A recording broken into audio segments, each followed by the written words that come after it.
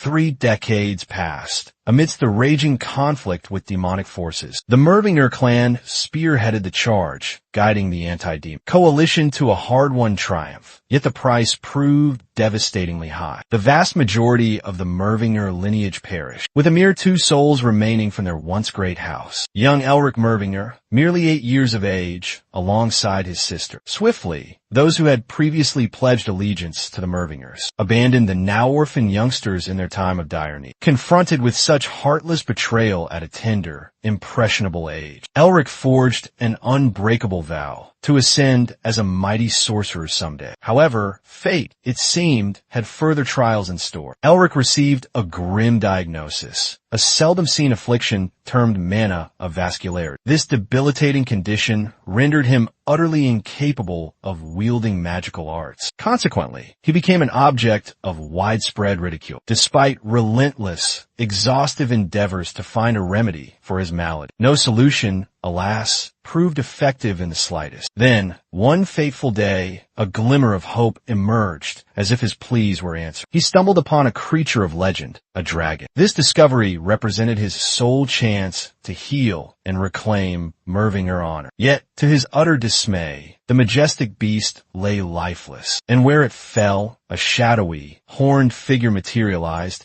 an unsettling smile upon its lips. Fixing its gaze upon Elric, the entity mused, "A fresh vessel for my taking, at last." Advancing slowly, it extended an offer to Elric. Merge their essences, become unified. Their shared purpose? To obliterate the current reality and forge a new existence jointly. Malevolent, dark energies commenced their sinister dance, enveloping Elric's physical form. As it began to seize control of his being, a horrifying truth dawned upon him. This entire ordeal, he understood, was a calculated trial orchestrated by the Dark Prince. Had he but foreseen the devastating repercussions of his quest, Elric would never have embarked on this perilous journey for the dragon. Yet, even teetering on the precipice of utter despair, he silently swore an oath. He resolved that he would not succumb, would not be consumed so easily. Elric receives the grim tidings concerning his mana of vascularity diagnosis. This comes coupled with disheartening information that medical experts exhausted all known remedies. Regrettably, however, their extensive efforts yielded no viable solution. The stark implication is a lifetime devoid of magic, a future without arcane power. Subsequently, at the prestigious Uston Academy, he contacts his sister, Hayes, who, quite naturally, appears deeply concerned regarding his condition. Hayes inquires anxiously about the specifics of the doctor's pronouncements. Despite Elric's own certainty that a cure remains elusive for him, he reassures her, claiming he can manage and expects a swift recovery soon. Nevertheless, Hayes finds it impossible to dismiss her profound apprehension. Elric, acutely perceiving this,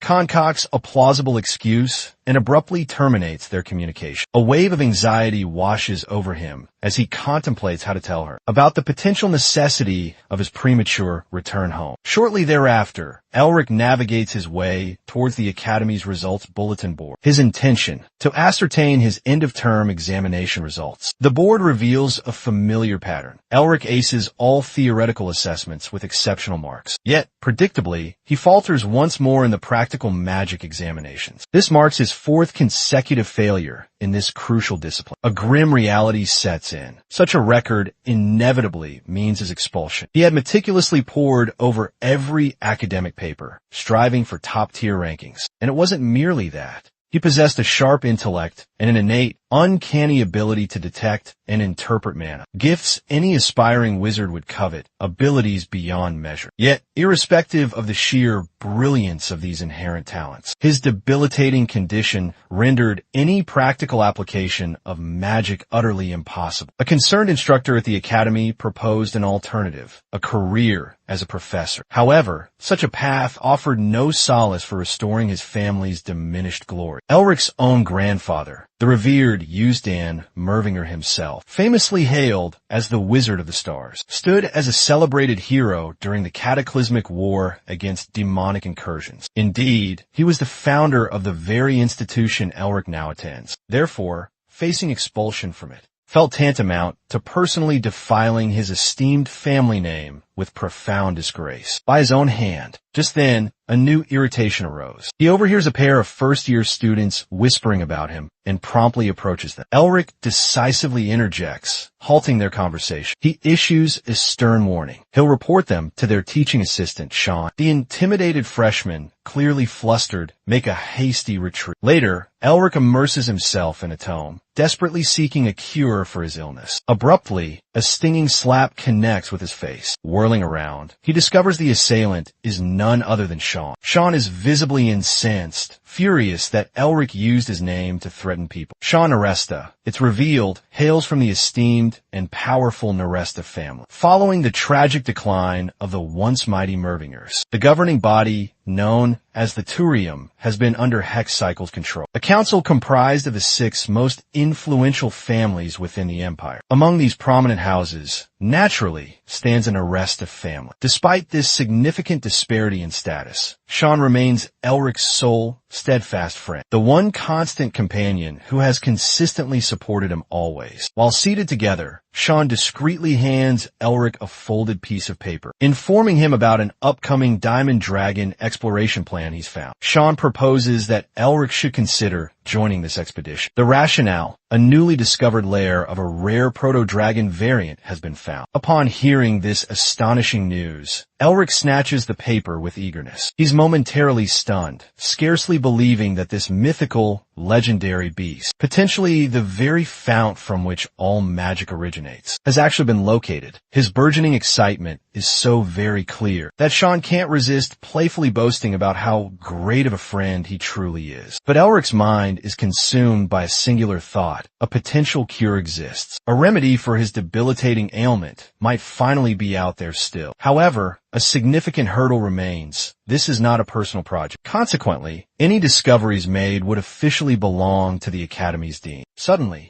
Elric violently slams the expedition map onto the table, erupting into wild, almost madman-like laughter. Sean, understandably bewildered by this abrupt display, observes with confusion as Elric fervently points at the map, loudly proclaiming the true dragon's den isn't where everyone assumes it is. His voice resonates loud enough. Elric gestures to the map, suggesting that the indicated den is not there. Hearing this, Sean quickly glances around, relieved to realize that nobody overheard that. He then urgently advises Elric to remain extremely careful with such words. Sean clearly doesn't wish to be on the wrong foot with the professors, since they took a significant part in that initial research. Still, this doesn't alter Elric's unwavering certainty that he is right about this. Sean tells him to keep his mouth shut for now and act like a proper gentleman. This council is heavily influenced by the background of the Neresta family. Then, employing his own considerable magic, Sean magically traces a circle upon the map to further investigate it with Elric. Together, they observe a significant fissure, a point where 2 tectonic plates collide, and an insane, unbelievable amount of mana flows out from this specific point. Elric astutely calculates the accumulated mana's worth is around 100,000 years of power, and the observed criteria seem to strikingly resemble that of a true dragon's den. After that critical observation, Elric wonders about the 3 principles of the mana stream, to which Sean replies, after being a bit hesitant to state the obvious to Elric. He says the principles, from high to low concentration, from wide conduits to narrow, and from hot regions to cold areas. If Elric searches diligently using those specific rules of mana flow, he will undoubtedly find such a fissure in practically no time at all. But then Sean indicates a particular place on the map and tells Elric to keep a crucial factor in mind always, that there's a powerful stream of extremely hot subterranean groundwater there. This geothermal feature, Sean explains, actively hinders significant mana accumulation. Such conditions would make it exceedingly tough to survive for any dragons there. Sean's eyes then fall upon the depiction of Mount Akron on the map, which is shown actively spitting out plumes of lava currently. And with that visual, Elric comes to a sudden, critical realization. He realizes that the superheated groundwater from the volcanic map actually flows widely all across the entire vast continent. Coming back to the immediate reality, Sean, quite perplexed, out of sheer confusion and a touch of understandable frustration. Can't quite believe that there's truly no den at the marked spot, as they had already detected a distinct dragon magic wave from that precise area. Meanwhile, Elric simply smiles and says that he never actually mentioned there isn't a den there. And instead, he confidently points out that ITIS in the Kargul Cave. Later on, a determined Sean makes his way towards the dean's imposing office, but he's quite hesitant about how he should appropriately mention this to him, since he, too, could very well get expelled for this. But it could also be the incredible case that what Elric said was absolutely true. Anyhow, Sean then hears some unusual sounds emanating from the nearby training room, and it turns out, upon investigation, to be Elric himself, who was intensely trying to focus all of his dormant mana, desperate to somehow regain his family's tragically long-lost glory and honor. Sean sees his dear friend struggling so profoundly and realizes with sudden clarity that this dragon expedition could be the only chance, that his debilitating illness can actually get cured properly. So, as a true and devoted friend would, he bravely decides to help him and then enters the formidable dean's office. As the dean hears Sean's report, he takes this as a direct blow to his ego. The very idea that his esteemed research team could possibly be wrong. Sean earnestly tries to convince him otherwise, to see Elric's logic. But the dean, far from persuaded, seems absolutely furious now, and he declares that Sean will be paying dearly for the consequences of this, no matter what his influential family background is actually like these days. The dean himself is a powerful seven-circle wizard, after all, and ominously begins emitting a massive, palpable chunk of his mana. But before anything truly drastic could happen between them, Elric himself dramatically slams open the heavy office door. Elric immediately bows down low to the dean and apologizes for entering like that. The dean cuts straight to the main point of contention and sharply questions whether Elric convinced Sean to say all of that. Elric, surprisingly, readily agrees and takes full responsibility, to which the dean says, with sarcasm, that he is grateful for his insight, but argues that it's all based merely on a gut feeling without any proof. Elric smiles confidently and says that his opinion is actually based on pure common sense. So remarkably easy that even a young kid could understand it clearly. Meanwhile, Sean is practically crying silent tears, wondering why on earth Elric is taunting the dean. On the other hand, however,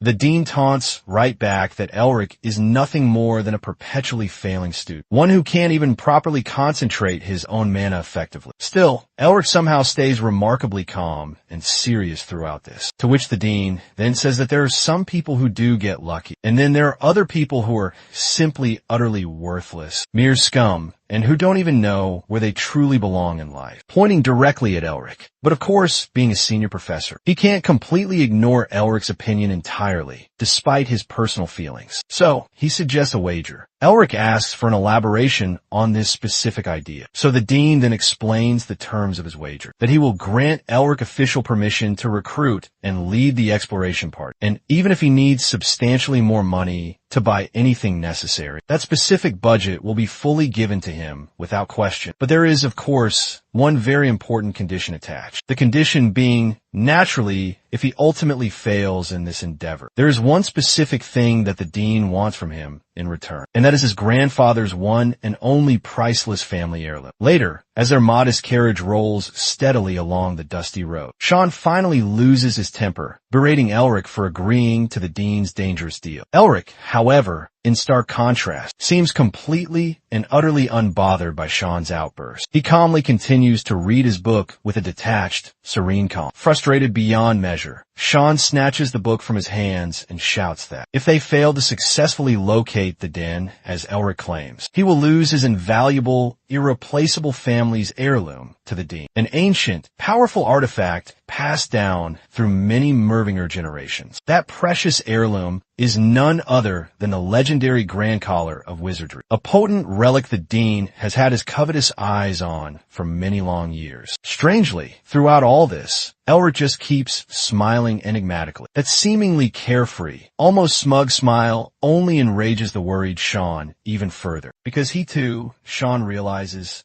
will undoubtedly be dragged down into utter ruin if Elric ultimately fails this. Still visibly angry, Sean demands to know what Elric plans to do next. Elric finally sits upright and, much to Sean's utter and complete surprise, reveals that he didn't actually accept the dean's wager simply because he desperately wants to stay enrolled in the prestigious academy. He then audaciously declares that if the dean truly wants the Mervinger family's priceless treasure so badly, then he'd better be fully prepared to give up his own position as dean. A little anxious now, Sean suddenly remembers clearly that, other than being notoriously labeled the shame of the Mervinger family by many, Elric once earned another, far more infamous and dangerous title, the Mad Dog of the Mervinger family, a name whispered with fear. Elric suddenly wears a chilling, almost predatory, eerie smile now, which makes Sean deeply uneasy. His mind flashes back 7 years ago when they first entered the academy and Elric was only a mere 15 years old. Most of the other students were already quite adept at practicing their mana. Due to his debilitating condition, however, Elric lagged significantly behind all of them. This disparity inevitably leads to widespread whispers and considerable doubt among peers. People openly questioned whether he's even a true Mervinger by bloodline, and he gets bullied often with taunts that he's probably just adopted. Sean certainly pities Elric's predicament. Sure, he does. But he pities the ones who dare to provoke him even more profoundly, because Elric always, without fail, makes absolutely sure they pay the price. Later, in an ironic twist, Elric gets appointed to Yuzan Academy's disciplinary committee. Whenever asked about his notoriously ruthless brand of delivering justice there, Elric would casually state that he simply punishes his former bullies effectively, strictly according to the established laws of the Empire itself, of course. Eventually, his uncompromising methods led to his suspension from that committee. The Academy's official regulations clearly hold that all students are to be treated equal. But after that defining incident, no one ever dares to cross him again. Snapping abruptly back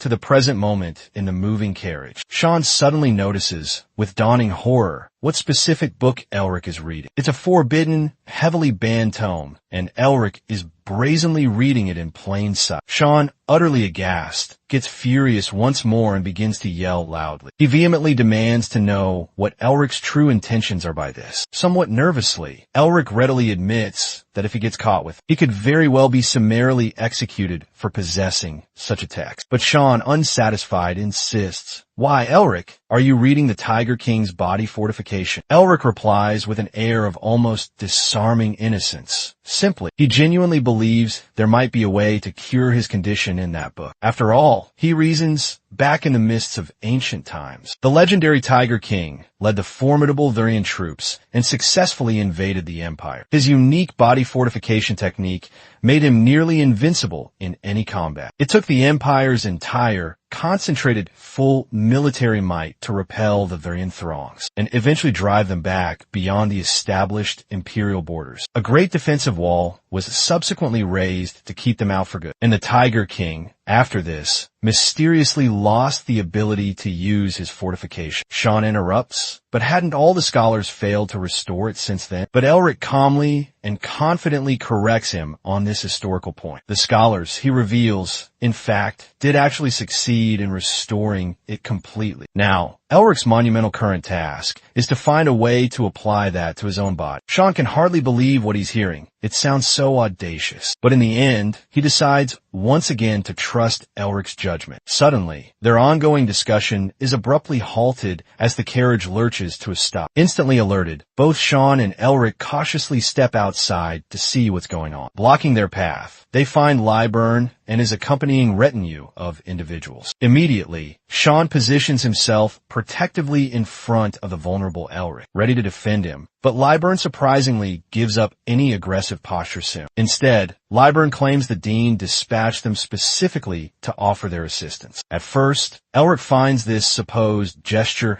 suspiciously and uncharacteristically kind. He doesn't need any help, certainly not from the duplicitous Dean Devoured. Sean leans in close toward him and quietly whispers an important observation. Some of Lyburn's accompanying group are actively concealing their true, formidable strength. This subterfuge is a tactical move quite typical of the greedy Dean Devoured. But Elric, ever as astute, has come fully prepared for such contingencies. Indeed, a little while earlier, back within the confines of the academy, Dean Veru himself made a shocking realization that made his blood run cold. Elric has taken Gehenna's breath and the legendary sky armor with him on this quest. Gehenna's breath is a devastatingly destructive item containing ever-burning, potent sulfur, capable of turning almost anything it touches into mere ash instantly. And the sky armor, a legendary defensive relic of immense renown, offers exceptionally powerful protection against both various forms of elemental magic and severe physical trauma. Veru nearly loses his mind at this realization. The sheer audacity, the idea of effectively handing over two such potent 4-star items to the mad dog of the Mervinger family is, in Veru's mind, sheer, unadulterated madness. He can't let anyone find out. But then a conflicting, intriguing thought crosses his calculating mind. What if, against all odds, Elric really does find the dragon's den? Veru mutters begrudgingly under his ever-scheming breath, almost to himself. Elric is a Mervinger. After all, their instincts are legendary for a reason. To discreetly cover his tracks, Veru quietly decides to fire several of his researchers. After all, how could a mere, supposedly failing student discover something that his trained, seasoned scholars had utterly failed to see? He shakes off his anxiety, a sinister smile forming. Veru then confidently reassures himself that very soon, quite soon indeed, all thanks to Elric's supposedly foolish and ill-conceived little bet with him, the coveted grand collar of wizardry will finally be in his possession. Once he obtains that powerful artifact, the esteemed position of minister will be within his reach. The insatiable, burning hunger for ultimate power burns clear and bright in Veru's eyes. Elric may have indeed won the initial wager by finding the den, but that means absolutely nothing if he doesn't survive long enough to actually return. Elric, meanwhile, focuses intently, successfully deciphering the ancient cryptic text. And with that crucial translation done, Sean then skillfully traces the lingering mana in the air. He then unleashes an overwhelming, potent surge of his own considerable mana power. Through this display, Sean successfully pinpoints the exact location of the hidden den entrance. At that revelatory moment, everyone present finally realizes Elric had been right all along. Without wasting a single precious second now, not a moment to spare, Elric turns to the assembled team and shouts that they need to move extremely fast before the guiding beam of light marking the den's precise location completely vanishes. Hearing this urgent command, Sean wastes absolutely no time at all. He grabs Elric firmly by the waist and then bolts forward with truly blinding speed. His incredible velocity leaves the rest of their exploration group far, far behind. A short while later, the others finally manage to arrive at the marked location, only to be utterly stunned and confused by what they actually see there, or more accurately, by what they don't see before them. There's absolutely nothing there. No discernible cave entrance, no obvious den, no indication of a den, just an expanse of unremarkable open space. Dragons, as is widely known, very rarely settle in such exposed, open areas, adding significantly to their already considerable confusion and doubt. Lyburn, seizing what he clearly thinks is a golden opportunity to humiliate Elric publicly, steps forward with a condescending, triumphant smirk on his face. But before he can utter a single derisive word of mockery, Elric calmly instructs Sean to blast a powerful hole directly into the ground. Without a moment's hesitation, Sean complies, unleashing a massive, ground-shattering explosion. This powerful blast carves out a deep, gaping pit directly beneath their feet. To everyone's utter and complete surprise, a hidden den is dramatically revealed below. Instantly, a dense, potent wave of pure mana surges powerfully up from the dark depths, nearly taking their breath away. Elric knows that it's just a sudden release of mana, and quickly tells everyone present to calm down and remain steady now, as they all prepare to make their perilous descent into the chasm. He leads the way confidently, and the rest cautiously begin to follow him down. Upon entering, they discover the subterranean cave is unexpectedly freezing cold, even with Sean actively using his fire magic to try and keep the group warm. The biting, unnatural cold persists, intensifying as they venture deeper into its depths. Elric suddenly raises a commanding hand and sharply orders them all to stop moving. Something unseen, unheard, just gave him the distinct, profound chills. And it was definitely not from the already freezing cold cave air around them. Elsewhere, concealed much deeper within the labyrinthine, shadowy recesses of the cave, an eerie, unknown creature, distinguished by a single, malevolently glowing crimson eye, stirs. This entity is bound heavily in potent, magical chains and hidden from casual sight. It can barely contain its burgeoning, predatory excitement at their arrival. It keenly senses the distinct, unfamiliar presence of the newcomers above. Back at the vanguard of the exploration party, now deep within, Sean and Elric cautiously approach a massive, towering, ancient stone door ahead. This, they surmise, must be the true, heavily fortified entrance to the dragon's den. The rest of the team is visibly eager and expectant, but a debate quickly arises. Open it by brute force or through careful magic. But Elric quickly and decisively halts them with a stern look. He issues a grave warning that the door is undoubtedly protected by a dragon's enchantment. Touching it recklessly, he cautions, could very well trigger deadly, unforeseen consequences. Meanwhile, the ever-troublesome Lyburn characteristically strays from the main group again, and soon finds himself standing right next to an ornate, gleaming gold handle. Out of sheer, unthinking curiosity and a lack of discipline, he touches it. Elric notices this reckless action from afar and screams at him to stop. But his desperate warning comes far too late. The damage is already done. The entire massive stone gate begins to shake and rumble with immense, violent force. A deafening, thunderous rumble echoes ominously throughout the entire cave system, and Elric, in a flash of horrified insight, instantly recognizes this as a deadly trap. To protect the group from the imminent danger of the unfolding den trap, Sean reacts swiftly, conjuring a powerful magic shield for their crucial protection. He then turns his urgent gaze towards Elric and implores him to quickly decipher the next critical segment of the ancient text before it's too late. The others are visibly on edge, terrified now, as no one among them wishes to die in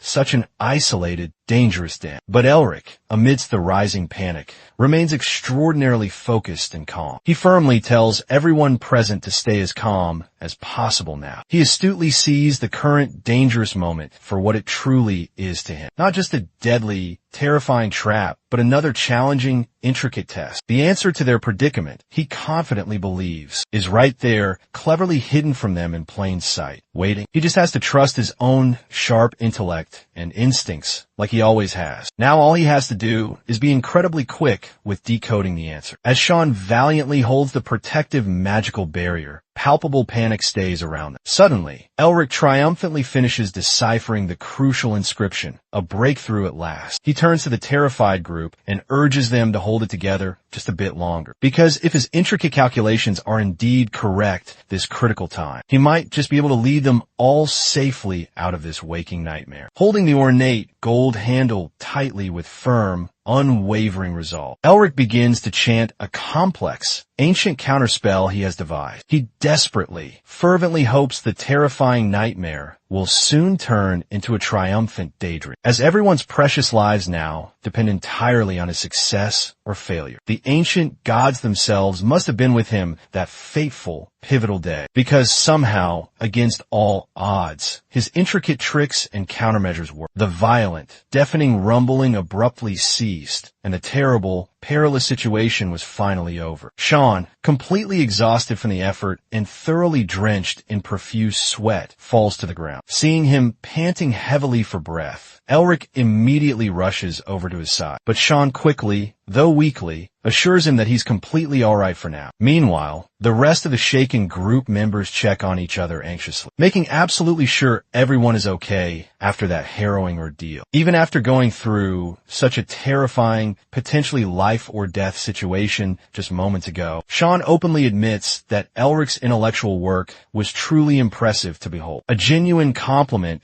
that instantly makes Elric feel a little proud and cocky. Suddenly, with absolutely no prior warning or indication of danger. A man from their party is struck by a vicious bolt of dark magic and collapses. It seems it's round 2 of deadly traps inside this treacherous cave. Reacting with incredible speed once more, Sean instantly forms another protective barrier for everyone, shouting desperately at Elric to work much faster this critical time. Elric snaps back into intense analytical action, only to realize something utterly shocking now. This malevolent magic attacking them isn't just any ordinary common spell work. This is something primal, connected to the very origin of magic itself. It is the legendary, almost mythical, and incredibly potent dragon tongue magic. With a new sense of extreme urgency, Elric sprints towards the main gate as Sean simultaneously screams out in agony that he can't hold on much longer. Just in the absolute nick of time, Elric desperately throws the sky armor at the gate, stunning absolutely everyone present with this audacious, unexpected move. How on earth did this so-called academic failure get his hands on a 4-star item? Elric silently, fervently prays that his desperate gambit works, and miraculously, it actually does. The dangerous dragon tongue magic trap is effectively broken. Panting heavily now, Elric slumps back for a moment,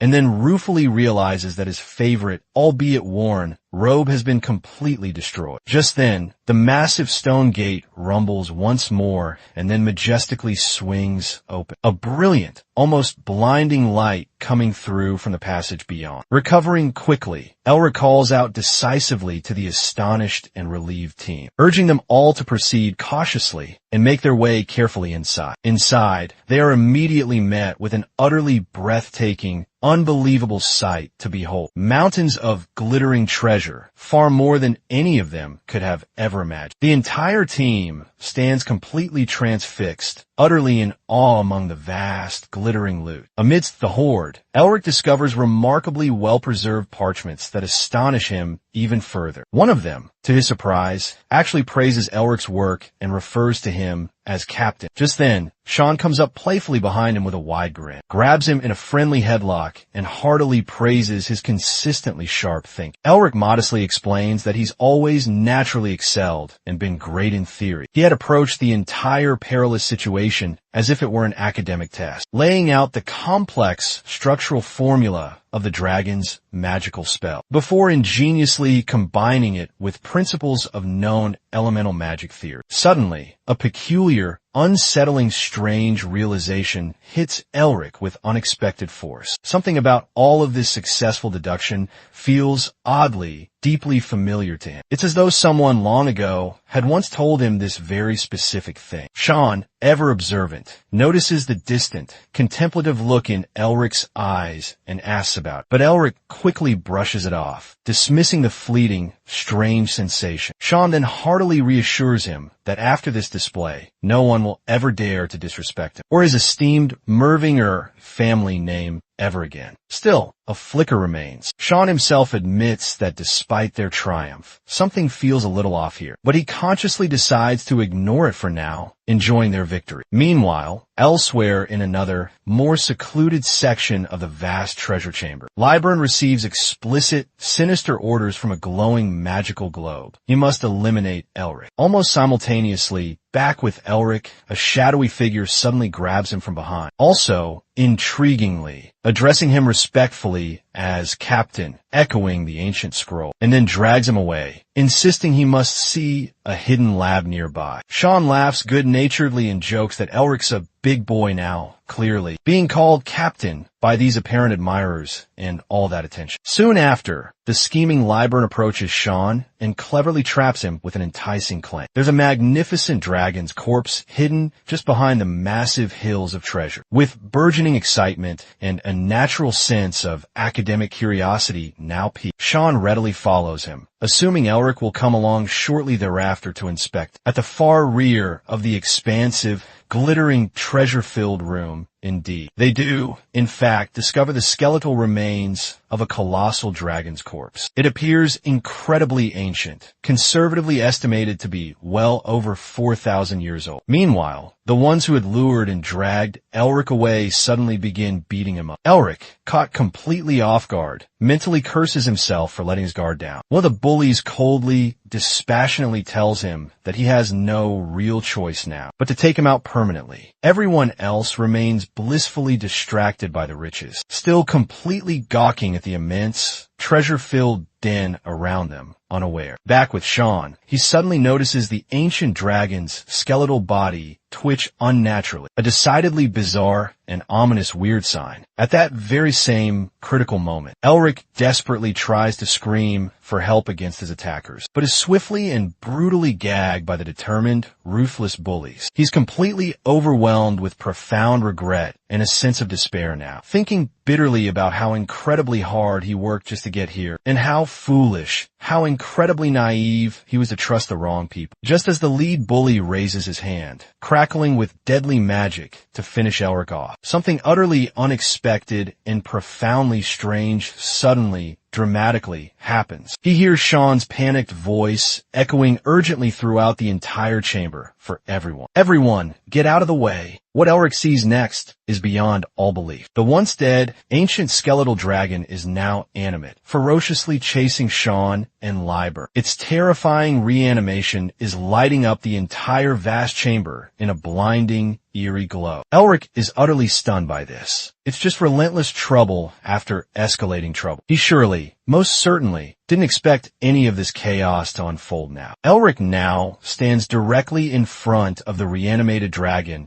as the skeletal beast roars at him. Even though he's visibly shaking with fear, he forcibly pulls himself together mentally and decides to treat this terrifying new development as yet another part of his ongoing test. A test where he not only finds the dragon, but must also survive its terrifying rage. Suddenly, amidst the chaos, Elric keenly notices something strange about the dragon. The reanimated skeletal dragon, despite its earlier ferocity, is staying completely still now. His sharp, analytical mind immediately races with various plausible thoughts and theories. Maybe, he theorizes, the dragon is currently waiting for its potent breath weapon to reload. Or perhaps, alternatively, it's in the process of using a massive amount of mana right now. Then, with a sudden flash of brilliant insight, it clicks decisively in his mind. The dragon is indeed reloading its formidable breath weapon, he realizes. This implies it can, and likely will, use its devastating breath multiple times in succession. Elric quickly turns toward the terrified team and tells them to prepare for imminent impact. The whole beleaguered team, along with the determined Sean taking a defensive lead, hastily forms a combined magical barrier. And just like that, as predicted, the skeletal dragon once again unleashes its terrifying, destructive magical breath. The ensuing magical blast is so incredibly potent, so overwhelmingly powerful, that visible stress cracks immediately start forming in the shield created by the entire team. Elric rapidly calculates that it takes approximately 20 seconds for each devastating breath to reload. And if they can somehow manage to survive this current one successfully, they'll gain a crucial window of opportunity to fight back or escape the dragon. Out of the very corner of his eye, assessing their limited options, he looks intently at the main entrance door through which they came, and quickly calculates that they can likely reach it in approximately 17 seconds of sprint. And crucially, they could secure it shut in another 3. But before anything can happen, their combined magical shield finally cracks under the strain and then completely shatters. This coincides perfectly with the moment the dragon needs to reload its breath again. Seizing this fleeting opportunity, Elric screams for the entire team to run now. At that exact critical moment, every single member of the team starts sprinting desperately, and Elric,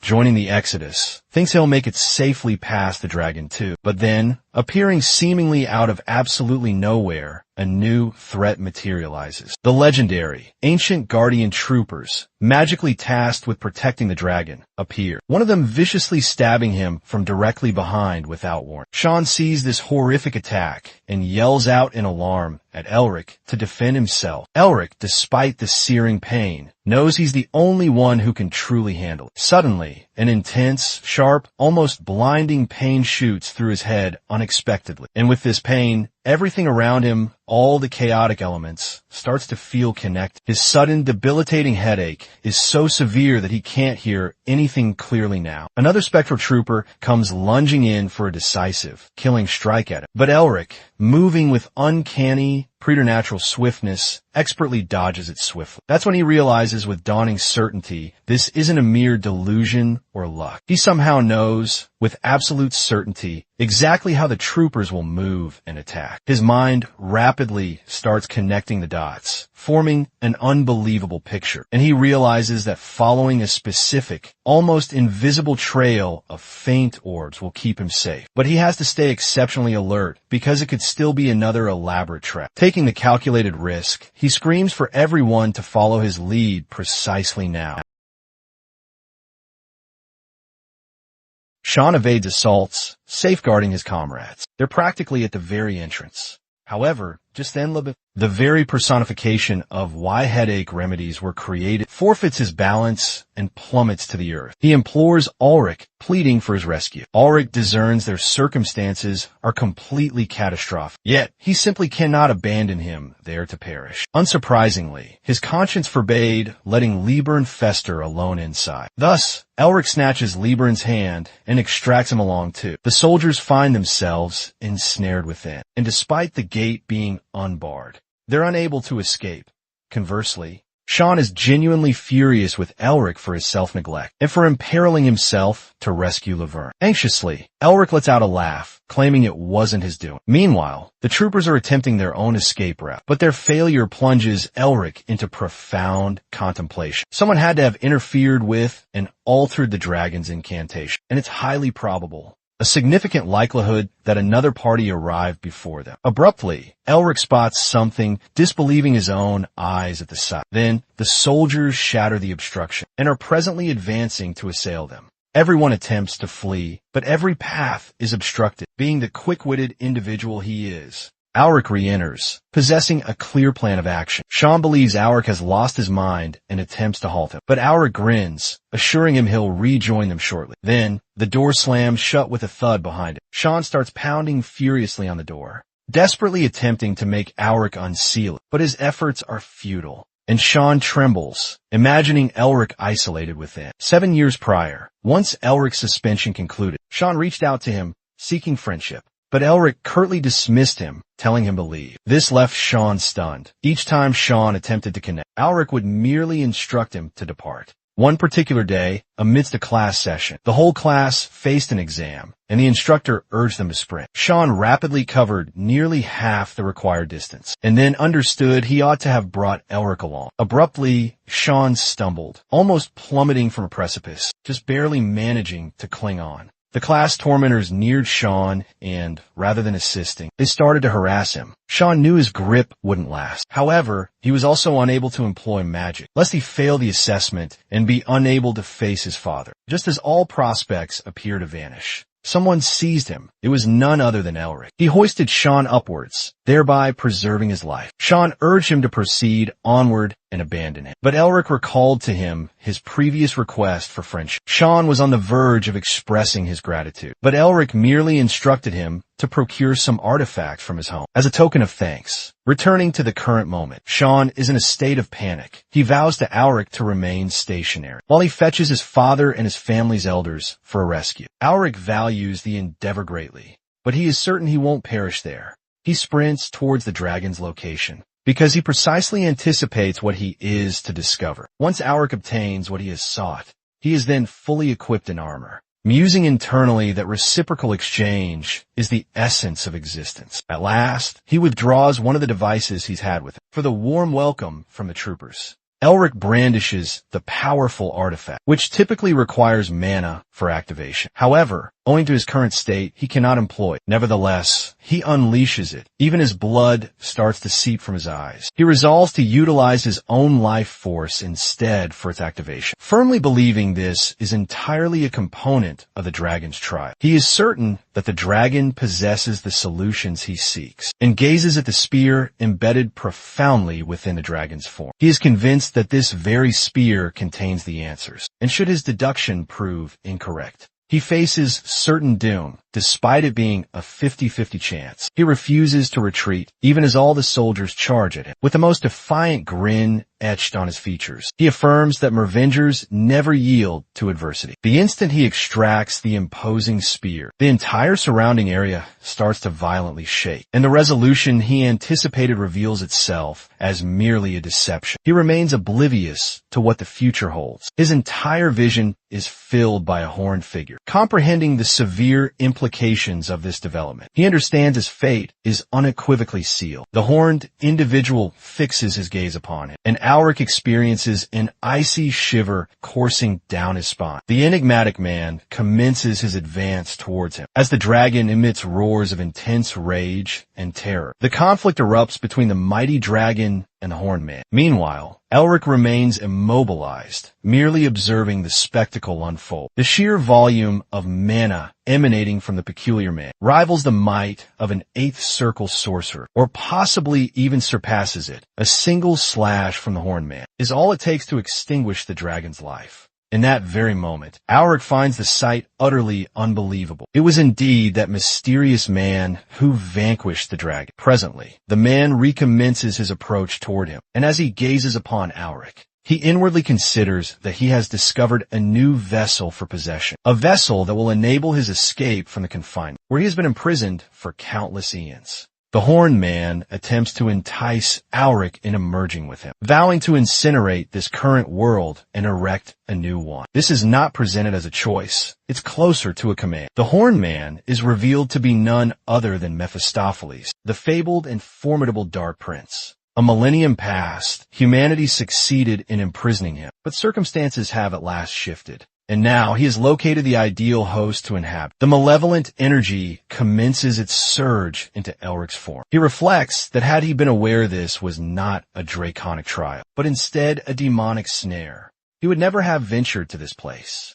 He is on the verge of surrendering and collapsing to his knees as the Dark Prince cackles malevolently, noticing how Shiny's magic is paradoxically fortifying Elric further. Conversely, Elric is overwhelmed by an inescapable sense of guilt. His entire lineage sacrificed their lives to expel the demons amidst the Great War. And that ultimate sacrifice stripped him and his sister of everything. They were abandoned to fend for themselves in this harsh reality. Even the individual they had placed their utmost faith in ultimately betrayed the unfortunate children, leaving them utterly forsaken. All Alric ever desired was to overcome his affliction and restore the distinguished honor of his family's legacy, to ensure every traitor would rue the decisions they made. The unfortunate Elric is on the brink of capitulation, when abruptly it dawns on him that he has not even begun. He must retaliate with all his might, because a genuine revenger is not ensnared by evil so easily. Armed with this newfound determination,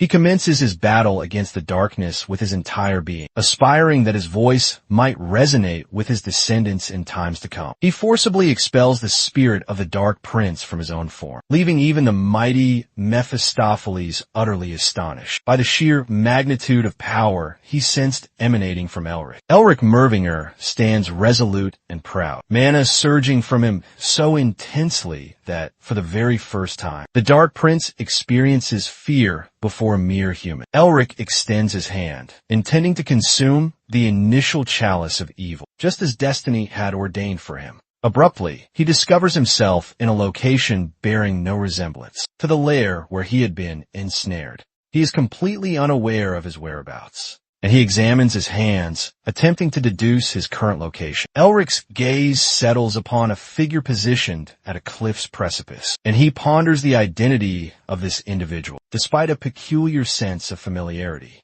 The cloaked man turns, stating they were an assembly of academics who aspired to unveil the ultimate boundaries of sorcery. Within Elric's thoughts, a realization dawns. This is the very voice that has persistently resonated within his mind. The man proceeds, explaining that certain among them crave power exceeding their capacity to manage. Power so vast, they were prepared to be consumed by demonic forces and inflict nothing but devastation upon the world. Upon recognizing the error of their destructive ways, they were compelled to atone, thus establishing a lineage. The singular objective of this family being to purge evil from existence. However, they could never genuinely halt the proliferation of wickedness, because malevolence will perpetually persist in the world. Then, the cloaked figure makes a gesture with his hands, and Alric yells for him to be cautious. Abruptly, Alric awakens, finding himself in a hospital setting, and observes Sean gazing out a window, weeping. Sean is irritated that of all possible moments, Alric chose to awaken precisely when he was weeping and lamenting. Like an overly theatrical woman, Alric reassures him it's permissible to cry. Sean informs him that he departed and then came back, accompanied by the rescue team, to save his foolish companion. Alric massages his own head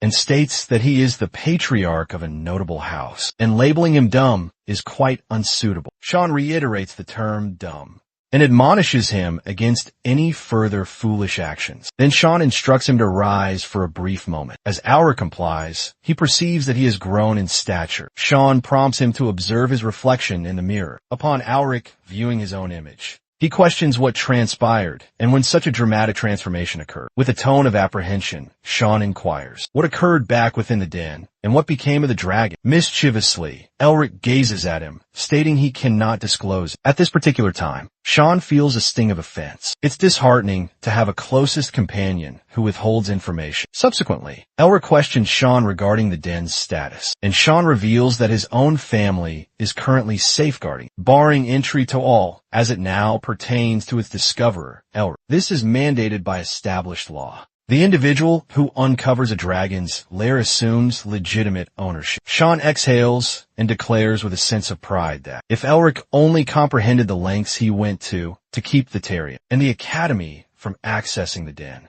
Alric beams at Sean, aware he exerted maximum effort to protect him. Suddenly, Alric grasps that Dean Veru would possess sufficient avarice to attempt seizing excavation privileges for his own benefit.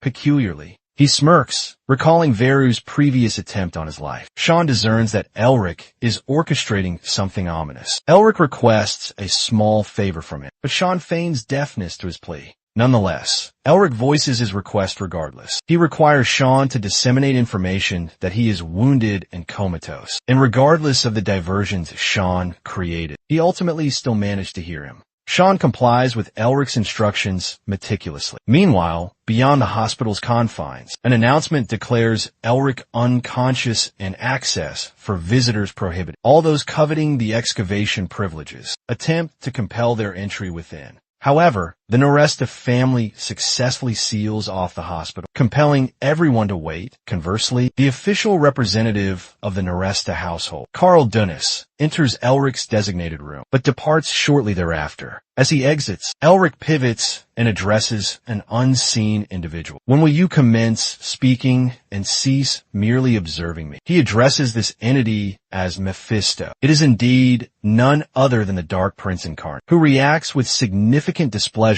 at such a denomination. Consequently, Alric proposes an alternative appellation, but the Dark Prince finds this equally unsatisfactory. Alric clutches his chest, a realization striking him. He was aware throughout that the dragon heart constitutes the origin of the ultimate might possessed by the proto-dragons. He questions if that specific instance marked the dragon heart's entry into him, yet something about it feels distinctly altered, because he recalls the Dark Prince's attempt to utilize his body as a host. Therefore, he directs his inquiries towards the Dark Prince for clarification. In the primordial epoch, when dominion rested with the divine entities, for principal servitors attended the supreme Dark Lord, Finus, the sovereign of ultimate demise, Insanium, the regent of profound insanity, Fornications, the potentate of carnal transgression, and finally, Peccatum Originale, the exalted prince of primordial sin. Widely recognized as Mephistopheles, he stood as the paramount Dark Prince, who is currently vexing Elric merely to be addressed by his proper title. Returning to their interaction, the Dark Prince behaves like a petulant partner, yet Elric appears largely indifferent to this display. Elric contemplates if all demonic beings are inherently foolish, or if this particular Dark Prince simply suffers from auditory impairment. The Dark Prince becomes incensed that he endured a millennium of waiting, only for his potent mana to be usurped by a mere human. This very same Dark Prince,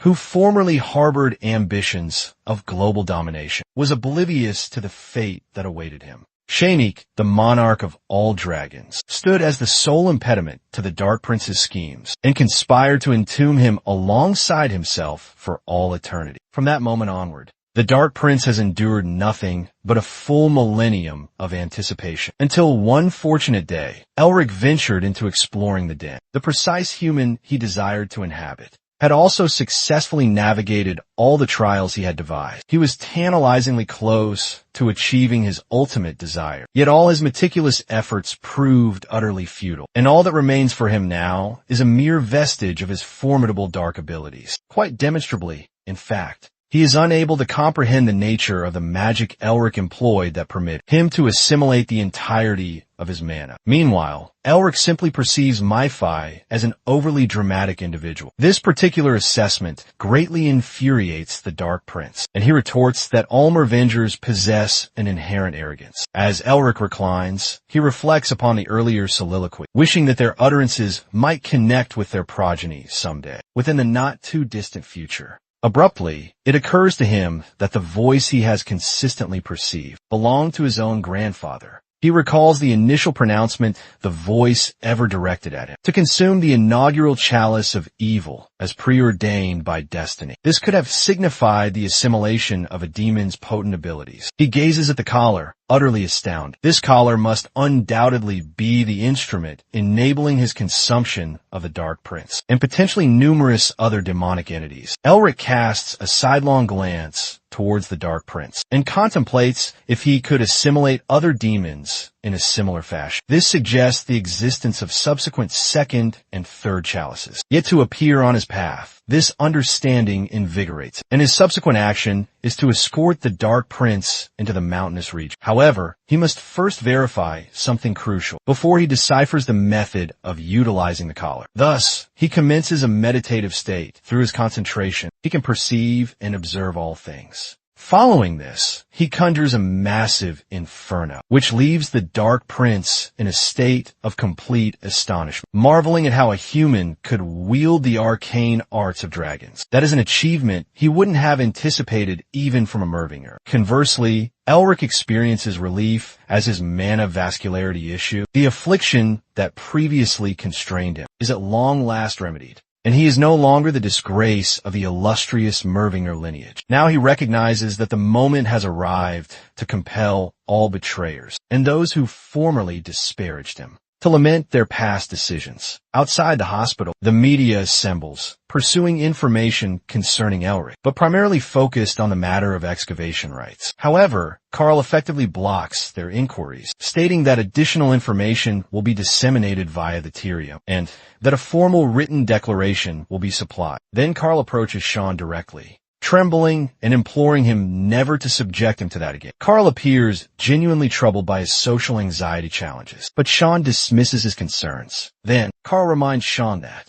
if it becomes known he has been managing affairs in this manner, the royal family and the Turium will be extremely displeased with him. Sean reassures him that Elric possesses a strategy, and all that is required is for him to maintain faith in Elric. Some time prior, Elric was in his chamber, contemplating that the greater the risks, the more substantial the rewards. That thought alone is sufficient to agitate Sean, since Carl has just notified him that Elric departed independently, leaving merely a note indicating his imminent return. Abruptly, Carl notices an envelope, becomes apprehensive, understanding the seriousness of the circumstances, and brings it to Sean's attention. Without warning, the gate explodes inward, and Sean's elder sister enters, Tasha, challenging him for acting secretively without her knowledge. Tasha is renowned as the Phoenix Witch. Unsurprisingly, Sean appears quite stressed by her unexpected arrival. The royal household, the Turium, and the Societas Fidia have cultivated the foremost three prodigies of the current age, known collectively as the Three Stars or the Tristalers, who lead the empire towards great eminence. Tasha herself is one of these Tristalers. Tasha seizes Carl firmly by his ear, questioning why he failed to deliver her letter to Sean, and he offers apologies amidst his nervousness, stating he has simply been extremely preoccupied with his responsibilities. Sean perspires, pondering her true reason for being present, and she explains she practices medicine and learned Alaric was harmed, so she arrived to offer her assistance.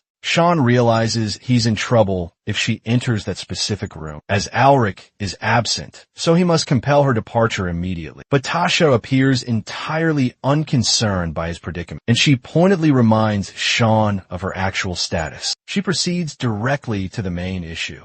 What is the status of the excavation rights for the den? Sean had entirely forgotten his sister's particular fascination with dragons, but he informs her that the decision rests with Elric, not himself. She comprehends and prepares for her departure, intending to wait for Elric's awakening. Just prior to her exit, she informs him that his elder sister intends to discipline him for his misbehavior. Sean is sufficiently terrified to lose his composure, and he fervently hopes for Elric's swift return. Conversely, Carl confesses that he too is on the verge of faint. Meanwhile, reports are circulating extensively that the young Mervinger remains in a comatose state, and the populace speculates about the fate of the excavation rights. Elric observes the newspaper and recognizes Sean's competent execution of his task. Featured in the newspaper is an image of Dean Veru, and Elric anticipates the impending confrontation with him. A peculiar smile graces his features. Within Veric's office, Lebun makes his approach, addressing him with the title of Minister.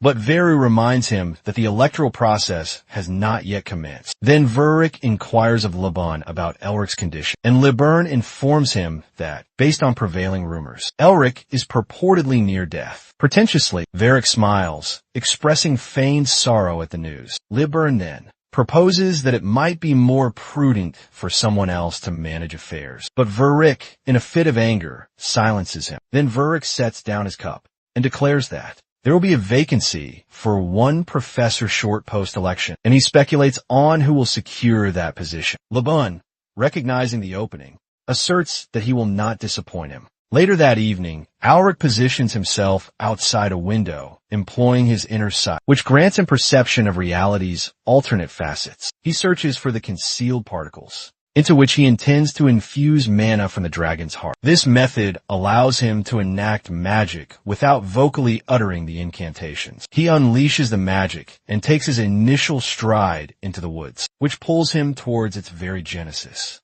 in his quest to vanquish Veru and announce to the world the resurgence of the Mervenger's glory. Elric understands he must attain extraordinary power prior to the commencement of the election. The Dark Prince derides Elric upon observing him merely leap to a greater height, scoffing derisively, questioning if that was the extent of his capability with the powers usurped. But Elric converts that affront into motivation, striving to become swifter and more formidable. As Elric shuts his eyes, the Dark Prince becomes increasingly vexed, finding such a display of indifference intolerable. To him, closing one's eyes in his esteemed presence is a grave disrespect. Yet, Elric remains wholly unconcerned with his pronouncements. He recalls a concept known as incantation within dragon tongue sorcery. Initially, he visualizes the magical effect within his consciousness. Then, all that is required is to articulate it into reality. Observing him execute it with such apparent ease, the Dark Prince finds the spectacle utterly incredible. Elric commences flight, even while experiencing a degree of trepidation. He nonetheless deems it astonishing and immensely potent. Consequently, he attempts the feat once more. The Dark Prince is utterly perplexed, as he observes both incantation and dual cast performed concurrently and at a novice proficiency. No less astonishingly, he is aware that Mervengers have perpetually been inherent adversaries to Demoncon, fearsome in their latent capabilities. Yet, no individual has ever displayed such innate talent as Elric. Abruptly, a recollection surfaces in his mind. There existed a singular exception, the progenitor of the Mervinger line. However, the Dark Prince dismisses this notion swiftly. This observation merely fortifies his determination. He must seize control of Elric promptly before his power escalates further. He begins to strategize precisely how to accomplish this, all the while trailing closely in pursuit. Meanwhile, Elric muses that although incantation is formidable, he remains too unseasoned to employ it with true mastery. He requires an instructor, someone intimately familiar with dragon magic and capable of maintaining its secrecy. He assuredly cannot confide in anyone from Varric's institution. Whoever it may be must possess power comparable to one of the Hexical Lords. Lacking any appropriate prospects in mind,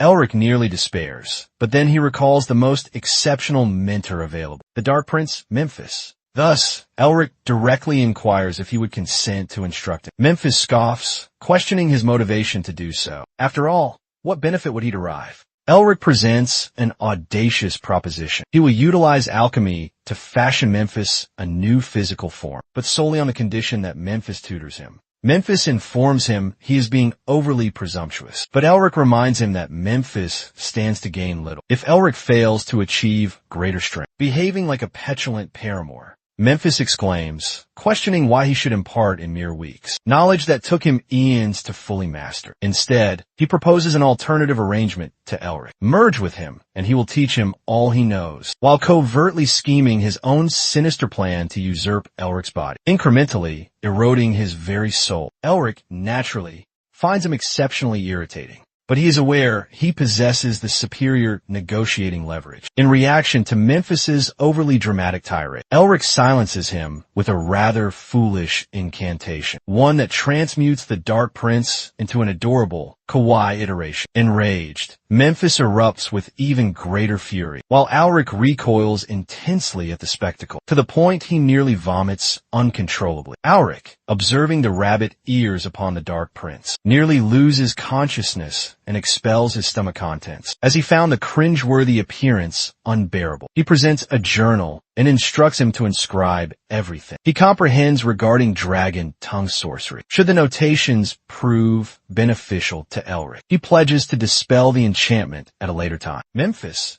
palpably infuriated, declares that he withstood a millennium of confinement, and this trivial, minor incantation cannot possibly subdue it. Then Elric rises to commence his training regimen. Several hours later, after the sun has descended, the Dark Prince informs Elric he will be magnanimous and pardon him, solely if he implores him from a kneeling position. But alas, the young Mervinger genuinely appears unconcerned. Days elapse, and Elric still refrains from seeking Memphis's aid, which leaves Memphis feeling quite listless. Consequently, Memphis begins to document the fundamentals of dragon tongue magic, while Elric gazes at him, playfully calling him Cutie Pie, being the formidable Dark Prince. He perceives this as an affront to his pride and resolves not to yield. So, Elric transforms him into a canine clad in a formal suit. Then he commences perusing the foundational principles of dragon tongue sorcery, but it represents ancient, esoteric wisdom. He has never encountered information on acquiring such profound knowledge. He reverts Memphis to his human semblance and requests further clarification on the notations he has recorded, should he deem them sufficiently satisfactory. Elric pledges to permit him to speak as well. He then proceeds to stipulate that each successive chapter must exceed the length of the preceding one.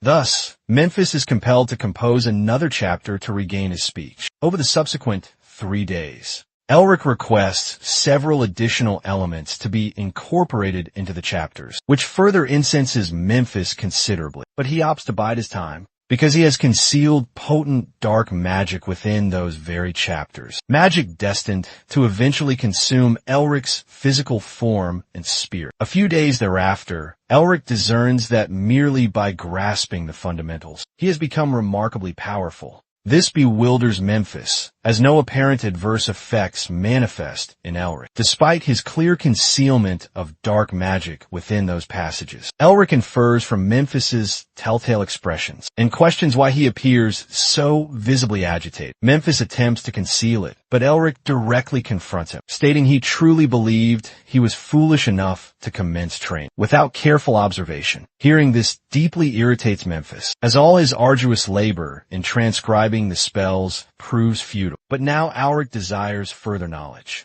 to which Memphis asserts he has no further information to impart, save for his clandestine, powerful charms. Charms represent the most elevated form of incantation, akin to the very voice of a deity. Memphis is certain Elric would fail to comprehend even if explicitly told, and Elric perceives that he is no longer dissembling. Then Memphis declares that true magic is honed upon the battlefield.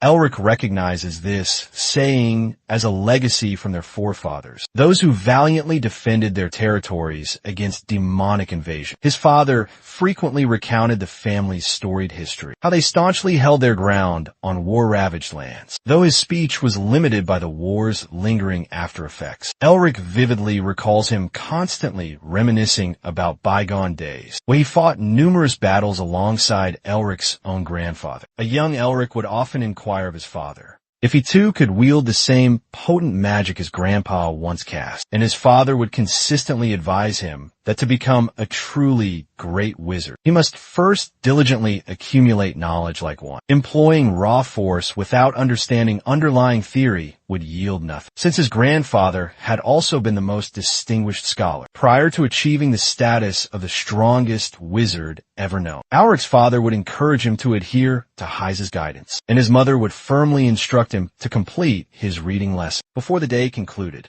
He would often act rebelliously, declaring his preference to play with his dad, but Heise would typically grab him by the ear to commence training. They truly were a small, contented, happy family unit. Well, time passed swiftly and tragically, so did his father. His mother, too, subsequently fell gravely ill, and his father selflessly shared half his own life force with her to sustain her. He attempts to shoulder the blame for her condition, but Elric's mother tenderly tells her beloved husband that she cherished sharing every precious moment with him and their beloved children. But now, Elric's father could no longer continue to share his diminishing life force. They both found themselves on their respective deathbeds. Both of the small, heartbroken children are weeping profusely. His mother implored Heisel to diligently care for little Elric, and his father gently told Elric that being a wizard wasn't paramount. Rather, what truly brought him immense happiness was being their father. With those poignant final words, both of his parents departed this world, leaving the two young siblings utterly alone in this cruel, selfish world. Returning our focus to the present day, Elric now believes his father was mistaken about not needing to be a wizard, because, as he knows, it's far too easy to be betrayed when you're perceived as weak. To safeguard himself, Elric is determined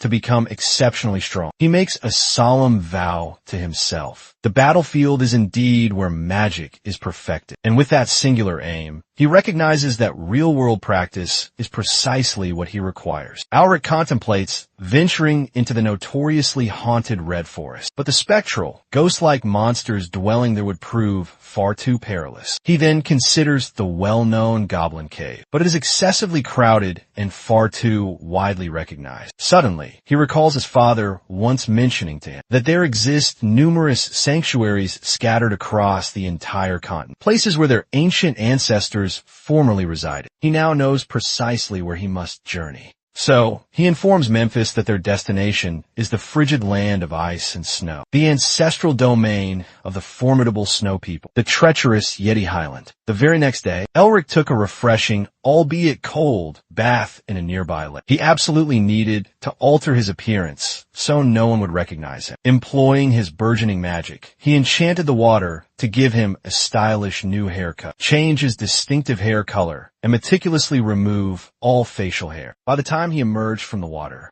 he looked as though he had stepped directly off the cover of a high-fashion Vogue magazine. Subsequently, he made his way towards the local guild guide, where a man ushered him inside to locate his Yeti Highland adventuring party, much to Elric's considerable surprise. The assembled adventurers didn't resemble typical adventurers in the slightest. There was a lone child, for individuals clearly identifiable as herb collectors, 3 rather rough-looking monster hunters, and 5 people who were conspicuously attempting to conceal their true identities. The child stepped forward confidently and introduced himself with a bright, disarming smile, even providing a rather detailed and charming explanation of his name. His given name, he announced, was Mingma, and he cheerfully assured everyone present that if they simply followed his lead, everything would proceed perfectly smoothly. Memphis was already visibly annoyed, but Elric calmly asked Mingma if he could locate a telecrystal. Unfortunately, as Mingma then proceeded to explain, there were absolutely no telecrystals currently available. Only carrier pigeons and traditional written letters are utilized in their remote region. The incessantly talkative child began to ramble on once more, but then quickly remembered they needed to depart very soon. He eagerly promised to continue his captivating tale during their journey. Elric felt a pang of worry as he urgently needed to contact his sister soon, but for the time being, he reluctantly left it up to Sean to somehow devise a solution. As their arduous journey officially commenced, Mingma immediately resumed his chattering, as if his very livelihood depended on it. Before very long, they finally arrived at their intended destination, the formidable and icy Yeti Highland. Memphis surveyed the surroundings and perceptively noted that the place seemed oddly familiar. It was, he recalled, precisely where the Yetis dwell. Elric was genuinely surprised to learn that Memphis had encountered Yetis previously, and he curiously inquired if they were akin to demons. Memphis retorted that Yetis did not, in fact, fall into the same category as himself, clearly incensed at even the mere implied comparison. But Elric had never before realized they were even remotely related. Memphis then casually mentioned that the former king of the Yetis had met a rather cruel and unfortunate fate. Otherwise, he might well have been greatly blessed by the Dark Lord. He mused aloud, wondering if the ancient tomb of that former king still remained. Elric's curiosity was piqued, but Memphis then added that if the tomb had indeed survived, it had most likely been thoroughly plundered long ago. A sudden, profound realization struck the young Mervinger. The tomb of the Yeti leader might possess a significant connection to his own family, especially considering that Yetis were somehow tied to demonic entities. Elric then recalled how his father had once explained to him that the Mervinger sanctuaries were meticulously constructed by their ancestors, specifically to safeguard their precious and ancient legacy. He had fervently wished for Elric to visit the Yeti Highlands one day, to uncover that very legacy and to pay due respects to their forefathers. Back in the present moment, Elric began to earnestly wonder what this legacy could entail, and he instinctively glanced at the mysterious collar he now wore, speculating if it held any pertinent information or clues. Meanwhile, Mingma began recounting a fascinating myth from his own tribe, a poignant tale of a woman cruelly betrayed by her husband and callously abandoned, alone in the harsh, snowy wilderness. She perished, but her demise was not permanent. Memphis, growing increasingly and visibly irritated by the ceaseless chatter, snapped impatiently at Elric to cast a spell to silence the chatterbox. Elric,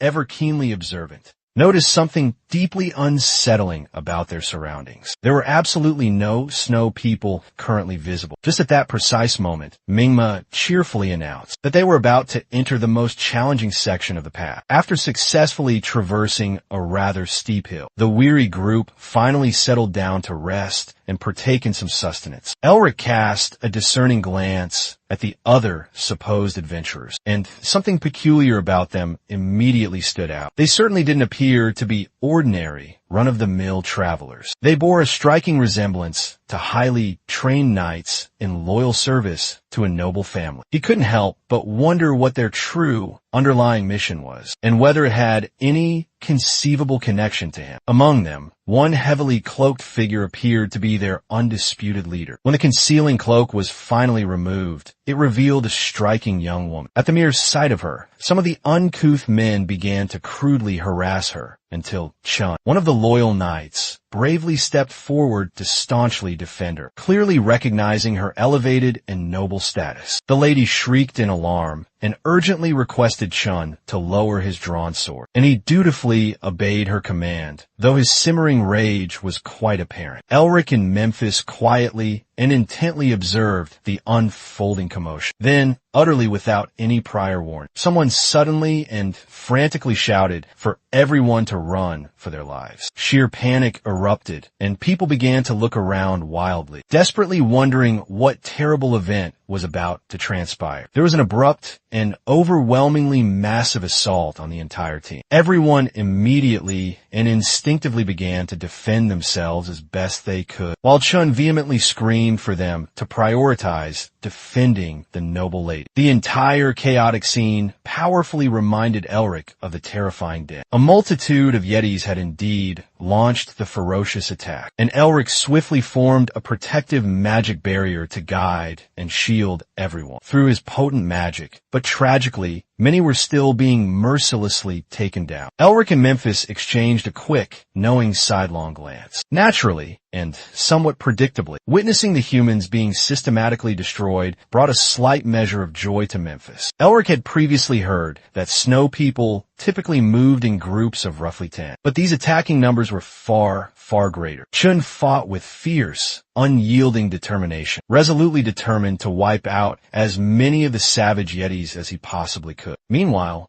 as usual, Memphis simply couldn't keep his mouth shut, offering his constant, unsolicited commentary, especially considering this was Elric's very first practical experience. On an incredibly hardcore difficulty level, desiring to concentrate fully, Elric decisively silenced Memphis with a well-placed incantation. Nevertheless, Elric found the entire perilous experience remarkably exhilarating, especially for a first practical test. He keenly observed Chun utilize his potent knightly aura to decimate the attacking Yetis. Elric wished he could observe more of the skilled combat, but he knew he absolutely had to join the desperate fight, as the overwhelming invasion of snow people posed a truly serious and immediate threat, and there was a disturbingly high likelihood that even more would soon follow. If they could manage to strike swiftly and decisively enough, they might yet be able to seize the lead in the unfolding battle. Next, Elric deactivated his carefully crafted disguise and magically summoned his formidable armor. He reminded himself that he had specifically saved this particular potent spell. By utilizing the memorized technique, the Yeti seemed utterly unstoppable, though his sudden, imposing presence left them somewhat visibly confused. Elric wasn't entirely certain if his offensive attack spells would be truly effective on them, but he knew he absolutely had to, at the very least, significantly slow them down. With that resolute thought, Elric began vigorously kicking and expertly slaying the monstrous creatures, unleashing various powerful spells such as Explode, Burn, and Penetrate. His potent attacks successfully killed many of the attacking Yetis, leaving only 2 stragglers remaining.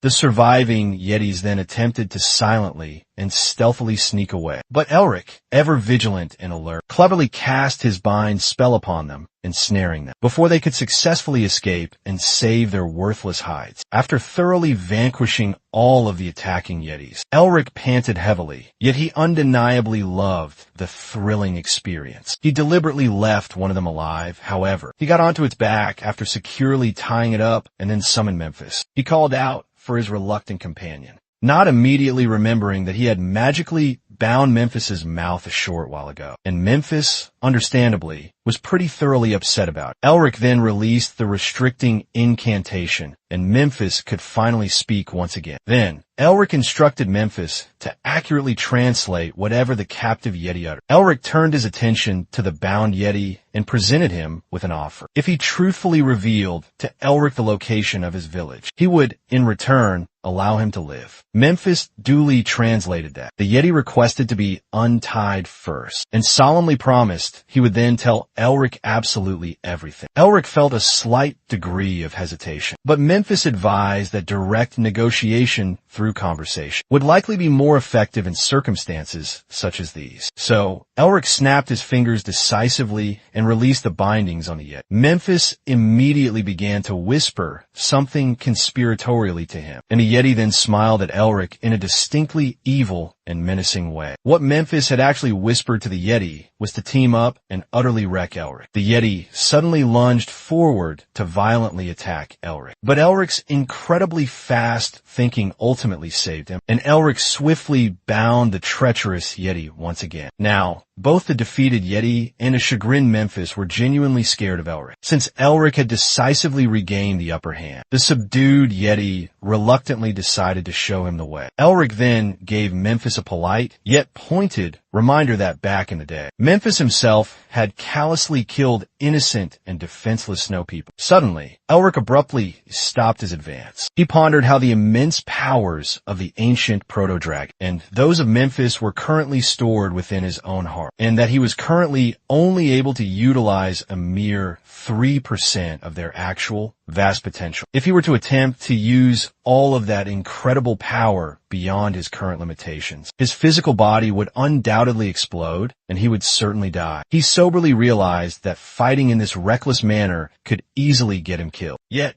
he absolutely did not want to give up, since he desperately wanted to restore the lost honor of his family's esteemed name. Elric then thought about the noble lady and sincerely wondered if she was currently okay. On the other hand, Chun and the other loyal knights had successfully defended themselves. But the noble lady then noticed that one of their number was conspicuously missing. Chun calmly assured her that he must have either run away or hidden himself. But that assurance did little to stop her from worrying deeply. Returning our focus to the young Mervinger, he finally reached the hidden village of the Yetis and authoritatively told them to lead him directly to their leader. Hearing this command, the Yetis respectfully made way for their leader, who then approached Elric. Although Elric admittedly felt a slight twinge of fear, he resolutely proceeded to ask his pertinent questions from beneath his concealing cloak. He was, after all, diligently protecting himself. If things were to suddenly go south, he knew he'd have to take down the leader first. The leader of the Yetis keenly noticed his distinctive green eyes and directly asked Elric for his name. Elric formally introduced himself, and the Yeti then began to lead him somewhere. They walked onward, as the Yeti recounted that there used to be an ancient legend within his tribe. Ages and ages ago, there lived a mighty and revered king who ruled these snowy mountains. There was a particular human being who was this great king's only true friend. This human possessed remarkably shiny, vibrant green eyes, and went by the renowned family name of Mervinger. That revelation completely shocked Elric, as it meant his own ancestor had indeed been a close friend to the king of the Snow People. Furthermore, the Yeti continued, stating that the successive leaders of his tribe had been diligently taking care of this human's ancestral house for many generations. Elric immediately wondered where this mysterious house was actually located. The Yeti then pointed deep into the treacherous, icy cliffs, thereby revealing its hidden and secluded location. After focusing intently for a brief moment, Elric realized with astonishment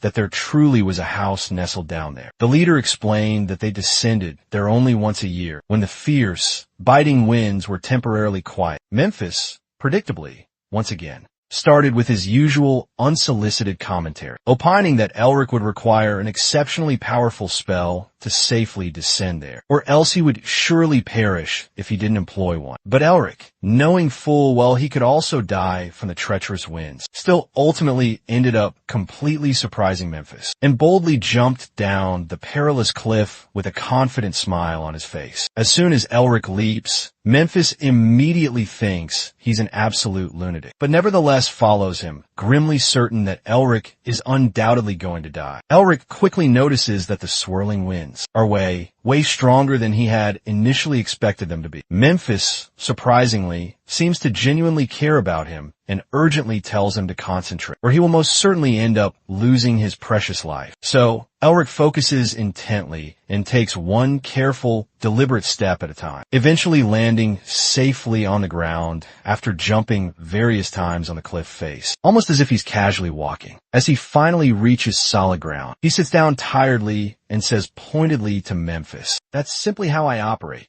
Then, Elric makes his determined way directly toward the ancient house and observes that the sturdy door is securely locked with powerful ancient magic. After thinking carefully for a brief bit, Mephisto thoughtfully suggests that he should perhaps try entering a specific mana pattern in words. So, Elric diligently tries various significant words like Dark Prince, Merving, Demon Hunter, Yeti, etc. But frustratingly, none of them seem to work. Elric then wonders if there is perhaps something else that might work. Besides the complex mana pattern, something more akin to a physical key. He instinctively picks up his mysterious collar, points it directly at the sealed door, and amazingly, the door immediately unlocks, as it was indeed the true key to the house. He then looks around the house from the inside, and it is truly humongous and remarkably well preserved. It contains a vast collection of ancient books. He picks up a particularly intriguing book titled Fundamental Principles of Wizardry. He knows instinctively he's going to find a veritable good fortune of invaluable knowledge over here. Meanwhile, Memphis curiously looks around the impressive dwelling, knowingly remarking that this is clearly the residence of the legendary Winter Sage. Elric hears that comment and immediately pops out, wondering what exactly he is talking about. Memphis casually brushes off the inquiry. Elric can't help but deeply think that something significant must have happened to him, especially since he somehow knows both the king of the Snow People and his own ancestor. He then looks intently at a book titled The History of Mervengers. Elric eagerly flips open the ancient book and reads that destroying all evil encountered in its path is the singular, solemn duty of their entire family. That's precisely what he heard in his prophetic dream as well. He reads further that T.G. mission was specifically bestowed upon their noble family by inexorable fate, and it is indeed very much achievable, if only they could manage to ingest them properly. Swinging at evil, again and again, the text states, could potentially bring about a completely new wave in wizardry. The ancient book also cryptically says to eat, swallow, and drink, which he interprets to mean to literally feast on evil until he is completely full of it, and then somehow transform it into something truly meaningful. Suddenly, his mysterious collar begins to brightly shine and audibly crackle with energy, and the collar then speaks directly to him. Young Mervinger, you have successfully passed the rigorous test of the Grand Collar of Wizardry, and have now swallowed your very first cup of potent evil. And now the next destined path shall officially begin. Abruptly, Elric opens his eyes to find himself in a strange, unfamiliar place. He quickly gets up and hears someone distinctly approaching him. The approaching man states that he must be the young blood from the distant future, who has finally come to take over their sacred duties. Elric gets to his feet, and the man formally introduces himself as Ottohan Merving, the designated guide of the young Mervinger to their family's profound and inescapable fate. He was, it is revealed, one of the top 5 most revered ancestors of the entire Mervinger family, and was notably the very first to meticulously systematize the family's unique and powerful magic. Elric then asks him if he is indeed the legendary Winter Sage, and Ottohan wonders with amusement how he could possibly know that. Elric elaborates that Mephisto had actually told him that fact, and then suddenly realizes with a jolt that Mephisto is no longer with him. Ottohan then realizes that the first cup of evil that Elric successfully swallowed is none other than the formidable Dark Prince. Ottohan seems genuinely and visibly proud that his descendants are performing even better than he had ever expected. Meanwhile, regarding Mephisto's current situation, he's just casually hanging out at the Mervinger house, completely alone. Elric quickly asks what precisely Ottohan meant by the fate he speaks of. Ottohan smiles warmly and gently keeps his hand placed on Elric's head, understandingly known. He must have quite a significant lot of pressing queries regarding why they absolutely have to learn it in this particular arduous way, instead of simply being directly taught. So, he patiently answers that the family has prepared something akin to a massive cartwheel. Once it irrevocably begins to roll, they can't ever possibly stop. With that said, he then releases a tremendous load of his potent mana. Then he continues, explaining that they absolutely couldn't let it fall into the wrong, unworthy hands. So this is precisely why they rigorously test their descendants, even if that arduous process unfortunately takes countless ages. But since Elric has successfully passed their test, he now gets to solely decide if he should finally stop the cartwheel or bravely let it continue to roll. Alric still doesn't fully comprehend the profound will of his ancient family, but he nevertheless decides to bravely go along with it, to fully restore his family's tarnished honor, and to successfully succeed the sacred will of his grandfather and all his noble ancestors, the true, unsung heroes of the entire empire. This would also, importantly, make him widely known as a truly great wizard, which has been a deeply cherished, lifelong dream of his. Adohan then lets the glowing ball of concentrated magic gracefully slide from his hand, which subsequently bursts forth with a huge, brilliant flame, which dramatically paves a new way. Hearing Elric, he gets pretty visibly excited to see such ambition, then swiftly takes him to the cold, absolutely freezing, desolate mountains. Elric wonders where on earth they are, and Adohan makes him acutely aware that this is precisely where he will be rigorously tested for his crucial first mission. The harsh weather is making Elric shiver uncontrollably, but he knows with certainty that if he successfully passes this, he will become truly, insanely powerful, and that very thought makes him genuinely smile, something that impresses Adohan quite greatly, witnessing the fierce, unwavering ambition of a true Mervinger. Then Adohan significantly points towards a specific place of profound darkness, and after focusing intently for a brief bit, Elric discerns a menacing figure securely tied up within the encroaching darkness and wonders what that could possibly be. Adohan gravely tells him that it is the formidable Mountain King, who is the only man to have ever successfully ruled these treacherous mountains. The once mighty Mountain King,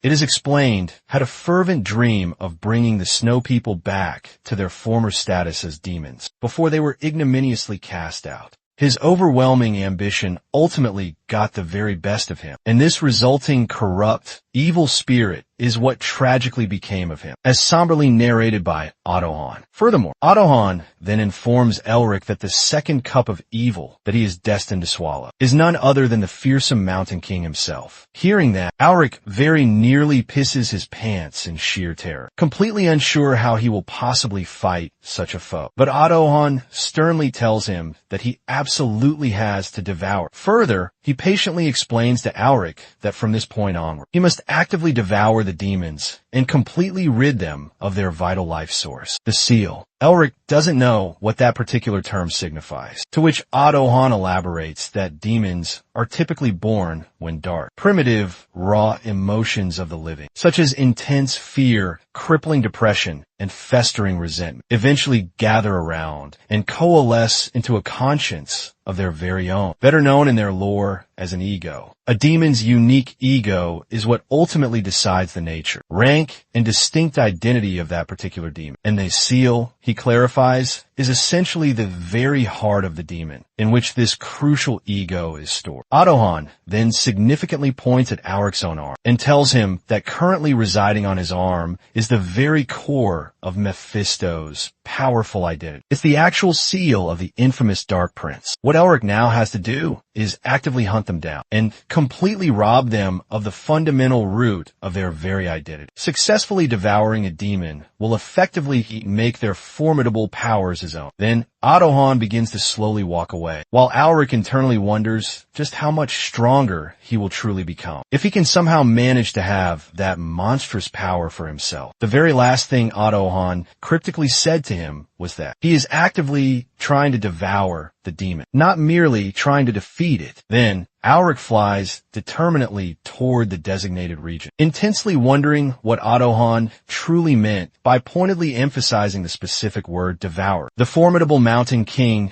keenly feels the combined potent energy of both Mephisto and Merving, and now they absolutely have to prove themselves worthy to him. The Mountain King imperiously orders his numerous, loyal minions, the fiercely devoted guards of the king, to decisively stop Elric. Elric quickly observes that there are so many of them, and each individual one is significantly more powerful than any he has fought up until now. Especially, he notes with trepidation, the Mountain King himself. He knows with certainty that if he could somehow properly use the seal of original sin and the incredible innate abilities of the Dark Prince, he could easily wipe out all of them, including the entire imposing mountain. But the significant problem is he currently doesn't know how to properly use it. Using such immense powers on his very first crucial test feels kind of like outright cheating. So he instead uses the magic spell Explode to create a powerful concussive explosion. What he absolutely wasn't expecting was something incredibly sharp suddenly appearing right in front of his face. And at that precise, terrifying moment, he seemed pretty much palpably fearful. Then, Elric resolutely proceeds to use his powerful offensive spells, Rise and Penetrate, effectively against all the attacking snow people, which thankfully proves to be a rather good strategy to successfully defend himself. After that initial exchange, Elric then says pointedly to them that before they were tragically cast out, they too were once powerful demons, and so they should inherently understand what inevitably happens to those who unfortunately do not possess sufficient power. Hearing that incredibly provocative statement, the snow people become absolutely furious and immediately charge at it, fiercely determined to finally end him. But the young Mervinger possesses an incredibly resilient spirit and knows with conviction that this particular challenge ultimately means nothing significant to him, as he can only get progressively stronger by successfully overcoming it. He defiantly raises his hand and attacks them fiercely once again, but his attack unfortunately ends up backfiring and painfully hitting him instead of the intended snow people, causing him to stumble and fall heavily back. The guards menacingly stand ready with their sharp swords ominously raised, while he grimly thinks that he might actually lose this fight. But he knows deep down he absolutely can't just meekly give in. At his very first real, significant hardship like this, he valiantly tries to get up, though he genuinely doesn't know if his battered body will hold out. Suddenly, a palpable, dark energy completely surrounds him, catching the vigilant guards entirely by surprise. Elric glares intently at the startled guards, sheer, unadulterated rage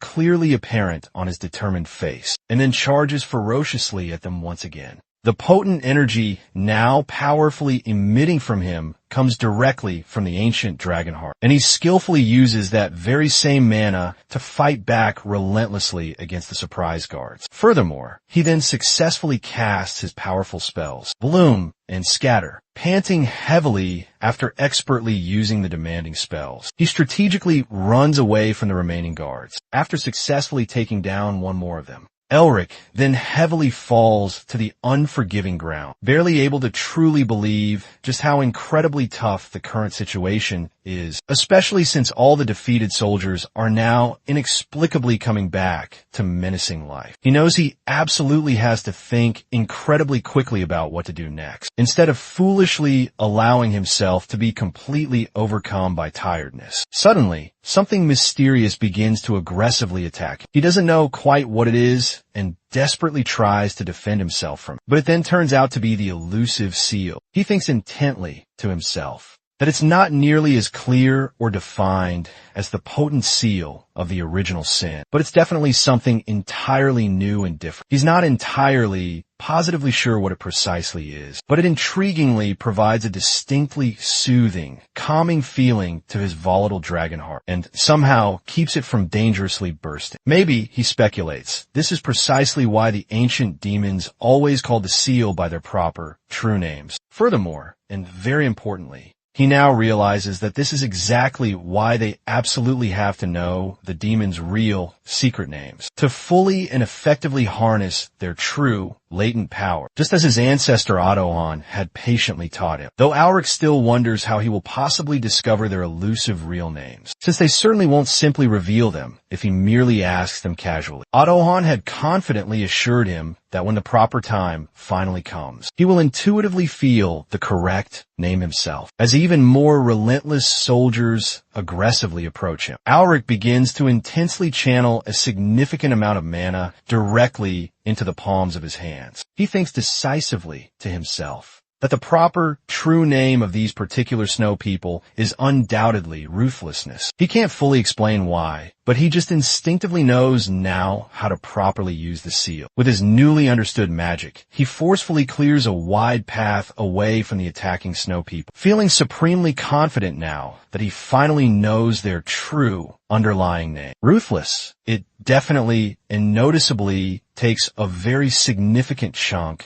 of his available mana. But with a triumphant smile now gracing his weary face, Alric thinks proudly to himself that it certainly looks like he used the inherent power of the seal correctly. And now, there are only a precious few more remaining enemies left to decisively take down. Suddenly, and without any warning, he collapses heavily to the ground, not knowing exactly what just inexplicably happened, as an encroaching darkness completely spreads throughout his rapidly fading vision. Abruptly, Elric snaps his eyes wide open, sweating profusely back in his grandfather's familiar ancient house, while currently lying somewhat disoriented on the hard ground, completely unable to fully process what just mysteriously happened. He then hears the familiar voice of Memphis, who keenly observes him with a knowing smirk, and dryly comments that it certainly looks like Elric has been through quite a lot. Elric can't quite believe that Memphis is actually with him once again. Memphis then patiently explains that Elric's little, peculiar necklace was rattling quite noticeably the entire time. So he naturally thought Elric was having another intense devouring session. And it certainly seems like Elric found it particularly hard to devour this specific time. Poor Elric, still sweating profusely, wonders if he wasn't actually dead this entire harrowing time. He must have simply blacked out after completely using up all of his available mana. And when he recklessly overdid it with the powerful seal, he consequently lost consciousness. Still, despite all of that immense hardship, he somehow managed to exceed all his own expectations. He then thinks that if the currently incomplete seal of ruthlessness is already this incredibly powerful, he can't even begin to truly imagine how overwhelmingly strong the legendary seal of original sin would actually be. Yet, frustratingly, he currently doesn't know how to properly use either of them effectively. Memphis then pointedly asks if that was indeed the infamous seal of ruthlessness. And if so, he is absolutely certain that it was the mysterious Winter Sage who did that to him. Alric then directly asks Memphis how to effectively use the coveted seal of original sin. Memphis realizes with a sigh that he has, in fact, already told Alric all about proper names and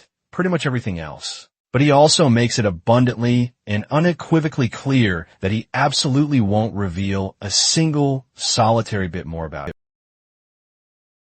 Even so, Memphis vows he will never speak. Elric, grasping the true severity of this predicament, anxiously states Memphis shouldn't take it all quite so gravely now. He merely inquired, yet still, Elric had fully anticipated that exact reaction. Ultimately, a seal means absolutely everything to any demon, and inquiring about it directly is akin to demanding his entire being be stripped away. So, for the moment, Alric must simply relent, even though Alric understands that the seal of original sin is the Dark Prince's own personal seal. He considers that if merely using the seal of ruthlessness was sufficient to incapacitate him, then he wouldn't manage to wield the seal of original sin regardless. Then Alric questions Memphis whether he knows the Mountain King, and Memphis concedes that, indeed, he does, but queries why Elric desires this information. Elric clarifies he was informed this place is the Mountain King's tomb, and that his task is to vanquish him here. This deeply stuns Memphis.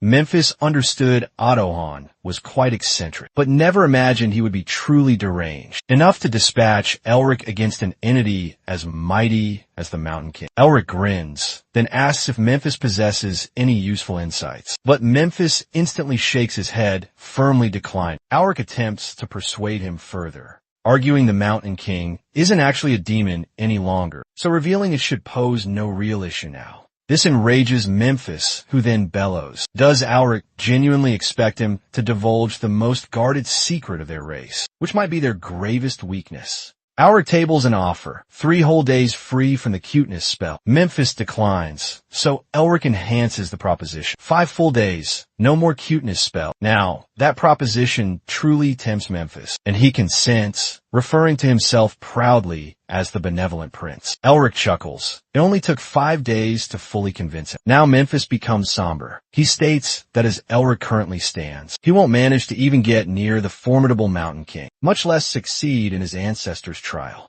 Yet, grinning, Memphis reveals there's a path he can indeed pursue. The very next instant, Elric finds himself once more amidst the frigid, harsh mountains, resolved to make excellent use of the clue Memphis just gave him. The clue implied he absolutely needs to improve his achievement status significantly, contingent upon a seal's particular rarity. It can be classified as normal, great, prestigious, original, or even mythical. Each of these distinct ranks demands a specific level of prior achievement, which then dictates his overall proficiency with that seal. Memphis additionally informed him that the seal of ruthlessness hold a prestigious rank, which is comparatively high for him right now. Elric's current achievement status is a mere 1 star at best, whereas the Mountain King's formidable seal boasts a full 10 stars. Thus, he must elevate his own achievement level to match 10 stars, or somehow attain an original rank wizard status himself. Elric finds it incredible that he's merely at a single star, yet he is fiercely motivated to demonstrate the true grit of a Mervenger. He doesn't care if he must repeat it 100 or 1,000 times over. He is determined to devour every single one. Now, Elric finds himself amidst the frigid mountains once more, confronting the imposing Mountain King yet again. He understands that combating all those prior soldiers only elevated his achievement status merely to 2 stars. This signifies he must engage the Mountain King in direct combat to elevate his star ranking even further. He perceives the swirling black cloud of sinister, dark energy, which initially he thought was simply the vast shadow of the Mountain King. He marvels at how incredibly potent the Mountain King must truly be to remain this formidable, even persisting beyond actual death. He seriously questions if Ottohan genuinely desires his demise, given the monumental task he has now been assigned. Regardless, Elric remains fiercely motivated to devour the great Mountain King. But abruptly, Elric's eyes snap open again, back in his grandfather's familiar house. He chuckles, remarking he tried exceptionally hard to acquire the coveted seal, but simply didn't anticipate its sudden arrival. Nevertheless, he feels somewhat deeply concerned now about how he is possibly meant to overcome something so immensely powerful. Memphis attempts to entice him into finally giving up hope, but Elric relishes the very notion of devouring something that incredibly strong. An avaricious, hungry expression now materializes on his face, which Memphis observes. Then, something utterly unforeseen occurs. Elric inquires of Memphis if the Mountain King was, in fact, female, a query making Memphis visibly flinch. Elric gazes at him intently, and Memphis becomes quite weirded out, questioning why Elric is scrutinizing him in such a peculiar manner. That is the precise moment Elric realizes that some significant event must have transpired between the Mountain King and the Dark Prince, something decidedly fishy and perhaps fruity, a mystery he is determined to uncover. In due time, his priority right now is to devour the Mountain King, even if he isn't precisely certain how he will manage to achieve it. Yet, one thing remains absolutely certain. He will indeed figure it all out. Once he has thoroughly beaten her into complete submission, Elric then lunges ferociously towards the Ice Mountain King, bellowing at her with intent. Die. The Ice Mountain King unleashes her potent ice spell directly upon Elric. Elric acutely feels the searing pain throughout his entire body and head. Following that, Elric manages to shatter the Ice Mountain King's ice spell, realizing that he is gradually getting closer to her bit by bit and can at last clearly perceive her face. The Ice Mountain King snarls fiercely at Elric, and he suddenly understands how to utilize the Ice Mountain King seal of cruelty. Elric acknowledges that it is exceptionally difficult for someone like himself, who had only just recently attained the seal, to truly surpass the being who had already completely mastered it. He thinks with unwavering determination that he absolutely will surpass it. The Ice Mountain King growls menacingly again at Elric, and he firmly presses his palm directly against the Ice Mountain King's palm. Elric mutters with resolve that he will surpass it, even if he is forced to steal absolutely everything from the Ice Mountain King. The Ice Mountain King powerfully throws Elric away with her ice spell, and Elric falls heavily down. Ottohan observes the intense scene and reflects that it would not be at all strange for Elric's ego if he repeatedly keeps dying in this manner. He then notices that Elric is remarkably still smiling, and realizes with admiration that Elric not only possesses incredible innate talent, but also possesses an utterly unsubmitting, indomitable will, and an apparently endless desire to constantly improve himself. Witnessing Elric skillfully severing the Ice Mountain King's arm, Adohan realizes that Elric is someone who would likely never appear, even within their extraordinary family. He believes that Elric is truly a lunatic. Elric chuckles confidently, saying that he has swiftly reached the 3 to 5-star level. In a mere instant, the Ice Mountain King furiously attacks Elric. Elric desperately tries to defend himself, exclaiming that the Ice Mountain King doesn't even afford him a moment to properly breathe. Elric uses all his powers to fiercely protect himself from the overwhelming spell of the formidable Ice Mountain King, feeling his own powers significantly weaken against hers. Elric curses in frustration and wonders if this truly is his limit. He then realizes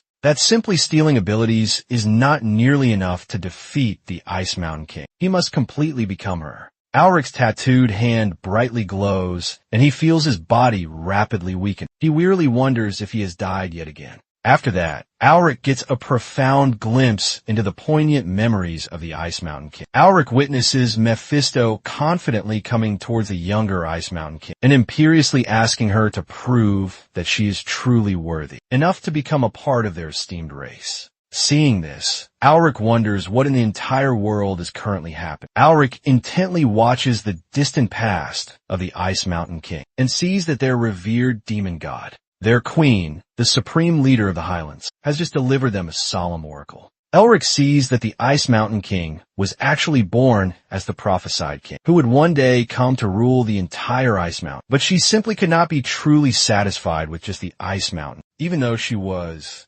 remarkably, the very first in the long history of the Ice Mountain to successfully unite all the tribes. The ambitious Ice Mountain King then decided to boldly reclaim their former glory, proclaiming that since they were once a proud part of the almighty demon race, they would once again defiantly return to their rightful, honored place. Elric sees clearly in the vivid memories of the Ice Mountain King that far beyond the ordinary confines of the Ice Mountain, they made countless powerful humans and demons humbly kneel before them. And at long last, they triumphantly once again became part of the esteemed demon race. And even further still, the audacious Ice Mountain King then attempted to become a mighty demon king. But the insurmountable wall of a truly almighty demon king, the legendary Mephistopheles, was simply far too high, and the defeated Ice Mountain King ultimately had no other choice but to reluctantly taste the profound bitterness of utter defeat. Nevertheless, the resilient Ice Mountain King never, ever stopped, and relentlessly did whatever it took to meticulously polish her true name and evolve her powerful seal. The Ice Mountain King tells Elric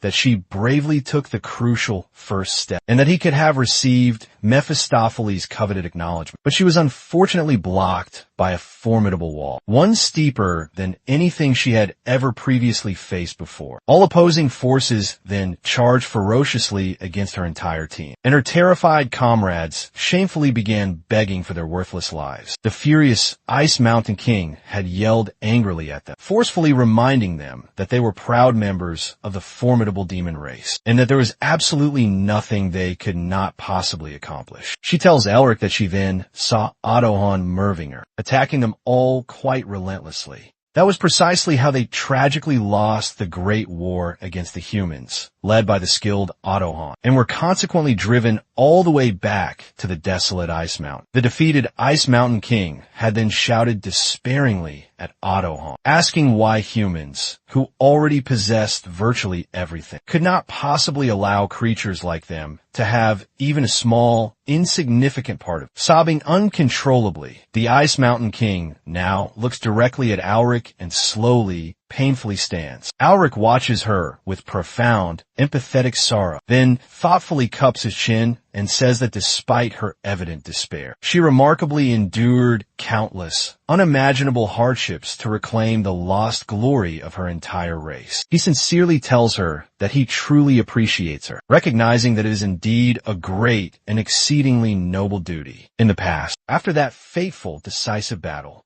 Adohan had honorably settled in the ice mountain to vigilantly keep watch over her through innumerable fierce battles. The two formidable warriors came to genuinely respect each other and spent a long, significant time together. However, the tormented Ice Mountain King, ultimately unable to free herself completely from her consuming ambitions, eventually and tragically became a true monster and met her final end at Adohan's own hands. In the present moment, the Ice Mountain King now tells Auric that he must be the very descendant Adohan had once spoken so highly about.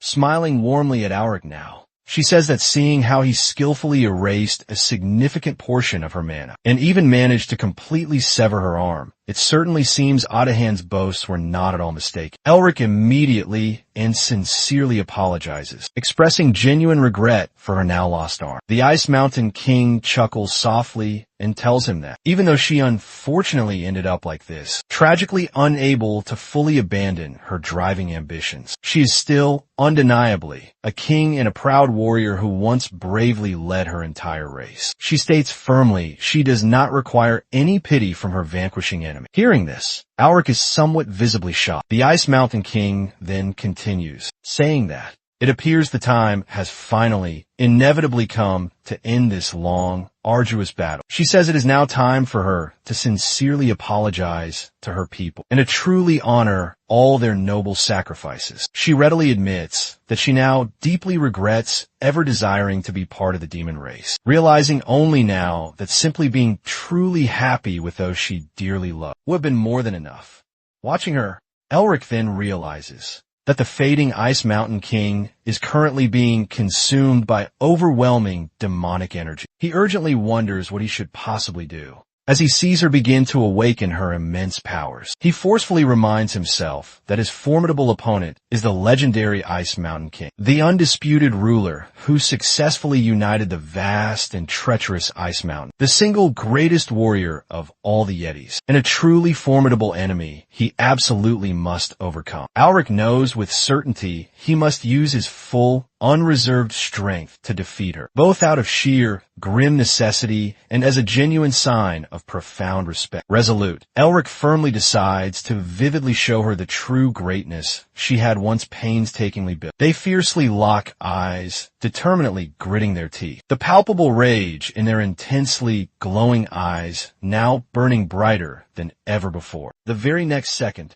they ferociously get into a climactic battle against each other while fully using all their powers. The Ice Mountain King aggressively attacks Auric with her formidable axe, and he grits his teeth, knowing he absolutely has to become her. They relentlessly continue to fiercely fight, and Auric begins to feel strangely exhilarated as he finds himself actually enjoying, even though this is clearly a desperate battle with his very life hanging on the line. Auric attacks the formidable Ice Mountain King with his full, unbridled rage, and wonders why it strangely feels so fun. He then realizes that he can vividly feel the days, full of genuine happiness that the Ice Mountain King once joyfully spent with Adohan. The Ice Mountain King powerfully pushes Elric away, but he skillfully blocks her fierce attack. They both then leap high and land directly in front of each other once again, having clearly reached their absolute physical limits. They grimly prepare for the decisive final blow, knowing with certainty the entire battle will be irrevocably decided at this very moment. With a legendary technique that once brought countless powerful races to their knees, which is the Ice Mountain King's secret ultimate art, Icebreaker, they both glare intently at each other and then forcefully press their palms firmly together. The thick ice begins to audibly crack, and Auric then unleashes the devastating final blow. The Ice Mountain King chuckles softly and sincerely thanks Auric. In the very end, Elric looks down and noticeably widens his eyes, as he clearly sees the glistening tears forming in the Ice Mountain King's weary face. Then the Ice Mountain King faintly smiles and begins to gradually disappear into a brilliant, ethereal, glowing light as she completely and utterly vanishes. Elric notices beautiful, delicate flowers miraculously blooming on the very place where she once proudly stood. He sincerely wishes for her tormented soul to finally rest in eternal peace, and realizes with a sigh that his arduous first assignment has finally come to an end. Adohan claps enthusiastically for Elric and genuinely compliments him, saying that he actually remarkably managed to successfully swallow the Ice Mountain King. Elric then asks him if the first assignment is perhaps way too hard right from the very start. Adohan casually replies that absolutely anything goes within their unique family. He then says sternly to Elric that he simply cannot call himself a true Mervinger if he cannot successfully overcome something as challenging as this. Elric sighs wearily and realizes with amusement that this is precisely why Sean often calls Mervingers rather egoistical. Adohan then walks slowly towards Elric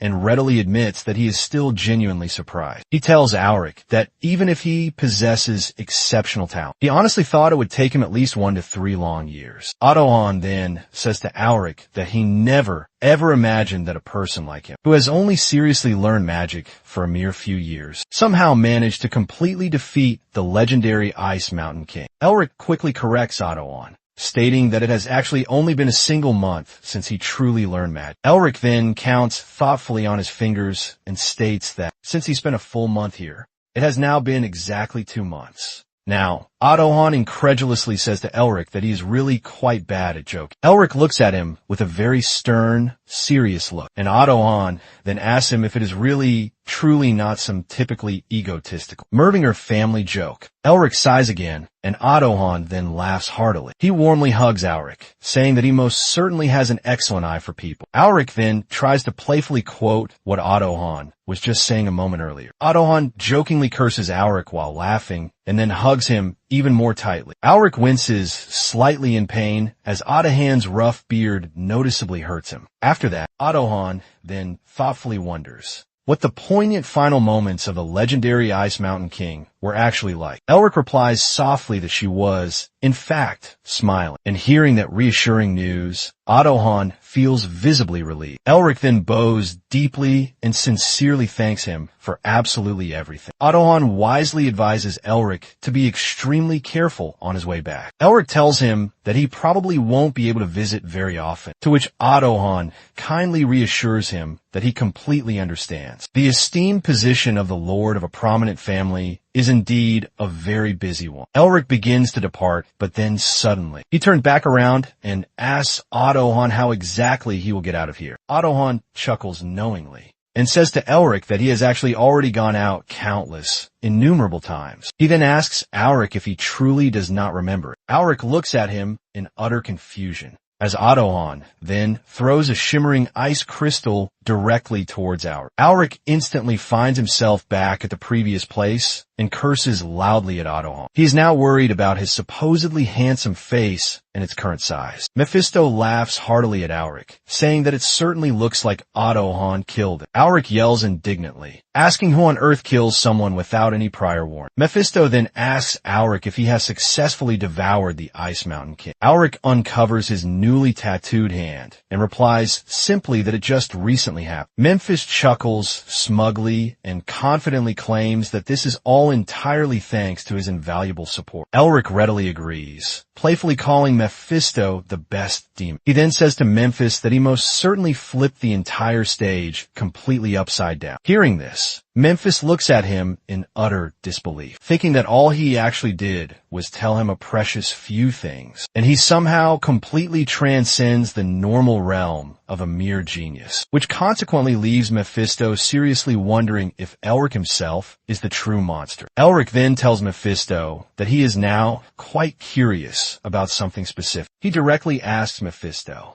if he was perhaps in some sort of special relationship with the Ice Mountain King, and why exactly he stopped her from fully becoming a proper demon. Mephisto sharply asks Elric how he possibly does know about all of that. Elric smirks slyly and casually replies, well, he just ended up taking a brief glance into the Ice Mountain King's private memories. Mephisto then finally answers his pointed question, stating haughtily that he is a mighty demon king, and the Ice Mountain King is merely the dregs of the entire demon race, and there is absolutely nothing more to it than that. Mephisto elaborates that at that particular time, he was simply quite bored, but then he heard there was someone who boldly stated that they will become a demon right there in the ice mountain. So he naturally went to see what exactly they looked like. He then tells Alric that the Ice Mountain King was perhaps a bit lacking to truly become a demon king, but her fierce ambition and considerable skill were indeed commendable. Mephisto then states that if the one that the ambitious Ice Mountain King had unfortunately met was not a benevolent king like himself, and instead someone like the cruel Azazel or the wicked Lilith, she would have been instantly blown to smithereens. Mephisto adds that in any particular case, he simply told the Ice Mountain King to come find him again after she had gotten considerably stronger, and then just casually left her. Elric then asks Mephisto if that is truly all, and if he then never meets the Ice Mountain King ever again. He yells furiously at Elric and asks why in the entire world he would ever meet her. Elric watches the poignant memories of the Ice Mountain King and the stoic Ottohon, and finally deeply understands what truly happened. He chuckles softly, and Mephisto then asks him what exactly he understood. Elric giggles knowingly and asks Mephisto if he knows. The peculiar way that immature brats often bully the very girls they secretly love, quite one-sidedly. Mephisto yells angrily at Elric, demanding what on earth he is talking about. Elric then openly mocks Mephisto,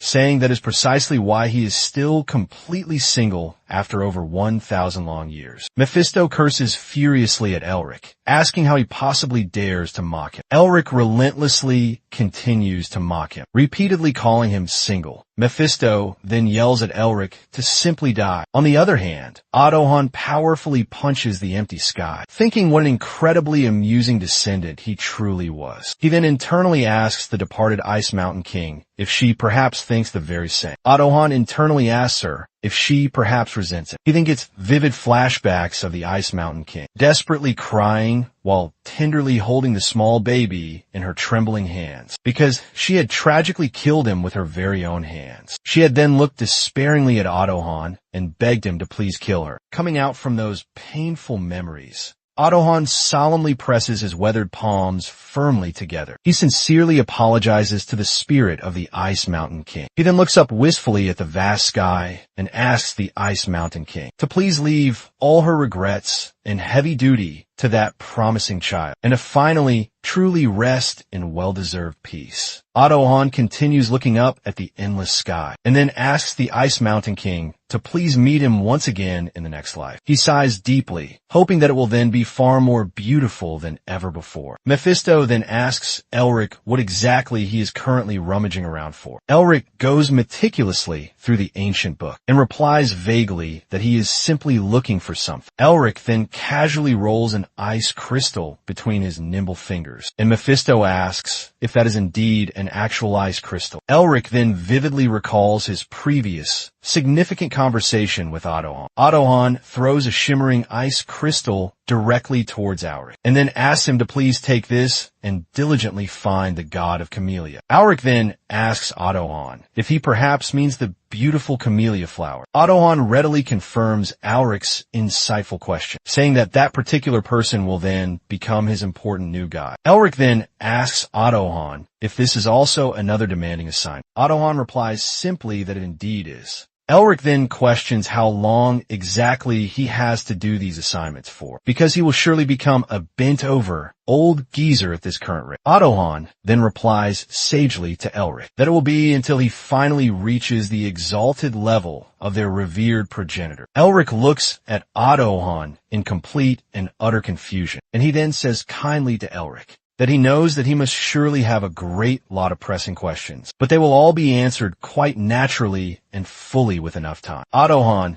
then explains that the ancient progenitor has both successfully accomplished and regrettably left many things undone in this vast land. Ottohon tells Elric that they have carefully prepared many difficult assignments for him to faithfully follow in the footsteps of the progenitor. So all he truly needs to do now is diligently walk that predestined path. Elric readily agrees, saying that he will just make absolutely sure to take this crucial ice crystal safely with him. Otohan then sincerely apologizes to Elric for placing this incredibly heavy burden upon him, saying that this particular path is one that only he, the current Lord of Mervingr, can possibly walk. He then asks Alric to please go forth and perfect the winter. Alric then informs Mephisto that he has been specifically told to take this significant ice crystal to the god of Camellia. Mephisto laughs knowingly and says that Otohan is clearly trying to create winter. He then asks Mephisto if he perhaps knows what exactly winter means. Mephisto replies that he indeed knows all about it, as there are 4 truly abominable seasons that consistently haunted demon kings like himself. Elric then earnestly requests Mephisto to please tell him more about it in greater detail. Mephisto predictably asks Elric why on earth he possibly would. Elric then offers the EGO exemption for a full 4 days. Mephisto smirks condescendingly, asking just how long this EGO exemption will actually work for. Elric grits his teeth in frustration and then adds a mute exemption to his previous offer, saying firmly that he will absolutely not do any more than this. Mephisto chuckles in amusement and finally agrees. Mephisto then begins to explain that there are actually 4 key retainers that faithfully assist their revered progenitor in successfully raising the very foundation of the Mervingr family. Mephisto tells Elric that their symbolic names are summer, autumn,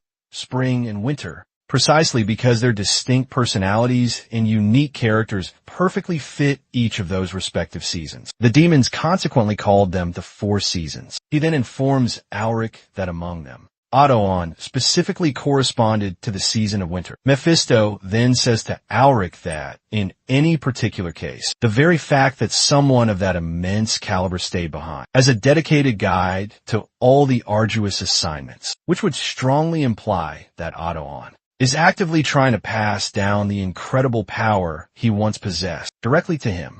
Hearing this revelation, Alric then wonders if, once this current assignment is finally done, he can also potentially receive important assignments from the other 4 seasons. Successfully obtaining the combined powers of the 4 seasons would ultimately mean he could potentially become as immensely strong as the original progenitor, whom they all faithfully assisted. Alric looks intently at his tattooed hand and thinks, if he can indeed continue to successfully absorb seals as incredibly powerful as the seal of cruelty, or perhaps even stronger ones, then it certainly won't be impossible to completely rebuild the family. He then asks Mephisto what is so particularly important about this specific ice crystal for the god of Camellia to actually need it. Mephisto replies that the ice crystal is, in fact, the very core of winter, formed only in the absolute deepest parts of a true ice mountain, one perpetually covered in thick, unrelenting snow. Mephisto then adds that, in other important words, it is essentially the egg of a spirit. And since the beautiful camellia is a delicate flower that characteristically blooms in harsh winter, there is simply no better flower pot for it than the potent ice crystal. Elric then asks where exactly he has to go to meet this god of camellia. Mephisto replies that it is most probably located in the legendary Temple of Flowers, somewhere far in the distant, frozen north. Elric looks at Mephisto in utter disbelief, and then confesses that he has actually only ever heard about it in fanciful stories. He then asks Mephisto if it truly, really exists. Mephisto readily confirms his lingering suspicion, and then replies that the noisy bastard is probably currently guarding that very temple. Elric knows that he can only be absolutely sure after he meticulously looks through all the ancient records in the vast Imperial Library. He then stares intently at Mephisto and suddenly realizes that he is being far too friendly. Elric then pointedly wonders what exactly Mephisto is cunningly planning this particular time. Elric then sees that Mephisto's ethereal spirit form became a bit more distinctly vivid. Mephisto smirks knowingly,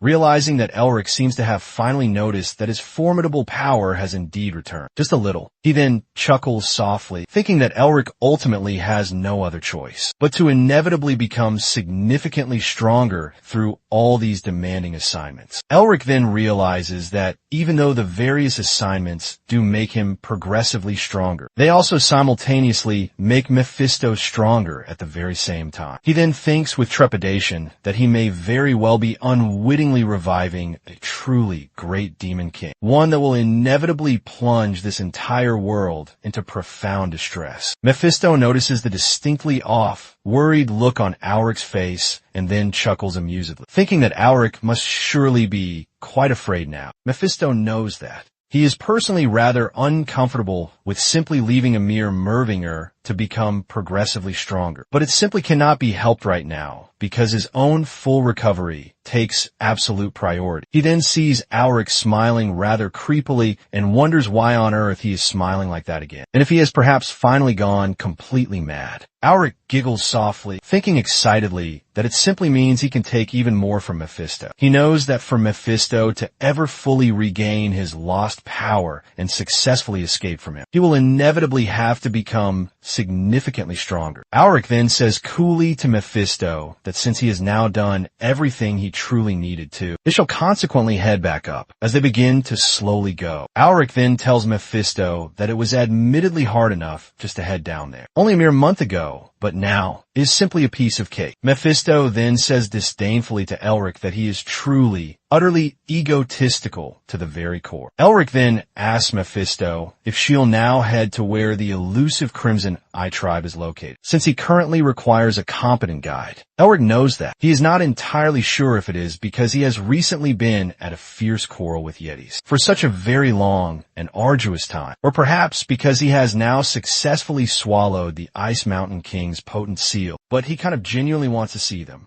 Elric's eyes then widen in shock when he sees the gruesome dead bodies of many Yetis and copious amounts of blood absolutely everywhere. He wonders when the entire world happened here. Mephisto looks around grimly and then remarks that, seeing that they were clearly killed quite slowly, when they easily could have been killed instantly, they must have been cruelly used for some sick entertainment. Mephisto then says that he does not know who precisely did this, but they undoubtedly have a vile nature far more atrocious than even most demons. Elric then states grimly that he is currently feeling like absolute shoot.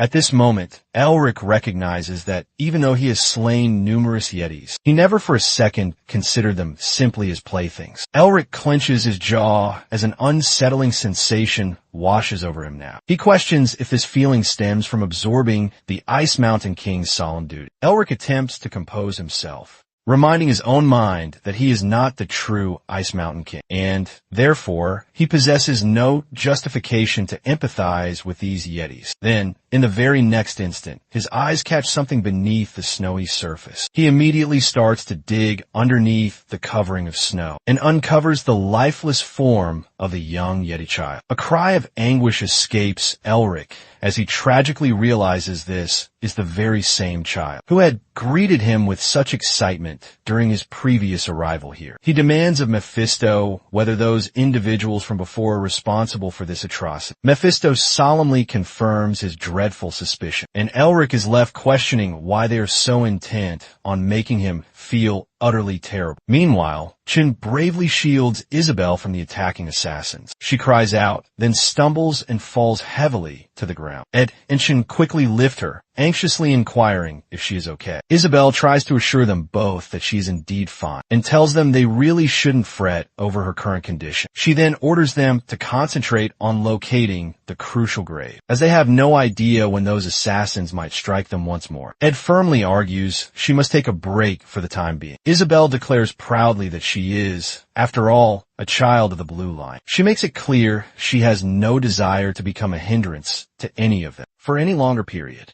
Ed and Chun exchange worried glances at Isabel as she retrieves the vital map, mulling over how so many individuals tragically perished, all because of the relentless assassins who are pursuing her. And for their sakes, she absolutely cannot allow herself to falter here. Isabel suddenly comprehends that an entire month has already slipped by since their desperate quest for the hidden grave first began. She asks herself, just where on earth could it possibly be? Isabel gazes towards the heavens. A pang of longing for a father arises. A memory surfaces traversing a long corridor within the Grand Palace, the ancestral home of the Blue Lion family. Young Isabel overhears two men whispering about her supposed lack of talent and utter uselessness, claiming she couldn't even manage to wield a sword with proper skill. She attempts to wield the blades with determination, but fails yet again. Isabel questions why natural talent so eludes her. Her mind races, replaying every single harsh criticism she has ever received, and she doubts if she truly deserves to call herself a child of the great Blue Lion. Just then, Isabel's father, the renowned Blue Lion Hermanvi, calls out to her gently from behind, then settles down right beside her. He expresses to Isabel his deep regret for placing such an immense burden upon her. Isabel quickly interjects, cutting through his words, insisting that it's entirely her fault because she simply isn't skilled enough. Hermanvi gently reassures his dear Isabel, telling her there's absolutely no requirement for her to follow his exact path or to become the next Blue Lion. He reminds her that she is not the Blue Lion, but instead, she is a valued and proud scion of the Vile family. She attempts to voice a protest, but Herman merely chuckles warmly to her, declaring that he himself is still as robust and quite capable. He tells her there's no need to be anxious about his condition and affirms that he fully intends to persist in pursuing his lifelong ambition of becoming the finest swordsman on the entire continent.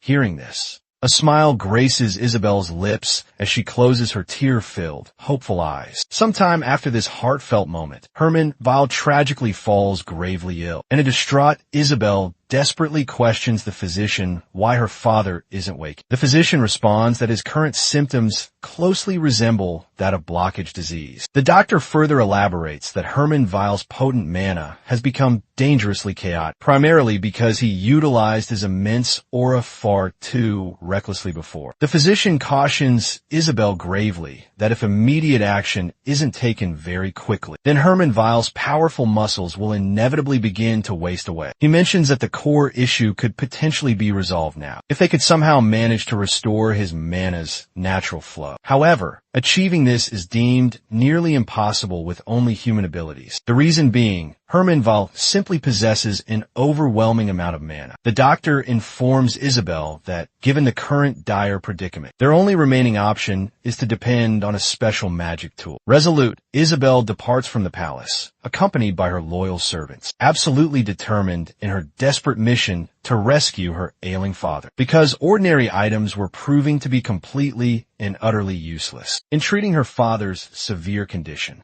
She frantically sought a highly advanced magical device that the famed Magic Tower, or perhaps the prestigious academy, might possess, but it was all in vain. Even their most potent magic tools were insufficient. Even after she relentlessly searched the whole continent without taking any significant rest, she failed to uncover even a solitary clue that could aid in her father's recovery. Then, Isabel overhears a man discussing the legendary grave of the ancient monarch, who once held dominion over the vast ice mountain, situated deep within the Yeti Highlands, and the possibilities of fabled treasures there. She discerns the man's intentions to plunder the powerful magical artifacts concealed within. Immediately, another man nearby scoffs and sharply rebukes the first speaker, questioning if he truly desires to be devoured by Yetis just for a mere myth. Following meticulous research into that particular grave, desperately clinging to any hope, Isabel confirmed the grave's actual existence eventually, and she even managed to deduce its most probable hidden resting place. However, a significant complication suddenly arose, because this crucial information unfortunately reached the unwelcome ears of Isabel's own uncle, the scheming and ambitious Paulville,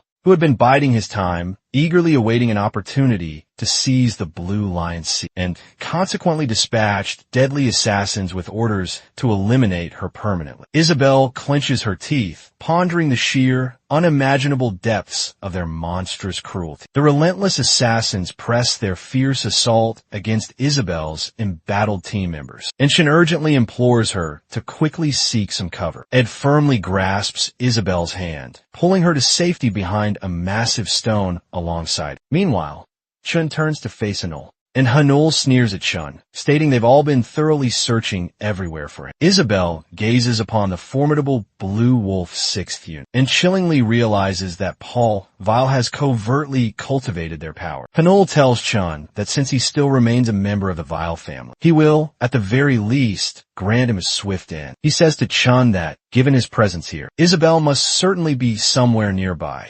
Chun furiously yells at Hanul not to utter such nonsense, vowing that he will pay for the lives of Isaac and Zard with his own life. Isabel attempts to step forward and confront Hanul directly, but Ed quickly intervenes, stopping her. He insists that she absolutely must not go, as they cannot possibly stop them with just this. She desperately insists Ed release her, because Chun will surely perish at this terrifying rate. Ed gravely speaks to Isabel then, explaining that Chun is currently risking his very life to buy them precious time to escape. He pointedly asks Isabel if she truly intends on squandering Chen's noble sacrifice. Isabel grits her teeth in anguish, and Hanul coldly warns her to reveal herself, taunting that her loyal royal servant Chun will certainly die at this alarming rate. Chen defiantly tells him that Isabel is already long since gone from here. Hanul smirks cruelly and remarks that to imagine Isabel abandoned her devoted knights. She demonstrates herself to be quite remarkably cold-hearted indeed. He declares ominously that now he will proceed with severing Chen's head. Hanul swings his menacing sword directly towards the vulnerable Chun. Witnessing this horrifying act, Isabel immediately darts out from behind the large stone and urgently yells at Hanul, commanding him to halt at once. She tearfully implores Hanul to take her life instead and to spare Chen Ho. Hanul offers a feigned apology then,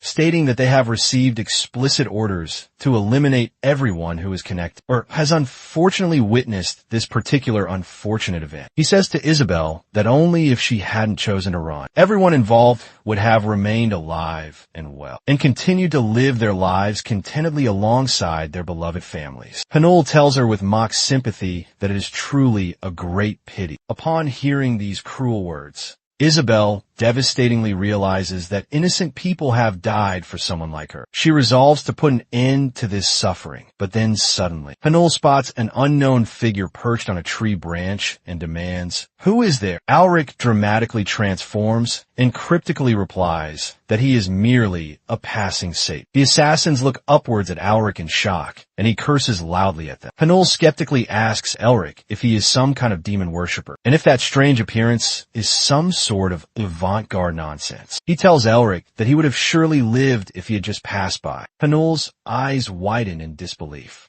when Elric unleashes his powerful magic spell and lands heavily on the ground. Hanul demands of Elric, "Who in the hell do you think you are?" Elric turns to Isabel and gently asks if she is all right now. Isabel stares at Elric with utter astonishment and surprise, and replies softly that she's indeed all right now, and then asks him concernedly if he's also okay too. Elric casually replies that he is, observing Elric now on the ground. The Blue Wolves wonder amongst themselves if all magicians usually land in such a manner. The Blue Wolves then question why Elric is not immediately getting back up, or if perhaps he might be feeling somewhat embarrassed by it. Elric finally gets up and declares that he would have made a truly badass entrance if it hadn't been for the inconveniently placed snow. Hanul stares at Elric with evident confusion on his face, and Isabel wonders if Elric is actually the same person who had gone missing. She quickly realizes that she absolutely cannot let Elric get caught up in this dangerous mess. Isabel urgently requests Elric to flee from this dangerous place, insisting that this perilous situation does not directly concern him at all. Hanul coldly says to Isabel then that he already informed her they won't be leaving any surviving witnesses behind. He then commands his assembled team to swiftly eliminate Elric from the scene. Observing this, Elric looks intently at Hanul and contemptuously says that a concept like benevolence is utterly wasted on despicable trash such as it. He unleashes his powerful August spell upon the advancing Blue Wolf members, who came forward to attack him, and he engages in a fierce battle against them. Isabel and Ed watch the unfolding scene in stunned disbelief, and Hanul demands, "What in the entire world is currently happening here?" Hanul urgently orders his remaining members to hurry up and kill Elric swiftly. He commands them forcefully not to give Elric the necessary time to chant. When a courageous member of the Blue Wolves raises his sword towards Elric, Elric effortlessly blocks his determined attack and coldly asks him who allowed that action. He smoothly and effectively penetrates their defenses then, and they immediately begin to struggle desperately against his potent spell. Witnessing this incredible display, Hanul furiously yells at Elric, demanding to know who he is and if he is truly doing this, all the while fully knowing exactly who they are. Elric chuckles dismissively and casually replies that he does not care who they are. He mockingly teases Hanul, suggesting that they should perhaps bow down to him first. Hanul grits his teeth in fury and then venomously vows to Elric that he will kill him. Isabel watches them intently alongside the worried Ed and injured Chun, and wonders to herself who in the entire world Elric truly is, because he is somehow overpowering the formidable Blue Wolves with such apparent ease. She thinks to herself that Elric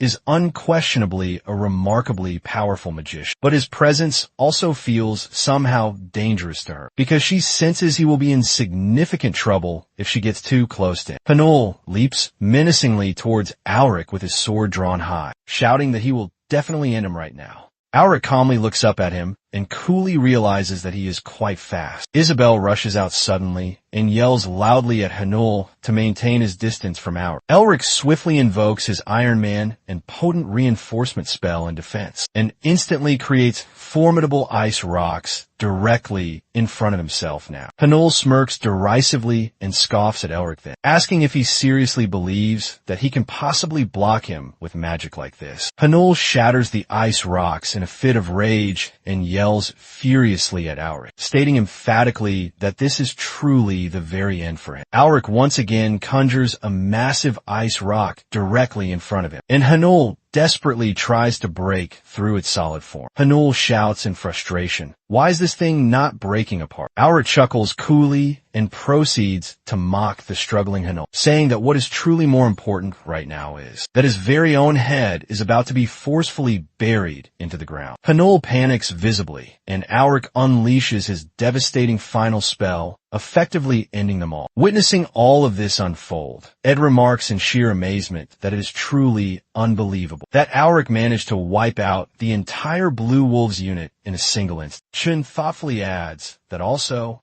it is equally unbelievable to conceive that there was a magician of that caliber, residing quietly on the unassuming hillside. Isabel looks intently at Elric and wonders how he can be so incredibly powerful, especially when he is not even approximately around her own current age. She ponders if Elric is truly that overwhelmingly strong at such a remarkably young age. Then he could potentially be around the same formidable level as Tasha and Neresta, one of the three highly renowned new stars of their generation. Elric closes his eyes for a moment and lets out a heavy sigh, recalling the tragic memories of the young child and the fallen Yetis, and sincerely wishes for their departed souls to finally rest in eternal peace. Mephisto calls out to Elric then, pointing out that Isabel and her companions are staring at him so very uneasily. Mephisto then asks him why he doesn't offer some sort of words to them, because they're currently staring at him with such intense focus that even the very back of his own head actually hurts. He again calls out to Elric, but he doesn't seem to listen at all. After that brief moment, Elric slowly turns around with a composed smile and looks at Isabel, saying warmly that it has indeed been quite a while since they last met. Chin internally thinks that even though Elric undoubtedly helped them greatly, he is still, at the end of the day, a complete and utter stranger, and it is far too premature to let their guard down around him. He considers that Elric is potentially just as dangerous as the defeated Blue Wolves, especially if he harbors some kind of hidden ulterior motive against them. Isabel respectfully kneels down before Elric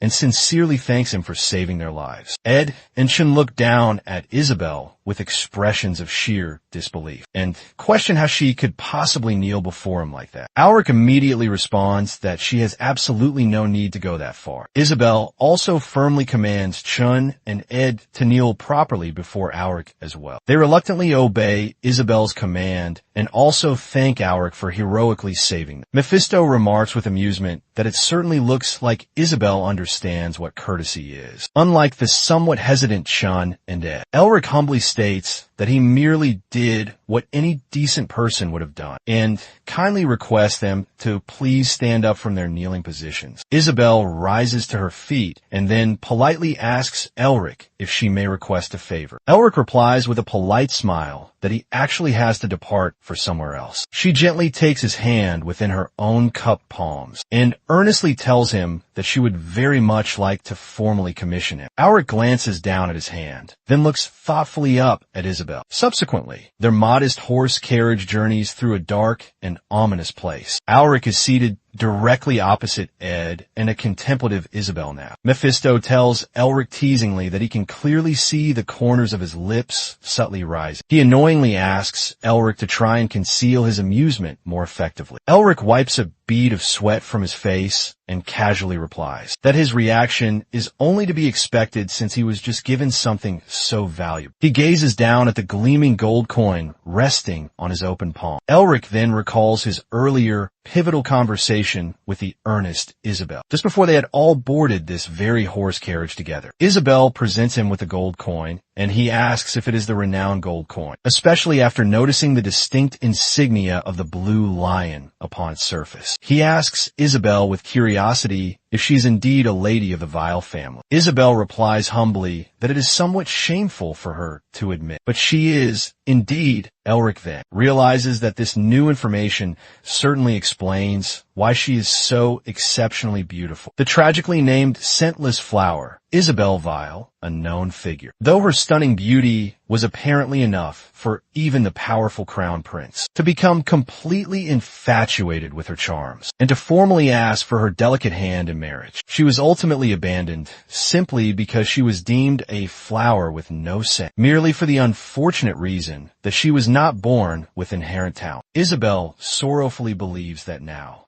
if the direct flesh and blood of the mighty lion do not possess sharp teeth and claws, then their perceived worth inevitably falls just as significantly as well. Elric looks thoughtfully at Isabel and remembers hearing rumors that she was living like a complete loner in her estate, especially after some considerable time when the marriage was officially broken off. He smiles warmly at her and formally introduces himself then, saying that it is truly an honor to finally meet the only daughter of the Blue Line. Isabel asks him with genuine surprise why it would be an honor to meet someone like her. Elric replies with an encouraging smile that it is perfectly okay for her to have confidence. He tells her kindly that from what he has personally witnessed so far, her remarkable tenacity is one that would certainly not shame the name of the Blue Line. Isabel sincerely thanks him for his unexpectedly motivating and kind words. Elric then reminds Isabel that she had mentioned something about a commission to him earlier. Isabel replies to him somewhat dejectedly that she doesn't really have anything valuable, but at the present moment, she shamefully wishes for him to escort them safely all the way to the distant imperial capital. Chun tries to interrupt her, protesting that they still haven't successfully found that crucial place yet. Isabel tells Chun firmly that she doesn't want to lose even them now, all because of her own personal greed and desires. She states with resolve that she is now going to meet with her uncle, intending to negotiate directly with him first and foremost now. Hearing Isabel speak about her treacherous Uncle Paul, Elric suddenly realizes that those knights from earlier today look very much like they're also part of the Vile family too. He begins to wonder then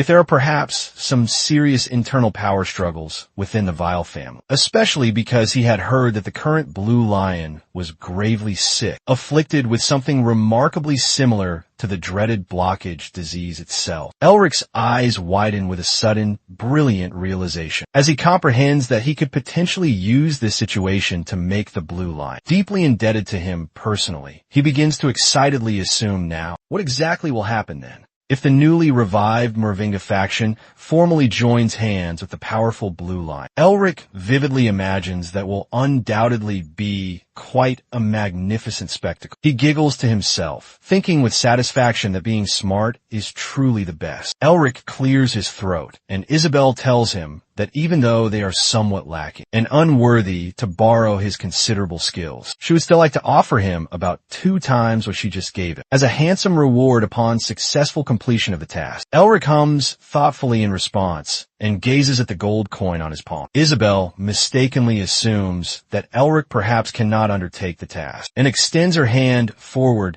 to gently take the gold coin back from him. Elric immediately and firmly holds her outstretched hand and confidently states that he will indeed escort them all safely there. Now, back inside the moving horse carriage, sometime later, Mephisto pointedly asks Elric why he even needs any money at all when there are supposedly tons of valuable treasures in that Shinigami's dangerous nest. Elric replies cryptically that he actually has a specific plan in mind and sternly asks Mephisto not to say something so insensitive like that, especially if he has never personally been cold and desperately hungry before. Elric glares pointedly at Mephisto and then asks him, what exactly is he supposed to do when he doesn't have any money on him? Right at this very moment, he says to Mephisto that it might not matter to him, since he is just a mere trash ghost, after all. But mortal humans absolutely need money to both eat and to sleep. Mephisto sighs in exasperation and comments that this is the inherent problem with humans. Elric tells him with some satisfaction that this sound conduction technique is pretty convenient, and he can now send words directly to the specific target he wants, using only a very small and efficient amount of his mana. Mephisto smirks knowingly and says to Elric that he only taught him that because he was so incredibly annoyed with him previously for keeping his mouth completely shut whenever anyone else was around them. Elric chuckles lightheartedly and playfully teases Mephisto by calling him a chatterbox, saying that it's no wonder at all he hated being effectively muted so much. Mephisto glares back at him indignantly and asks how he possibly dares to say that. Isabel looks over at Elric and notices that he isn't saying a single word. She wonders if it is perhaps because she formally commissioned him for this task, but she knows deep down that she desperately needs his invaluable help, because if her treacherous Uncle Paul, Vile, sends even stronger Blue Wolves units, there's absolutely no way that the 3 of them can possibly block them. Meanwhile, at Isabel's Uncle Paul Vile's opulent and imposing palace, Paul Vile rises menacingly from his grand and ornate throne and demands to know if Squad 6 has indeed been completely annihilated. The terrified member of the Blue Wolf unit bows low before Paul Vile and tearfully apologizes. With cold fury, Paul Vile tells him that if he is truly sorry now, then he shouldn't have ever done something to be sorry for in the very first place. Paul Vile then swiftly executes him with his sword and coldly asks Hilton how he anticipates Isabel will make her next move. The stoic Blue Wolf squad leader, Hilton respectfully replies that now, since clear traces of Isabel departing the Ice Mountain have been officially confirmed, she will almost certainly attempt to return to the imperial capital city. Paul Vile questions if Isabel is indeed returning to the vast imperial capital. Then that must surely mean she will attempt to directly negotiate with him. Hilton confirms that it is highly probable that this will indeed happen. Paul Vile contemptuously slides his sword back into its scabbard and then asks, how could such an utterly incompetent and talentless girl like Isabel possibly even dare to try and negotiate with him? He sternly tells Hilton that he now only has one single chance. Their horse carriage eventually reaches the checkpoint known as La Sente, and Chin dutifully informs Isabel that they have finally arrived at their destination. Isabel smiles wearily and remarks that they arrived in merely 2 short days from constantly moving without any rest, so she feels incredibly stiff now. Mephisto complains that his ethereal body aches all over from the journey, and Elric laughs good-naturedly and calls him a silly floating ghost. He asks Mephisto with amusement why he insisted on staying upside down, when he surely knows that maintaining correct posture actually eases the mind. Elric peers out of the horse carriage window and immediately sees the Blue Wolves. He subtly delves into their surface memories and watches Hilton with other unit members. Hilton is ordering them to quickly gather the entire Blue Wolf squad too. He tells them with urgency that they absolutely must mobilize now, their most powerful and elite squad, for something seemingly so trivial, because Isabel returning directly to the capital city now is essentially no different from a formal declaration of complete surrender. Hilton states firmly that a mere hound should always act like one. He declares that Isabel will undoubtedly have to pass through Lucena soon, if she is indeed coming directly from the Ice Mountain to the imperial capital. Hilton then orders the other assembled members to turn that very place into Isabel and her unfortunate people's final resting graves, emerging from these troubling memories. Elric widens his eyes in sudden realization. Isabel looks out at the blue wolves and says that she had fully expected that they wouldn't be able to move freely, especially since the local lord officially rules over this particular place now. But she never anticipated it would be to this alarming extent. Chen anxiously asks Isabel if they should perhaps turn back now. Isabel firmly denies this suggestion, stating that they have unfortunately already caught the blue wolf's unwanted attention, and retreating now will only serve to make them appear even more suspicious. She instructs Chun to quickly abandon the now conspicuous carriage, saying that they should attempt to get out from here in utmost secret and then quickly find another, safer place. Elric calmly interrupts her, stating that there is absolutely no pressing need to do that now. Isabel turns to him and asks what sort of plan he has in mind. Elric smirks confidently and subtly uses his ingenious display magic then. The horse carriage mysteriously begins to move forward once more, passing by all the vigilant blue wolves without catching their wary eyes. They soon reach their intended place and safely emerge from the horse carriage. Isabel immediately asks Elric what kind of incredible magic he just used. Elric chuckles softly and replies that it is merely a simple illusion type of magic that makes their outward appearance look like something entirely else for a brief moment. He adds that it is truly nothing more than a form of hypnosis that can easily break with even the slightest unexpected shock. So they all have to be exceptionally careful while it's active. Isabel sincerely thanks Elric once again, saying that they have managed to enter the city safely entirely because of him, and she's truly grateful to him from the very bottom of her heart. Elric advises them to stay for a single night here now, and says that he will be right back after attending to some personal business. Isabel sincerely asks him to please come back safely to them. Elric and Mephisto then begin to walk casually through the bustling streets of the city. Mephisto questions Elric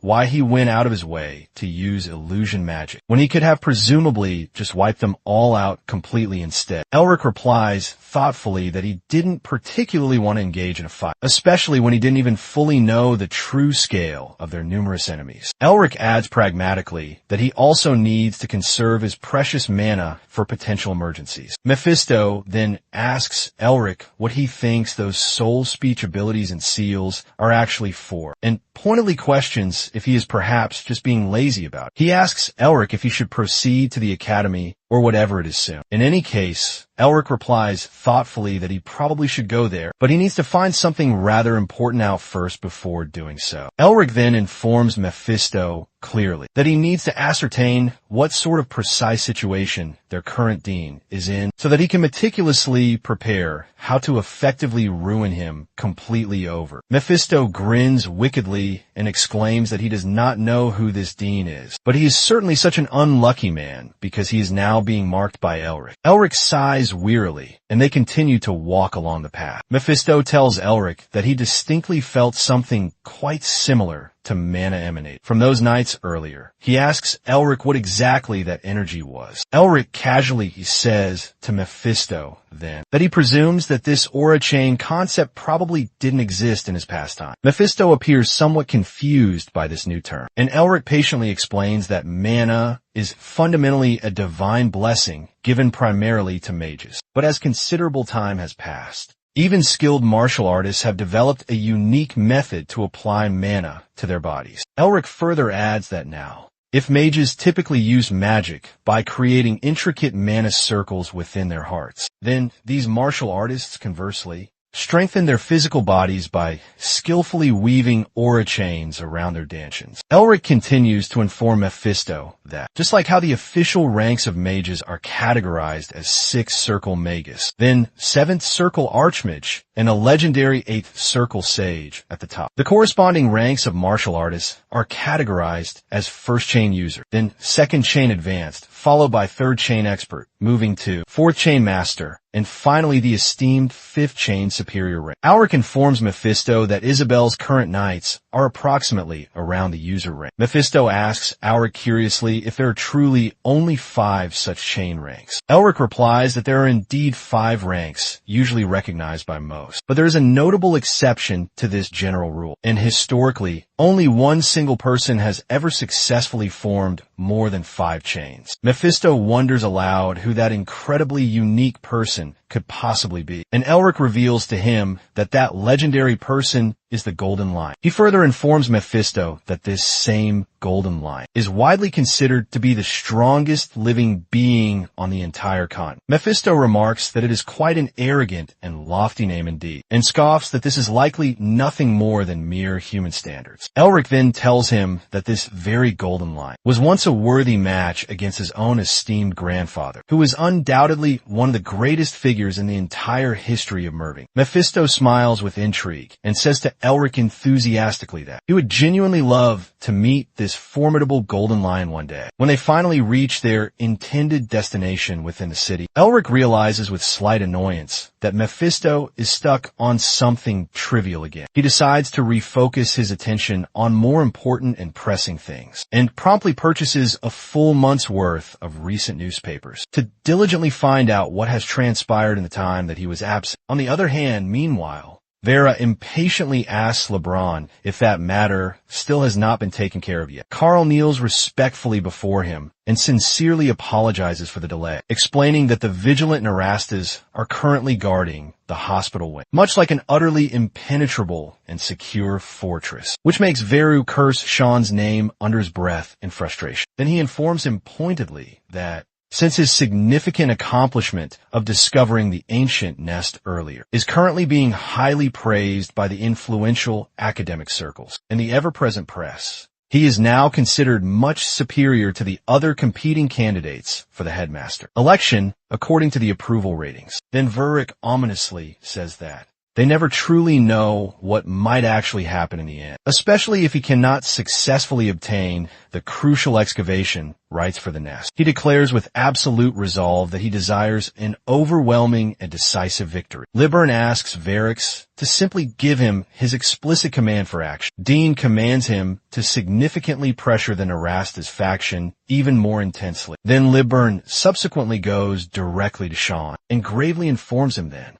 that the immense pressure currently being placed on the transfer of the nest, valuable excavation rights by both the academic circles and the influential press, is becoming extremely serious. He tells Sean frankly that since this entire unfortunate situation is no different from him effectively, stabbing his own supervising professor directly in the back now, the collective academic circles are in a complete and utter uproar. Hearing this troubling news, Sean chuckles somewhat, sadly and dejectedly to himself. He sobs pitifully to Carl that his own sister now comes to grill him every single day. And furthermore, Elric has not even contacted him even a single once yet. Sean looks down at the pile of papers on his cluttered desk and declares with newfound resolve that he has already steeled himself for this, and he will steadfastly keep enduring this hardship until Elric finally returns to him. Elric carefully reads everything contained within the informative newspaper and remarks with disdain that the dean is certainly as sly. As always, he says that poor Sean is undoubtedly going through hell because of him. Elric mutters regarding the dean that he is skillfully using the press effectively. It seems the older you get, the more cunning and sly you become. Quite proficiently indeed. Mephisto continues to stare intently at Elric, and Elric slams his fist down hard on the crumpled newspaper, challenging the dean to just try and climb higher like that, because it will only serve to make his own debut stage even more fabulous. Elric sighs deeply and expresses that he feels genuinely so bad for poor Sean. He wonders aloud if there is anything at all he can possibly do for him. Suddenly, both Elric and Mephisto hear the distinct sounds of chaos erupting from outside. They quickly look out the nearby window and witness the alarming sight of fire blowing outside. Elric grits his teeth in anger and forcefully opens the main gate. Isabel, regarding her confidence in Elric. Isabel states that he indeed rescued them. Shin articulates his deep-seated worries, suggesting Elric might not be Paul Wales's direct operative, but potentially a clandestine agent sent by the other 7 lions, with the main family estate as their target. Shin concedes that he lacks absolute certainty. However, they must brace for such a grim possibility. Isabel comprehends the basis of Chin's reasoning completely. Yet, she perceives he has developed an excessive protectiveness now, since that harrowing ambush they endured within the ice mountain. Isabel communicates to Chun her understanding of his intended message clearly, but she implores him to firmly keep this crucial point in mind, that any doubt cast towards Alric is equally doubt cast towards her own decision. Ed and Shin gaze at Isabel with sheer, utter disbelief. She vividly recalls Elric's countenance and acknowledges her trust in him fully, believing the very expression Elric showed on that fateful day is something that only an individual of true righteousness could possibly display. Chun reluctantly affirms that he now understands. Yet Elric is simply a mercenary driven solely by monetary desire. Isabel counters, asserting Elric probably acted that specific way deliberately. Ed and Chun look at her, completely perplexed by this, and she elaborates that Elric aided them without any form of compensation from the very beginning. Isabel says Elric would have surely assisted them, even had they not formally commissioned his help at all. But his entire demeanor visibly shifted the moment he learned they were from the esteemed Whale family. Isabel explains to them that Elric took into full account that their own family's standing might become unfortunately tarnished, and so he intentionally lowered his own status for them. Ed exclaims with sudden realization, saying that he now understands that Elric performed such a selfless act, specifically not to make the blue lion lineage appear weak. Isabel smiles warmly and begins to speak something to Chun, but then, without warning, the place violently explodes from the fire attack, observing the fiercely burning, devastated area. Blue Wolf Squad 3 leader Simonon asks Blue Wolf Squad 2 leader Beskaf if it isn't currently burning quite spectacularly. Wouldn't he agree? He then asks Beskaf if this display is genuinely worth the steep price of a scroll that contains the powerful 4th circle magic, advent of Heat Wave. Beskaf then asks Simonon how he can possibly laugh at this. Simonon coolly looks directly at Beskaf and states that he was agreeing with his opinion just a mere while ago, and now he is suddenly acting so seriously about it. He questions Beskaf if he even knows how much he had to spend on this thing. Beskaf curses angrily at Simonon then and says that he truly cannot think of anything better other than carefully considering Isabel's well-known personality traits. He asserts that she will undoubtedly show herself to help people no matter what happens. Simonon mockingly asks him if they should perhaps burn some more then. Beskaf tells Simonon gravely that Squad 6 has been completely wiped out, and according to Hilton's recent report,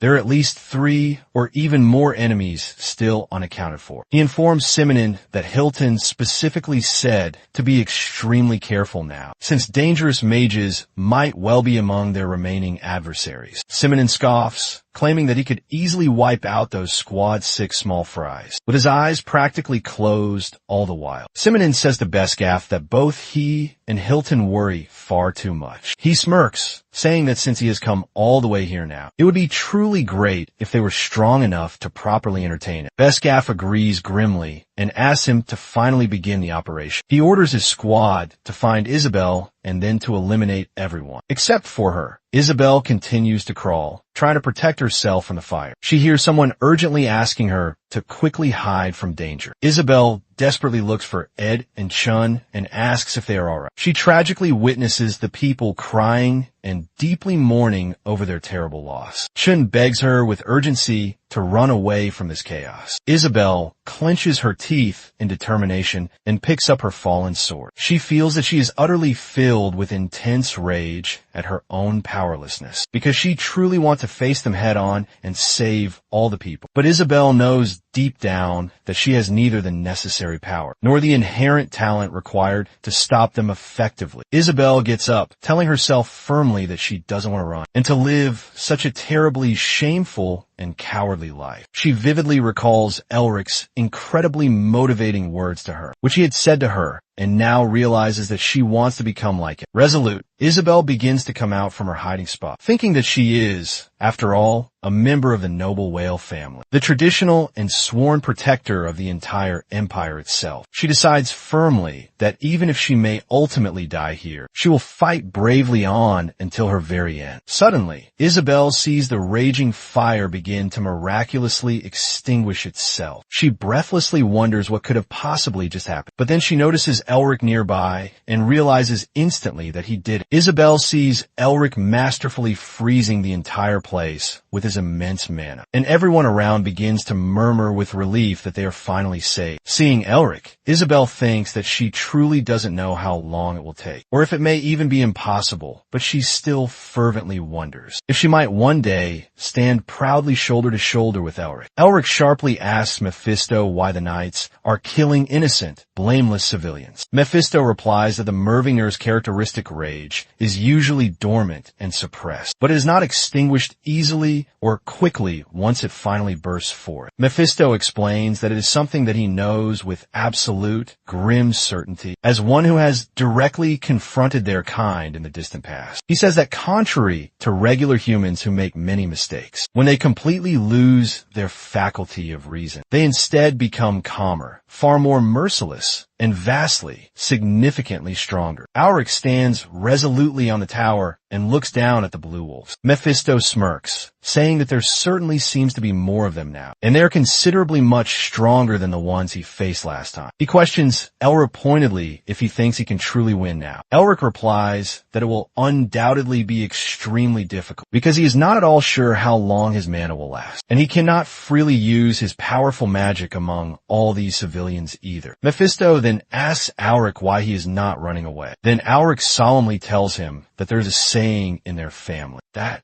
those individuals with great power also have a sacred obligation to prove themselves worthy of. Elric uses his immense power and proudly states that this is precisely why the Mervingers have always and consistently been the very spearhead of every single war. The Blue Wolves recognize the man's formidable four-ring magic instantly, and know much better than to directly oppose him now. They wonder if he possibly came from the famed Turian, and if so, they absolutely can't afford to mess with Turian. Their collective hearts fill with a sudden, palpable fear. Beskaf knows every single wizard hailing from the Turian, and he does not recognize this particular man to be one of them. They collectively decide to be exceptionally cautious now, and plan to swiftly leave as soon as they capture Isabel, and if the mysterious wizard gets in their way. They're under strict orders to kill him without hesitation. However, the Blue Wolves find they absolutely cannot move an inch. Isabel recognizes Sir Rick with immense relief, who's miraculously come to her aid. Sir Rick then vanishes, only leaving behind a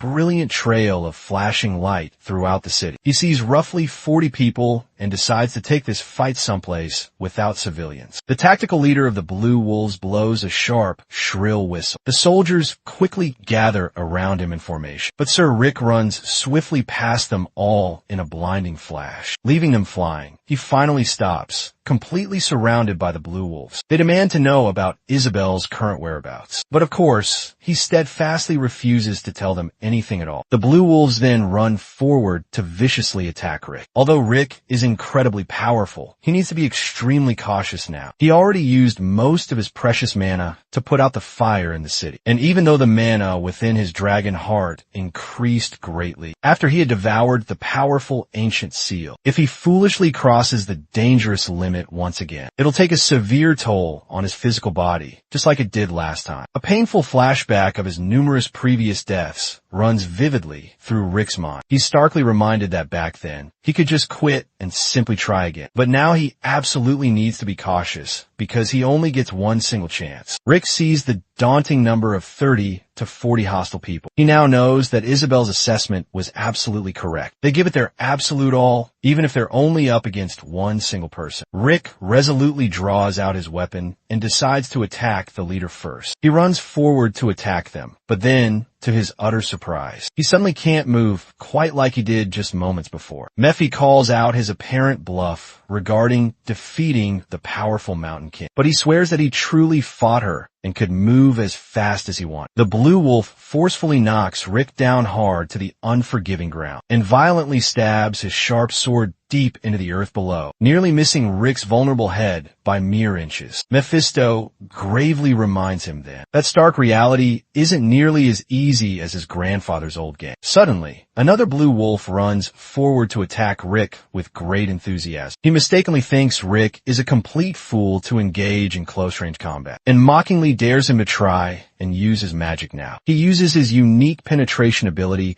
and swiftly slashes at his opponent. But he's completely surprised when the attack barely even scratches him at all. They both furiously exchange powerful blows, viciously attacking each other repeatedly. But then a tremendously loud boom suddenly goes out from somewhere. A thick, disorienting mist completely surrounds them, making it incredibly difficult to see. The dense mist finally clears out slowly, and the blue wolves mistakenly think they have Rick hopelessly cornered like a trapped rat. But then a brilliant flare suddenly lights up the darkened sky above. He only wanted to strategically gather every single one of them together. A powerful magic spell activates, completely surrounding them all now. They foolishly underestimate Rick's true magical ability at this point, thinking it definitely won't work effectively on them at all. But then someone among them suddenly notices something truly alarming. They notice Rick's eyes. There's something terribly inhumane and chilling about them, and decide to act immediately and kill Rick before he fully activates the spell. However, they can now only desperately wish for that outcome, because when Rick was taking Isabel to relative safety earlier, he had discreetly inquired about the blue wolves' typical fighting style. She told him then they fight in large herds, much like actual wolves, and relentlessly gang up on their unfortunate opponent until they're finally dead. It was with this crucial piece of information that Rick strategized to gather them, and then take them all out decisively, once and for all. The ingenious trap itself was actually Isabel's clever suggestion. Rick respectfully asks her for a very important favor now. He tells her to quickly guide the innocent citizens out of the town square, and then to rip the vital signal magic scroll immediately, because that's the only possible way he can truly rise and wipe everyone out. Meanwhile, Rick uses his devastating mana trap and freezes everyone completely solid. He contemptuously approaches one of their terrified, immobilized soldiers and calls them all dim-witted puppets for not even seeing the obvious mana, as he coldly reaches out to give the last unfortunate man a miserable death. Someone unexpectedly interrupts at the very last minute and viciously attacks Rick. The blue wolves evidently had a concealed second formation in place, stealthily keeping a very close eye on Rick all along. The clever way Rick lured all of them to kill everyone all at once actually impressed the remaining blue wolves quite a bit too. They reluctantly admire his sheer confidence and the brilliant strategic plan. But then they notice the distinct, mischievous grin on Rick's confident face, which makes them wonder if he actually knew they were spying on him. However, they don't truly believe it's even remotely possible for him, and if he had somehow known about them,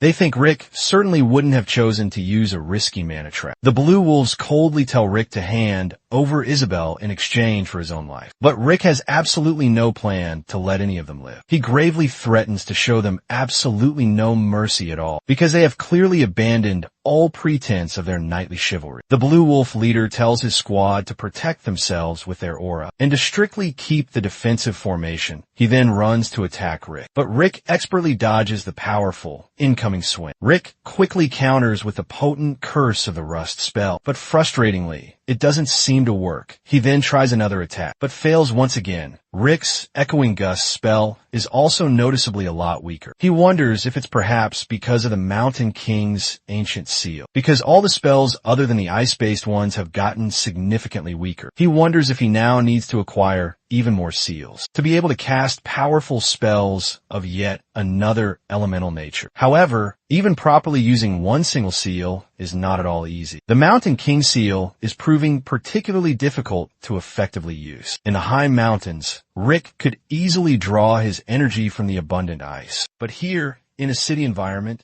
his ice skills won't be nearly as effective or even mana efficient, but Rick always has other clever ways to get himself out. He dramatically summons a raging, localized Blizzard. The Blue Wolves struggle immensely to even stand their ground now. The summoned Blizzard keeps getting relentlessly stronger and stronger. At long last, their desperate leader decides to end it all now. He commands everyone remaining to attack Rick at once. But to his utter shock and horror, everyone suddenly turns into solid ice. Rick's deadly ice poison instantly freezes anything that comes into its direct contact, and the Blue Wolves made a fatal mistake trying to foolishly block it, instead of immediately getting themselves out of its path. The Blue Wolves had never before seen such a terrifying magic spell. Rick coldly tells them it's just his ice magic combined with a potent curse. The Blue Wolves now realize that the leader of Squad 1 made a grave mistake, sending them out like that. The Blue Wolf threatens Rick for daring to cross them, and says their overall leader will surely have his head for this. But before the defiant Blue Wolf could say anything more to him, Rick brutally kills him, splattering his dark blood all over the place. He tells him grimly he won't be alone in the vast afterlife, because their esteemed leader will definitely be the very next one to join him. Meanwhile, just right outside the chaotic town square now, some of the remaining Blue Wolves manage to escape thanks to Beskaf's sacrifice, and they possess the scroll that contains the devastating 6-ring spell, Wheel of Fire. They feel deeply ashamed for running away from the fight like utter cowards, but their current desperate leader tells them to just keep running quickly. He commands them to burn the entire city down and to burn everything, and even to kill Isabel if they absolutely have to do so. But their only remaining primary task now is to turn the city into ashes. Mephi immediately smelled the mischievous and destructive plans of the Blue Wolves, and he urgently alerted Rick about their impending treachery. Suddenly, a truly huge and devastating blast goes off within the city. Mephi thinks that humans are completely crazy and such vile hypocrites. They're far more evil than actual demons from the underworld, because they always pretend to be so noble while ravaging through helpless cities. Rick quickly runs to find the remaining Blue Wolves left alive. There are only 3 of them left, and he can't even find one yet. The terrifying use of the 6-ring spell magic scroll now, which has the immense power to burn down the entire city, makes the current dire situation even more critically urgent. Rick runs desperately through the burning streets to look for the Blue Wolves. One of them now stands defiantly on a rooftop with a magic scroll in his hand and sees Rick running towards him, but then suddenly, out of absolutely nowhere, one of his own arms was instantly and cleanly chopped off. As it surprisingly turns out now,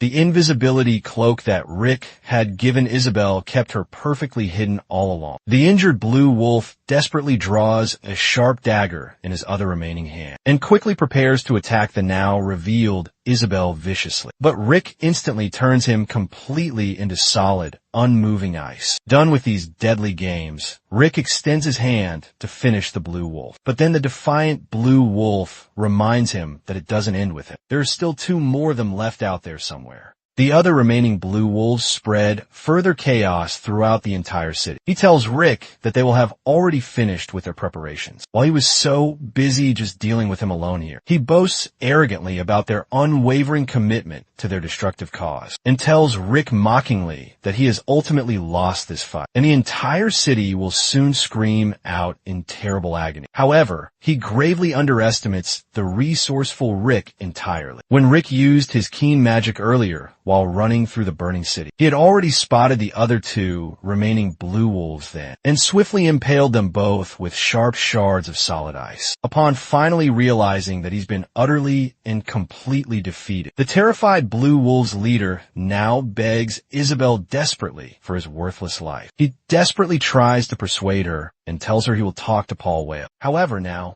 Isabel is completely done with people dragging her noble family's name through the mud. She resolutely swings her weapon and finishes off the Blue Wolves leader for good. Rick notices Isabel visibly trembling and gently tells her to take a calming moment. Isabel then asks Rick to capture just one of the Blue Wolves alive for her. She tells him how the knights of her own family never truly respected her, simply for not possessing any discernible innate talent or skill, and those very few who did so only did it out of a grudging obligation, because she was, after all, the esteemed Blue Lion's only daughter. The treacherous blue wolves who worked directly for her uncle, Paul Whale, never respected her at all and always gave her a terrifying, hateful glance. And a deep hatred for her was shown quite visibly in their cold eyes. But not anymore. Now they're the ones who are truly scared of her. With the invaluable help of Rick, she captures one of the last blue wolves and tells him to inform Paul Whale that he will never become the Blue Lion. The terrified blue wolf runs away in absolute fear to deliver the dire message to Paul Whale. Isabel knows deep down that it's not truly her that they're scared of. In stark reality, they're utterly terrified of the powerful Rick instead. She feels incredibly sorry for her own perceived bad luck and deeply regrets not having any powers. But she also understands clearly that she needs to pull herself together now. And if she truly wants to become significantly stronger someday, she will have to completely change her formerly passive attitude first and foremost. Isabel's very next crucial course of action is to go directly to Kanoa, where her ailing father is currently staying for his recuperation. She plans to ask some of the relatives who owe her father for their help. Rick thinks it's a very good idea for her to gather more forces, because absolutely no one will dare to trespass a sacred place where the Blue Lion himself is currently staying in recovery. However, Isabel still worries greatly that she'll ultimately lose the fight if her beloved father's dire condition doesn't get any better soon. If Rick were to help her, she might actually have a shot at winning. But noble lions traditionally cannot join hands with powerful wizards in alliance. He has already helped Isabel quite a lot in her struggles, and she truly doesn't want to leave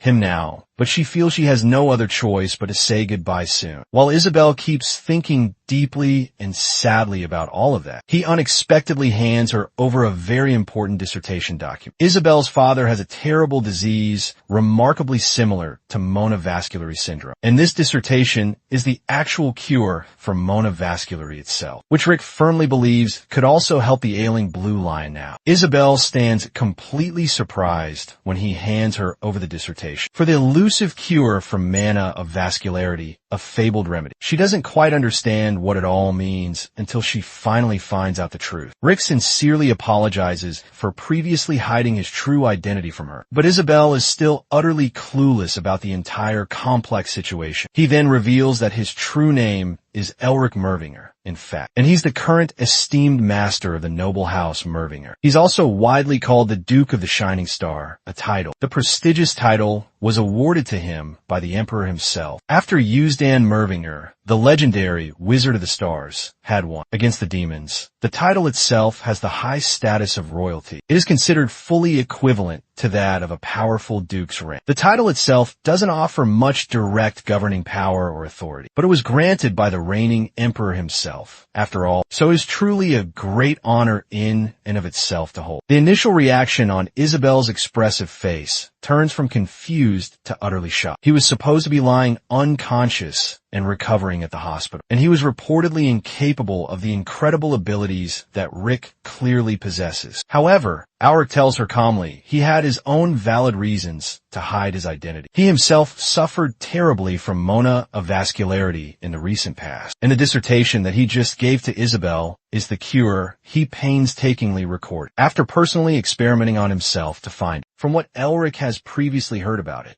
the Blue Lion's current condition is remarkably similar to his own was, so he truly thinks it could potentially help the ailing lion too. He tells Isabel kindly that the Blue Lion would surely love to see her get back triumphantly at all the people who have hurt her so badly. Tears of gratitude now fill Isabel's eyes, and she tearfully wonders how she can ever possibly pay him back for everything he has done for her. Elric tells her reassuringly not to worry, because he will get something in exchange. Tears now freely run down Isabel's grateful cheeks as well, and she sincerely offers to pay him back by making him a renowned hero. While they all diligently try to rebuild the devastated city now, Mephisto shows his genuine concern for him, revealing his true identity. However, Alric pragmatically thinks that Paul Whale will try to find him anyway, especially after he killed so many of his elite blue wolves. Besides, he possesses a very unique and traceable magic signature, so finding him eventually wouldn't be that difficult for them. And since he is currently doing the Great Blue Lion a significant favor, it could greatly help him when he finally puts his family back on the map. Mephi is clearly impressed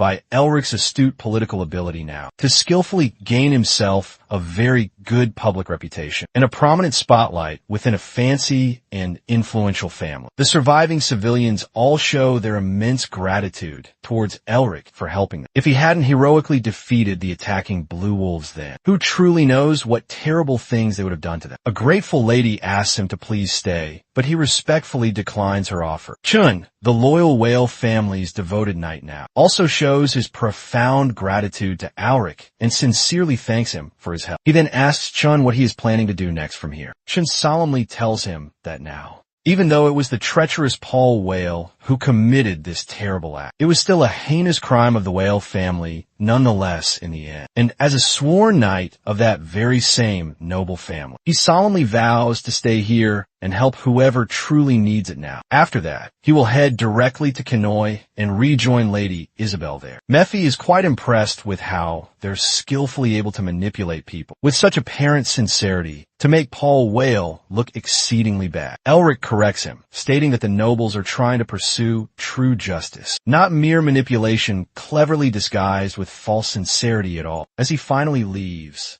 the grateful civilians say their heartfelt goodbyes and thank Elric for his invaluable help. Mephisto still thinks that it is mere justification they truly seek now, not actual, impartial justice. Next on his agenda, he decides to pay the scheming Dean a very personal visit. Meanwhile, Dean Verrick is absolutely furious with Leborn at this moment for not successfully bringing him the coveted right to excavation yet. He screams at him that he hired him specifically to get rid of all obstacles. And right now, Sean Naresta is precisely that particular obstacle to him. The Dean then threatens Lebon's entire future career in the academic field if he doesn't get his assigned job done quickly and efficiently. He doesn't care if he has to unscrupulously persuade the media or even bribe the higher-ups as long as it gets the job done. Dean Verrick is extremely frustrated with only 3 short days left in the election. If he doesn't successfully get those crucial rights for himself, he's completely doomed to fail in his ambitions as Leborn silently leaves. The room suddenly fills with an eerie purple flame, and Lazuli enters the room. He asks Dean Veru if he finally wishes to join him now in alliance. Dean Veru skeptically asks Lazuli then how exactly he's going to get him the rights to excavation and subsequently make him the powerful minister he desires to be. Lazuli calmly tells him that everything has already been perfectly arranged, and they're only waiting for the Dean to formally join hands with him. Dean Verrick asks how they were possibly able to do what he himself failed to, but Lazuli tells him coldly if he doesn't truly trust them now, then it's probably better to just call the entire deal off completely. He quickly says he trusts them and then asks what they want in return. Lazuli answers smoothly that they only want his crucial support for the siesta, which Dean Veru thinks is far too simple a request for them. He reconfirms with slight disbelief if that is really all they truly want. But Lazuli tells him with a deeply mischievous grin that that's all they want. Meanwhile, out in the bustling city streets again, the common people eagerly gossip about the recent dramatic events of Lost City and the truly astonishing level of destruction that unfortunately took place there. They enthusiastically sing feats about some mysterious wizard who wiped out all the attackers, and how they now reverently call him a true hero of Lost City. It was actually Isabel who cleverly spread the exciting rumors about Elric's heroic feats, intending to gain him a highly favorable public opinion among the masses. When she had earlier offered to make him a celebrated hero, she astutely suggested spreading the heroic tales about the amazing Elric, so that when he's finally ready to show himself to the wider world, he will undoubtedly have the public's strong favor and support. And on the other side of the coin,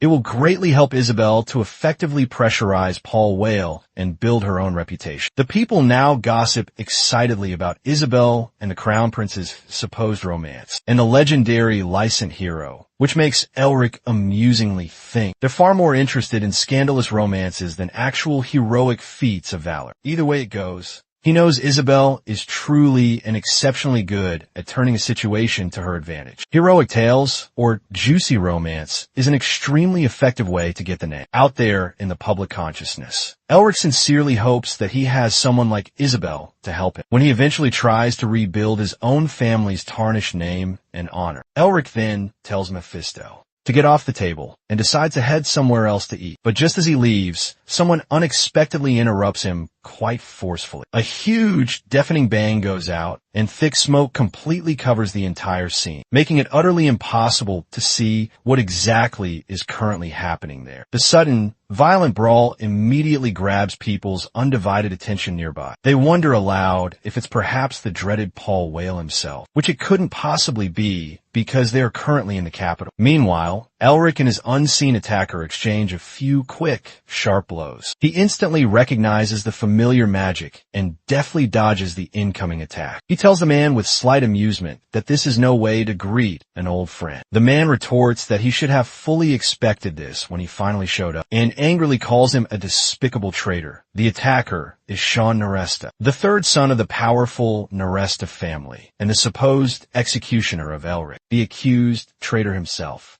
The surrounding spectators are completely surprised when Elric calls Sean his best friend. What they initially thought was a serious brawl was just some friendly banter. Meanwhile, Sean brings up how he constantly has to clean up after the Mad Dog, Mervinger every single frustrating time that it happens, and says dryly that a pleasant personality was never his particularly strong suit. Sean quickly orders some iced tea, a Ronavan beer for himself, and some food while they proceed to discuss their intricate plan and catch up. Meanwhile, at the same time, Elric thinks to himself that Sean must have surely felt the change in his magic, but he still didn't directly mention it to him at all yet. So he's probably just waiting for Elric to bring it up first. Him and Sean then exchange a little bit of playful banter about Elric's looks. Sean tells him that he's currently preparing for the grand show, that he had previously mentioned in his confidential letters to him, but he's genuinely concerned that Elric might end up losing everything dear. However, Elric only truly cares about two specific things right now: bringing down Virus, who had cowardly attempted to kill him before, and fully restoring his own family's once great honor and name. Assured by Elric's resolve, Sean finally agrees to do what Elric asked him. Sean then begins to tell Elric about Carl's incredibly busy life these days, but is quickly overrun by a sudden wave of panic and deep anxiety. He realizes with horror that Tasha, the formidable Neresta family witch, must have certainly heard the explosive news by now about all this. He's incredibly worried that she'll go completely mad if she finds out, and might inadvertently mess up their carefully laid and intricate plan. Meanwhile, Tasha is absolutely furious about the rights to excavation now being unceremoniously handed over to the academy without her consent. She decides to rush over to the hospital at once to investigate, and urgently asks Hanabi to quickly brief her on the situation, because until just yesterday, the newspapers were relentlessly trashing Dean Veru. Hanabi reads out the shocking newspaper headlines about the Neresta family, unexpectedly forfeiting their valuable excavation rights to the academy, and Dean Veru subsequently gaining them instead for his own benefit. However,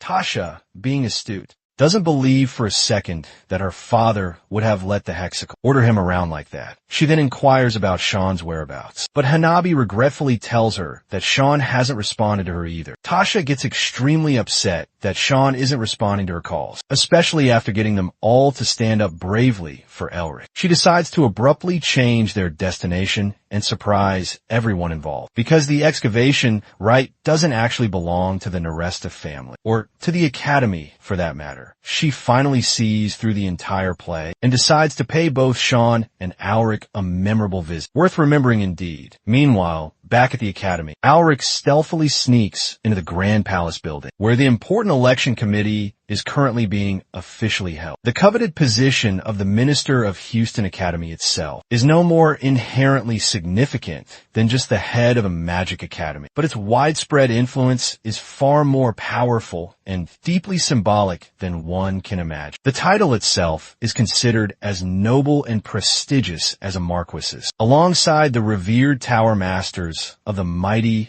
Hexical organization and the esteemed captain of the powerful Imperial Wizard Unit, knights who all possess great and far-reaching influence over both academia and politics. Having that particular position means you proudly carry the great honor of U.S. Don Mervinger, the the legendary Wizard of the Stars himself. And the crucial election is happening today, in fact. So Elric has to take care of things quickly before it's far too late. Meanwhile, Dean Veru confidently addresses the assembled committee members and proudly boasts of his own significant part in discovering the Diamond Dragon's nest.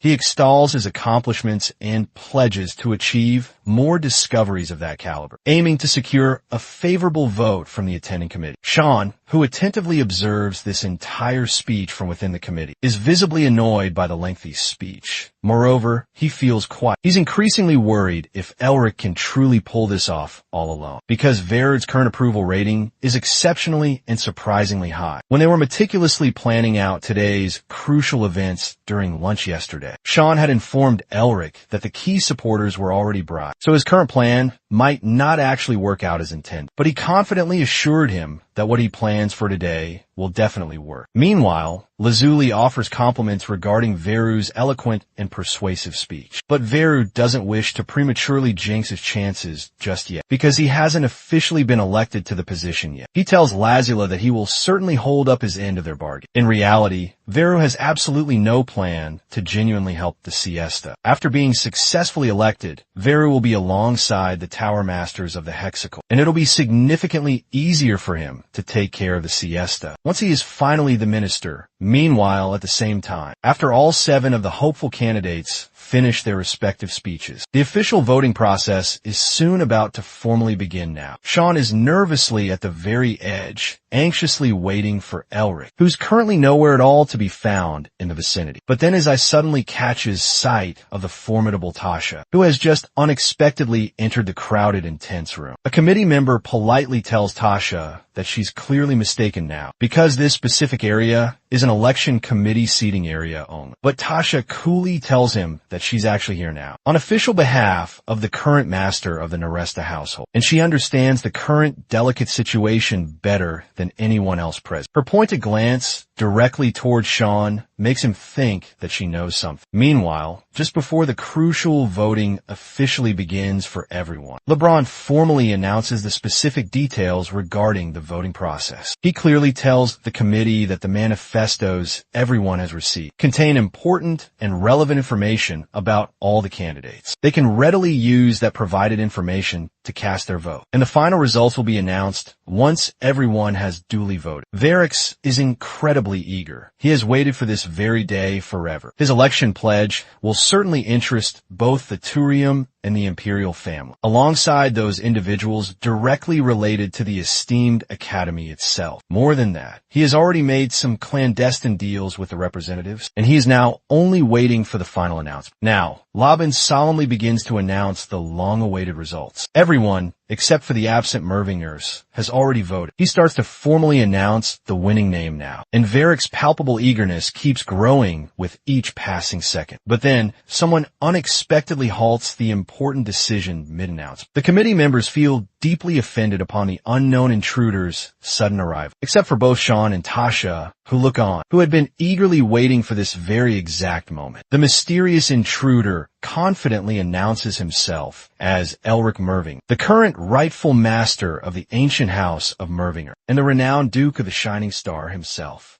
Varix's face turns deathly pale with utter shock and disbelief when Elric boldly announces his direct participation in the ongoing election. The committee members scream out in complete chaos and frantic gossip. Varix is utterly shocked to see Elric standing there before him. The representatives are deeply offended by this turn of events, that a mere student is here to potentially ruin the ministerial election. However, Elric calmly tells them he's not here as a student, but rather as a noble duke of the empire and a representative of the election, pointing meaningfully towards the conspicuously empty seat reserved for the Mervinger family. Meanwhile, Varix continues to act completely foolish and defiant, and demands of Elric why he's here after the voting has already ended. He arrogantly starts to announce the supposed results once more. But then Elric sharply interrupts his premature declaration, citing the official Yuzan Academy election law regarding procedure. He confidently recites Section 7, Article 2 of the established law, that clearly states a re-election may indeed take place now, with the formal consent of more than half of the representatives. If a candidate is found to have serious issues that could disqualify them, Elric then proceeds to formally declare Veru's immediate disqualification now, on the serious account of several heinous crimes committed, including the forgery of official private documents for personal gain, and the attempted murder of Elric Mervinger himself, the current Duke of the Shining Star, a grave offense. Varix continues to feign complete innocence regarding these charges, and demands Elric prove the factual basis of his accusations. He attempts to take the moral high ground and agrees to follow the law, thinking mistakenly that Elric is only bluffing and cannot prove himself. Varix then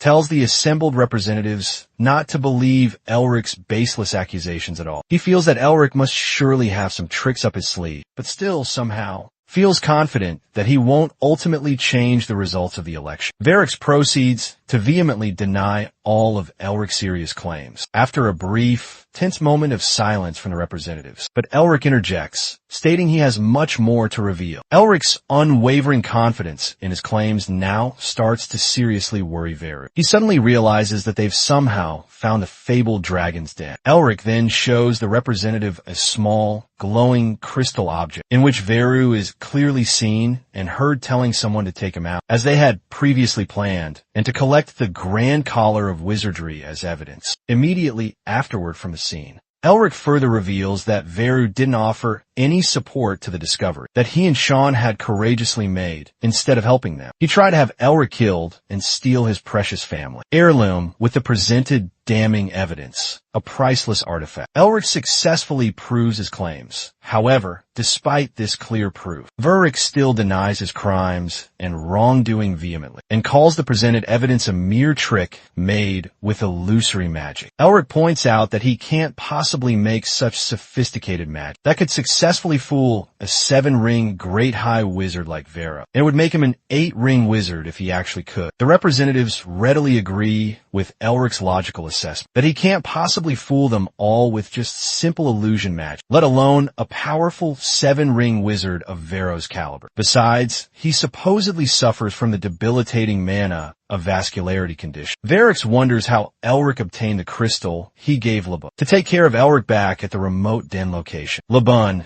then announces the significant hindrance that the election now faces, which suddenly strikes Varix with a horrifying, dawning realization. He realizes now, with chilling certainty, that Laban has betrayed him. When Sean and Elric had reunited and discussed their plans over lunch, Sean told him that he had caught Laban roaming around the hospital. Laban had told him that he was waiting there for Elric because he supposedly had something important to give to him directly. Laban had decided to take his revenge on Varric when Verik had screamed at him and called him a worthless nothing. It's incredibly good for Elric that Laban kept the crucial evidence. And although the evidence he already had was enough to bring Varuk down, Elric wants to spice things up just a little bit more. However, he wonders why Libran had the damning conversation recorded. Maybe it was intended as some sort of contingency. Either way, it has benefited Elric quite well in the end now. Elric addresses the representatives, stating that, as per established law, the legal ownership of any discovered dungeon, for instance, including valuable dragon nests, belongs to its very first finder. However, Dean Veru, in this case, illegally took over the excavation rights for the Diamond Dragon's nest without any permission, which clearly means that he is guilty. Varix not only attempted to murder the Duke of the Shining Star, but he also brazenly attempted to steal the priceless Mervinger family heirloom. Elric urges the representatives to hold Vero fully accountable now for illegally stealing the excavation rights to his dungeons too, clearly. He announces that he wants to disqualify Dean Veru immediately as an election candidate, as well as make him pay for his crimes. The representatives quickly start to lose all their support for Veru. After all, he's of absolutely no use to them without those excavation rights. However, Some of them still have pertinent questions regarding Elric's current health. For starters, he clearly has traces of mana still within him, despite supposedly suffering from a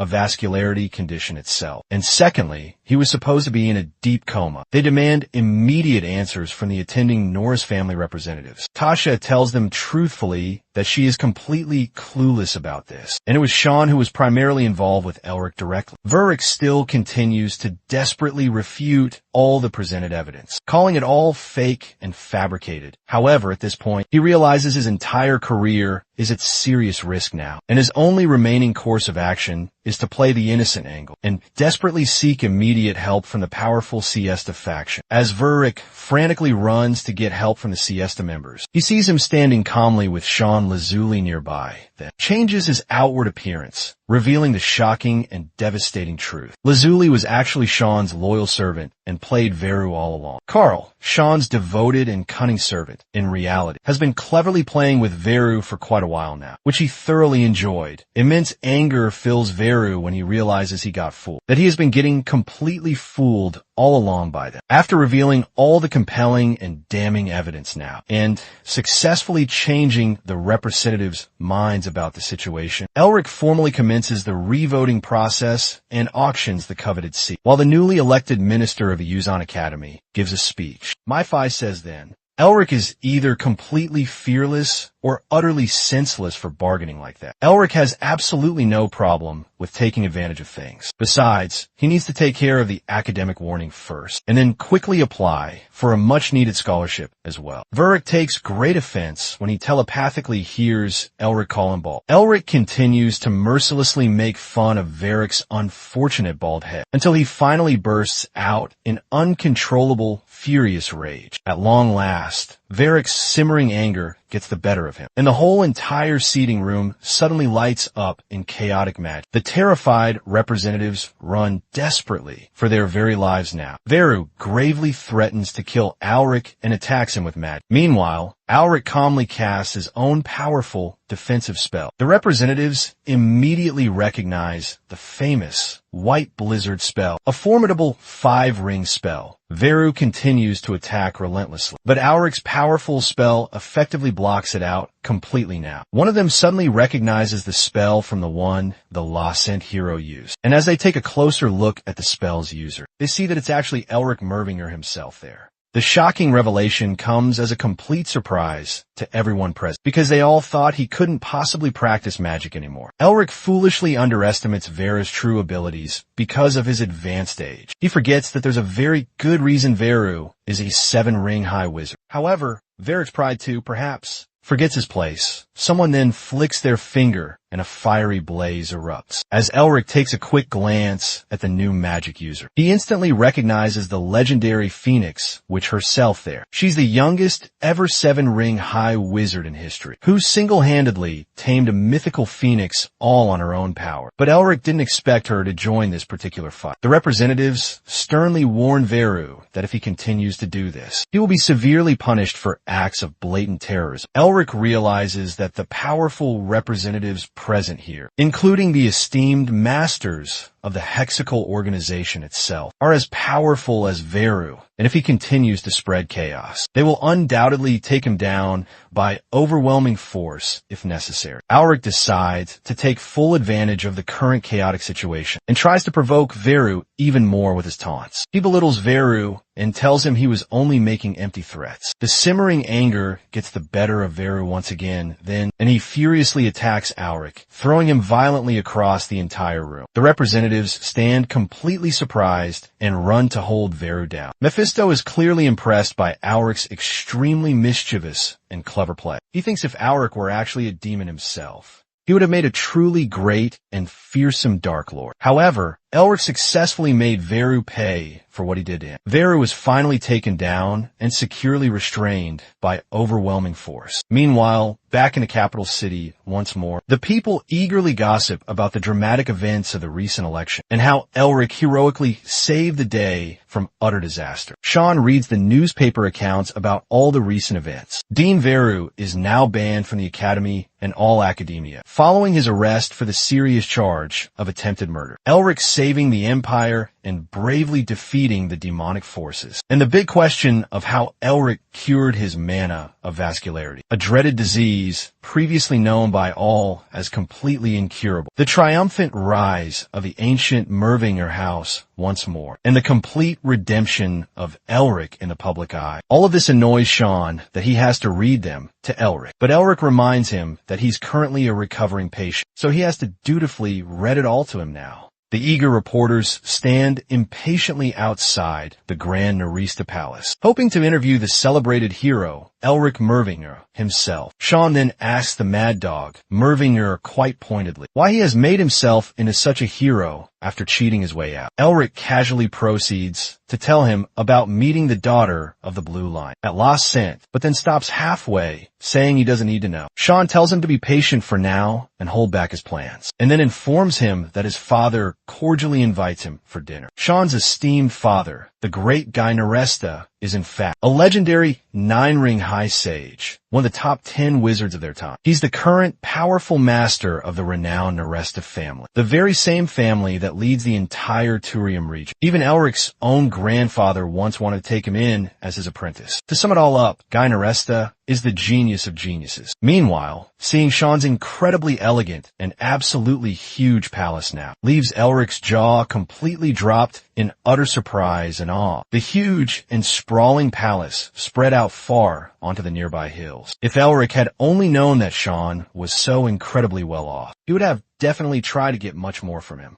Elric enters the grand house of the most powerful family of the Turium and sincerely hopes to surpass them all one day in the future. As they casually walk together towards the imposing palace entrance, Sean tells Elric that his formidable sister is coming too now, and he unfortunately couldn't tell him about it any earlier. Elric then reads the somewhat intimidating letter from his own sister. She sternly tells him to behave himself properly until she gets there, and if she doesn't find him there when she arrives, she will personally kill him. His sister's ominous message makes Aur tremble in fear, which makes Mephi wonder who exactly she is that is so fearsome. That could make someone like the powerful Auric so genuinely scared. Sean naively thinks that Elric's sister is actually quite nice, but Elric tells him that he hasn't seen her other, darker side yet. Sean gets promptly smacked for disrespectfully calling Tasha an old hat, the Phoenix Witch, and a mere cow genius in jest. Elric sincerely thanks Tasha for her timely help earlier on, but she tells him coolly he didn't actually need it in the first place. However, Sean wonders why she even helped Elric at all, because she never usually does something nice for just anyone. But Tasha flatly refuses to answer his pointed question about it, as they finally reach the mysterious and ominous Hall of Mist. Tasha tells Elric then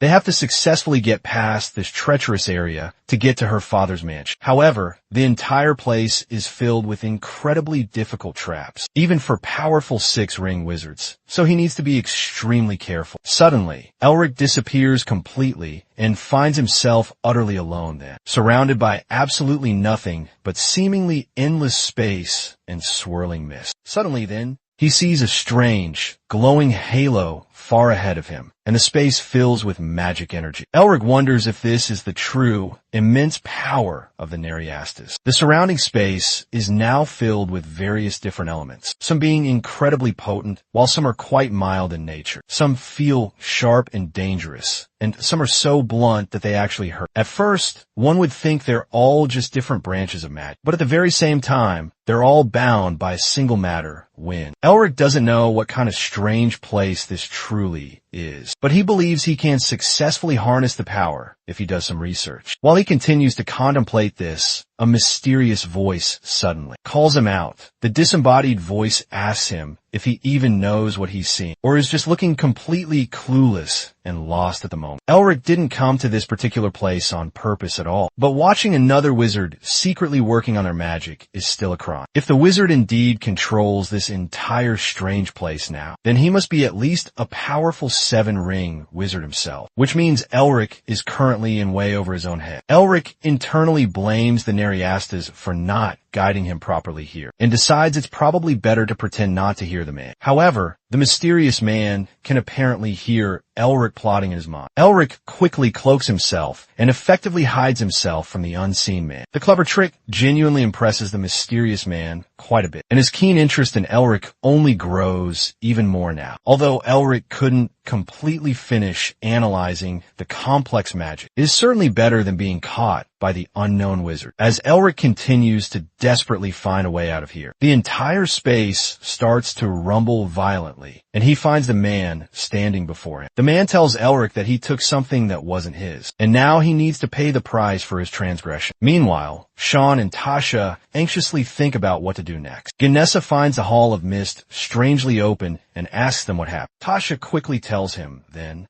Elric disappeared completely before they could even go through the main entrance. As they all look up, they see strange magic intricately engraved. Generesta immediately realizes that it's his great uncle's doing for sure. However, what he's currently thinking is far beyond anyone's true understanding. Sean insists on helping Elric because he was their invited guest. Seeing Sean care so much about Elric makes Tasha even more curious about it. Gainarasta is quite intrigued about Elric's potential too, it seems. His family was an elite wizard family, as powerful as the Turian, which only makes him wonder what Elric is truly capable of achieving. The Hall of Mist was the old man's entire lifelong research project, and it took Elric only a mere moment to fully understand it, and then cleverly use it directly against the old man himself, which only impresses him even more with Elric's abilities. So he decides to thoroughly test him for everything he's truly got. Mephi, Odohan, and now this mysterious old man are all after Elric for some unknown and compelling reason that is not yet clear. He struggles desperately to defend himself against the old man's relentless attacks. Elric uses his keen mind and quickly decides now it's much better to calm down and understand the situation first. This particular place has more than just one attribute of magic, and the Neriastas are well known for their mastery of wind magic, which only means that the magic inherent in this strange place has many different attributes of the element of wind itself. All it truly takes is the deep understanding of wind to master this place. Fire mixed with wind quickly turns water into mere vapor,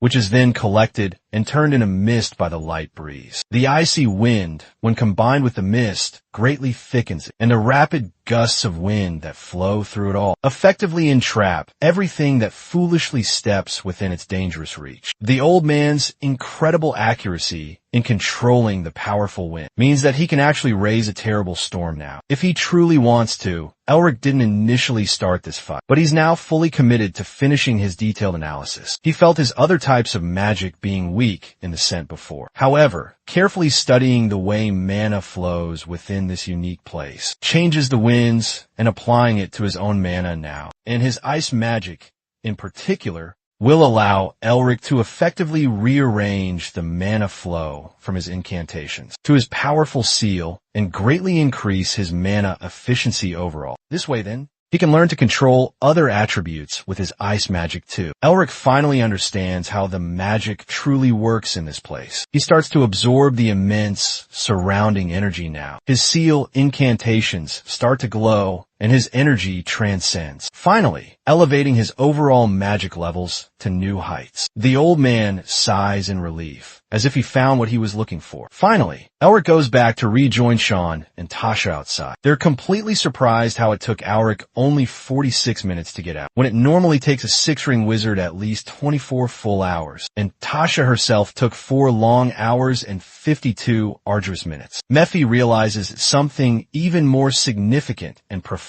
now. He recognizes that Elric's mastery of the Mountain King's seal now rose to an incredible 5 stars. Mephi was impressed with the magic circle, and Elric managed to not only successfully break it apart, but to also take it completely for himself too in the end. Guy Naresta recognizes that Elric has upgraded to a 6-ring wizard a few mere days after curing his mana of vascularity condition, effectively breaking Tasha's previous record for being the youngest 6-ring wizard ever. Elric formally meets the esteemed Guy Naresta at long last, the current powerful master of the entire Naresta family itself. Guy Naresta apologizes to Elric for troubling him and welcomes him. Inside the house, a brief, tense silence overruns Elric for a moment, but then he calmly follows them inside the Grand Naresta mansion. Meanwhile, Isabel joyfully finds her father awake on the bed and runs to hug him tightly in overwhelming excitement and relief. Her father then asks her how she possibly managed to treat him, when even the best doctors had deemed him completely incurable before. Isabel bursts out in tears and tells him Elric helped her. The Blue Lion doesn't doubt Elric's invaluable help for a single second. Their noble family has always selflessly helped others in dire need. Seeing him now prepare to leave his bedside already, Isabel tells her father earnestly to please rest some more. But he tells her firmly that right now his top priority is to find Elric, even if he has to go all the way to the other end. In a world so full of chaos, he needs righteous men like Elric. Hilton informs Paul Whale of the Blue Wolf's utter defeat now, and their complete failure to successfully capture the elusive Isabel, the Blue Lion's miraculous cure from his illness, and the unfortunate death of the last surviving Blue Wolf were all Elric's doing. Hilton then informs Paul Whale further that the Blue Lion is currently heading to the Narista residence to personally contact Elric Morgendorfer about these recent events. Paul Whale thinks the Blue Lion has gotten considerably weak for not directly confronting his own treacherous brother first and foremost, and tells Hilton to stop him from meeting Elric at all costs. He commands Hilton to get rid of the Blue Lion quickly, the very moment he leaves for the Narista residence on his journey, and reminds him grimly that he's only alive because of his abilities. As Sean and Elric head deeper inside the vast, opulent mansion, Mephisto suddenly raises a very serious and troubling concern to him. He wonders if Guy Naresta is even truly human at all. Mephisto is deeply concerned now,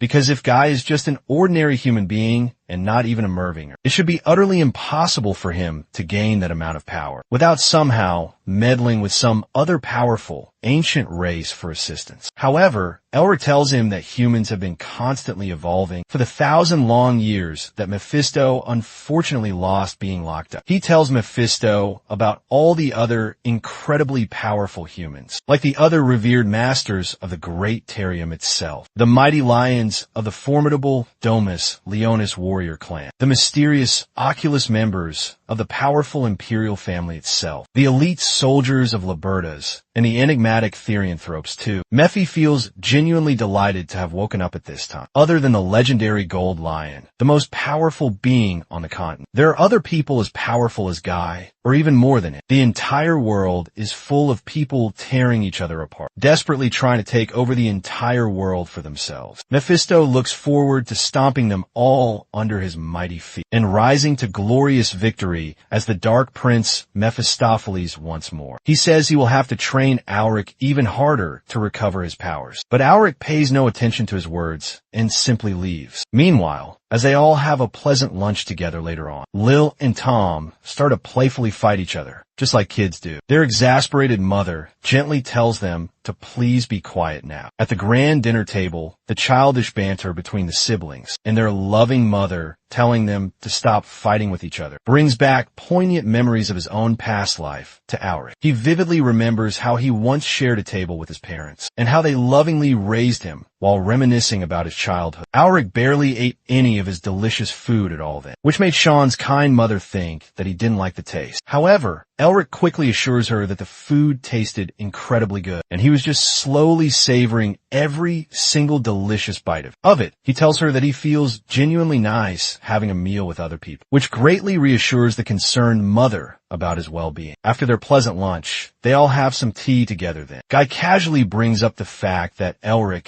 is handing over the excavation rights directly to the Narista family for their own benefit. As they all drink their warm tea together in the parlor, Guy asks Elric pointedly if he truly hates him for some reason. The Mervinger family was a 1,000-year-old noble family, after all, that had emerged victorious through many different arduous wars. A powerful family like that doesn't just fall apart in a few days. It was callously abandoned by the indifferent imperial family itself, then cleverly set up by the scheming Hexical and betrayed by those they once trusted. It was ultimately politics that brought about the demise of the family. Elric tells Guy calmly that he doesn't hate him at all, because he firmly believes there's more than just one side to a story. From what Elric currently knows about the situation, at least, Nerestus didn't actively participate in the Mervingers family's tragic demise. They just simply couldn't assist them due to complex political reasons. Elric doesn't hate them for their inaction, because he would have likely done the same if he were in their shoes. However, Methi is quite annoyed at Elric for licking Nerasta's boots. Just a mere 1,000 years ago, after all of the Hexical were busy eagerly following the powerful Mervingers. And besides, they both are currently the masters of their respective houses, so they're essentially the very same rank. Elric tells Mephisto firmly, it wasn't Guy's fault for what had happened in the past.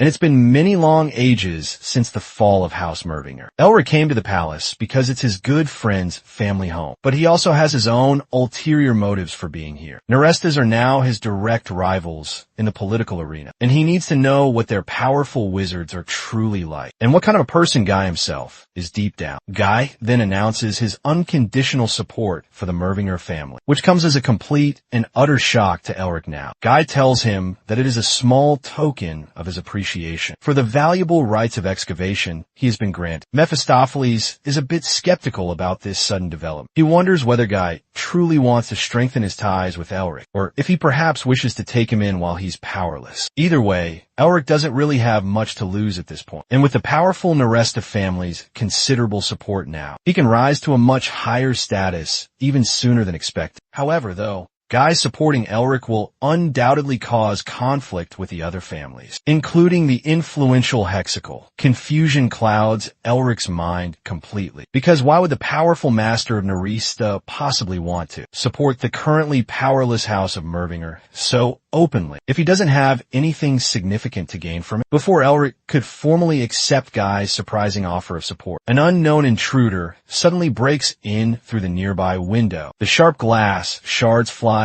off absolutely everywhere in the room. Elric wonders then, who would be foolish enough to attack the Neresta residence? His eyes widen in utter surprise when he sees the intruder, as if something completely impossible has just happened before him. The mysterious intruder, completely covered in a hooded dark gown, points directly towards Elric and boldly claims to take him as his apprentice. Sean once told a young Mervinger that his father collects talent, and they always had more than 100 diverse guests in their house. The Neresta's real, immense power actually comes from their secretive Senate house, where the true monsters supposedly stay. The Neresta family tells the senator that his rude intrusion into the master's private chamber is unacceptable. The Senate's current head was the revered teacher of all the wizards of House Neresta. He was widely known as the legendary White Knight himself, Augustine Neresta. He was even more powerful than Guy himself. The senator sincerely apologizes for his unexpected and rude intrusion, and tells Guy that he's here to take Elric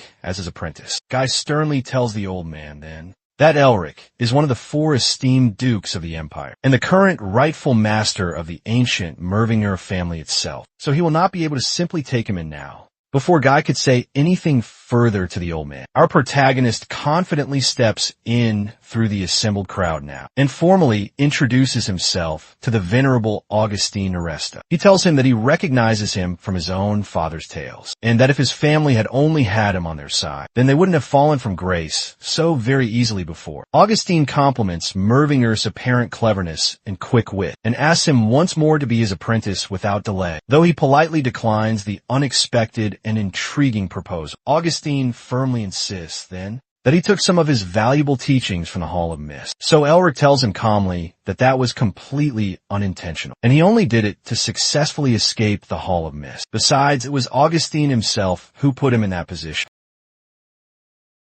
With a powerful stomp of his feet, the entire vicinity transforms into a dazzling, star-filled, celestial expanse. Onlookers are utterly amazed by this brilliantly luminous nocturnal panorama. Augustine delivers a blow, sending Elric reeling across the area. This physical displacement, akin to teleportation, catches Elric off guard. A sorcerer shouldn't possess such incredible speed. Augustine seizes him and swiftly departs. Tasha becomes enraged by Sean's apparent passivity, but Sean retorts explaining that this is simply that foolish fellow's methodology. Mephi finds himself nearly impressed by Auric's sheer erraticism and speculates Augustine is the subsequent mark, following Mephi himself. Auric confronting Augustine was a development not even Mephi foresaw, and now Augustine is about to receive a harsh education. Young Mervinger awakens, completely disoriented about his current location. Upon opening his eyes, he's startled and tumbles from the precipice. Just as he is on the verge of plummeting from the cliff's edge, Augustine, thankfully, manages to catch him. He's certainly not keen on losing his first pupil in 90 years. Auric had merely intended to pilfer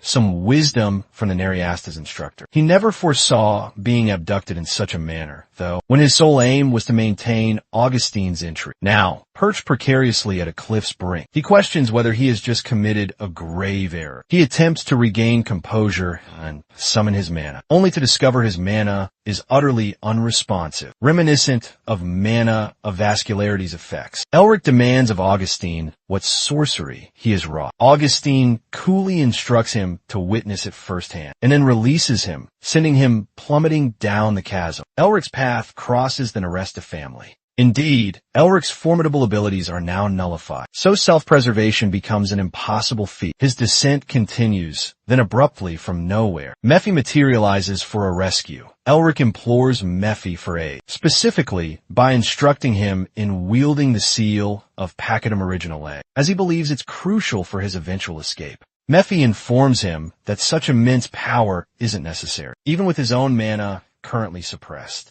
Mephi reveals to Auric the potential of harnessing ambient mana surrounding it. Auric leverages this insight, turning the dire situation to his advantage. Instantly, his magical chant illuminates, and a powerful gust of wind cushions his descent. Elric makes a secure, albeit thunderous, landing on the terrain below. The mana constraint had him reliving the sensations of suffering from mana of vascularity once more, and he only narrowly escaped that perilous plunge. However, he's left pondering his current, unfamiliar surroundings. His geographical understanding is quite sound, yet this location doesn't match any descriptions he's ever encountered, and it bears a striking resemblance to the infamous Hall of Mist. The Elder informs Elric this peculiar place is the Maze of Mist, a significantly more intricate and perilous version of the Hall of Mist. He notes with admiration how Elric utilized the atmospheric mana available to effectively counteract his personal mana suppression. He questions the old man about why he'd place him in such peril, especially if he desires him as an apprentice. The elder clarifies that he is unable to impart to him the specific knowledge he bestowed upon the Neresta family, but he assures him he will still convey some teachings. The old man proceeds to disclose everything to Auric. He may be recognized as the senator of House Neresta, but he additionally helms the clandestine Lily group. This group anoints merely one successor per generation, and their rigorous training is entirely distinct from the Nereastas. This marks the very first occasion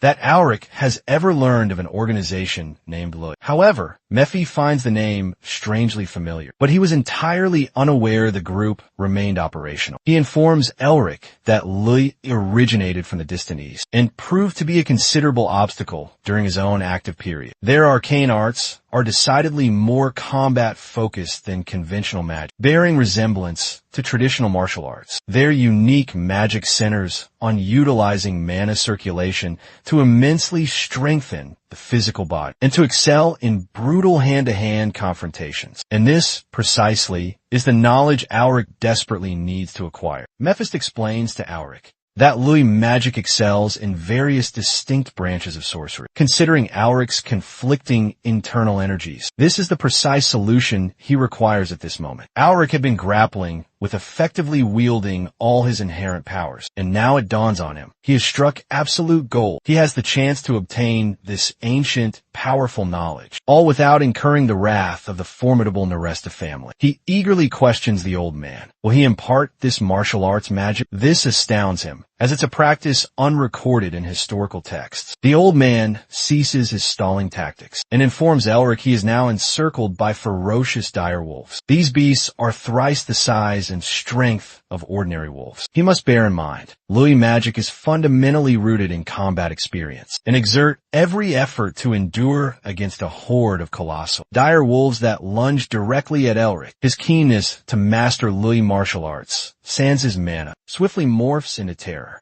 Meanwhile, atop the towering mountain peak, another individual voices his apprehension regarding Auric. Since he's only practiced magic for a brief half-year, the elder assures him Auric's abilities far exceed those of a novice, and he firmly believes Auric will ultimately triumph. Auric desperately fights to maintain his footing against the dire wolf onslaught. He is violently knocked to the ground, prompting the other observer to assume his imminent defeat. But the elder sagely advises him to continue observing. Auric, however, defiantly refuses to remain defeated. He gathers mana, then swings a devastating punch at the dire wolf, shattering its jaw. Auric's raw power and sheer persistence only serve to further solidify the old man's faith in him. He is convinced the Louis have finally discovered what they've craved for over a millennium, a full 1,000 years. Nevertheless, Elric still faces a long and arduous journey ahead. This is precisely why the elder summons Gelity, the formidable leader of the resistance,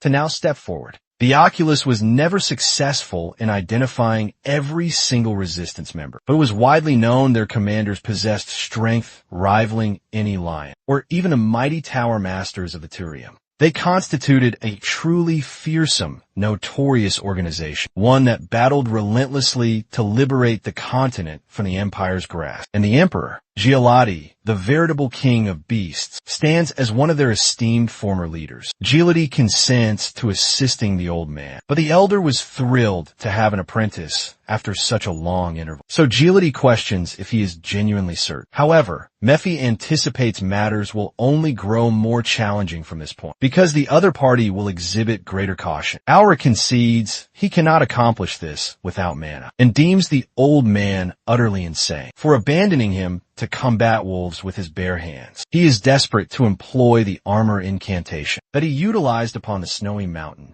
and if he had possessed better foresight, he would have undertaken some physical condition. An epiphany strikes Elric at that very moment. He recalls the extensive research he conducted on body fortification, which is fundamentally no different from physical training. Body fortification was a concealed martial discipline, one passed down exclusively to the descendants of the Tiger Kings. The Tiger tribe, who once governed the realm of Therianthropes, perceived the body as a microcosm of a universe that a divine entity created. They believe breath circulates from the body, identically to how mana flows throughout nature. This principle enables one's physique to undergo transformations, contingent upon their breathing techniques and their focal point. One must utilize pure instinct to concentrate on a singular point. From the myriad images presented before the subconscious mind, the secret lies in abandoning all reason and employing only instinct and intuition to maneuver freely. That is precisely what Elric proceeds to do. He employs his instinct, trusts his intuition, and discerns the wolf stealthily lurking nearby. He unleashes a punch, vanquishing the wolf with effortless ease. Mephist is utterly astounded at how Elric learned to fight akin to a Therianthrope. After finally subduing the two menacing wolves, Elric collapses to the ground, struggling to regain his breath. The old man is genuinely impressed with Elric's remarkable performance, but this only signifies an escalation in the trial's difficulty. Before that, however, the old man bestows a reward upon Auric. He indicates a cliff face where a peculiar moss is flourishing and instructs him to procure it. Auric resigns himself to his fate. He comprehends that he must vanquish all the remaining wolves to successfully conclude this grueling training. He rises to his feet and squarely confronts the remaining dire wolves. After battling relentlessly for 10 consecutive days, Auric triumphantly reaches the cliff where the vital moss was grown. The Vitamers, surprisingly, possess a potent demonic energy, but Mephi cannot fathom why it is thriving in this location. Auric expresses concern whether the demonic energy will actually replenish his mana if he consumes these unusual plants. but Mephi clarifies that its effect is comparable to that of herbal medicine on ordinary human physiology. But since Elric bears demonic seals, the plants might indeed prove beneficial for him, and could potentially even augment his mastery over the seals themselves. Mephisto intuits there's a specific reason the old man dispatched him here, but he still struggles to comprehend how a demonic plant is flourishing within this particular realm. Elric harbors a complex love-hate relationship with the old man. He subjected him to immense danger, but is also thanks to the old man that Elric could significantly enhance his seal mastery and concurrently increase his mana reserves. Not to mention, it was precisely because of the severe mana restriction that Elric was capable of fortifying his physical body as well. All the positive outcomes notwithstanding, he's immensely relieved that this ordeal is finally drawing to a close. As Elric strides past the fallen dire wolves and proceeds into the cave, he spots what appears to be the final dire wolf. But then, a human leg unexpectedly captures his attention. The man mounted atop the dire wolf remarks to Elric that, although he was aware of his notable academic accomplishments, he hadn't anticipated him being so proficiently skilled already. The man dismounts from the formidable dire wolf and informs Elric that if he can successfully defeat this last wolf, then he will accept him as his personal disciple. Instead, Augustine Neresta dramatically rushes in. The very moment Giality attempts to recruit Elric and assigns him his ultimate task, Augustine contends that he invested significant effort in training him, and Giality counters that the dire wolves Elric vanquished were exceedingly difficult to procure. He is compelled to venture into the perilous dragon zone in the south to acquire the pups, and subsequently nourish them with vitamers for 5 arduous years to raise them. Mephi keenly observes how the two appear desperate to mentor Elric. Giality formally asks Elric if he desires to become an apprentice of the king of the beasts. But Elric surprisingly refuses, which leaves Master Neresta in utter awe. Elric explains to Giality that he has already acknowledged Master Neresta as his teacher, and now switching allegiances would be disloyal. Giality then offers to instruct him on how to utilize the Phantom Eye to command and control beasts.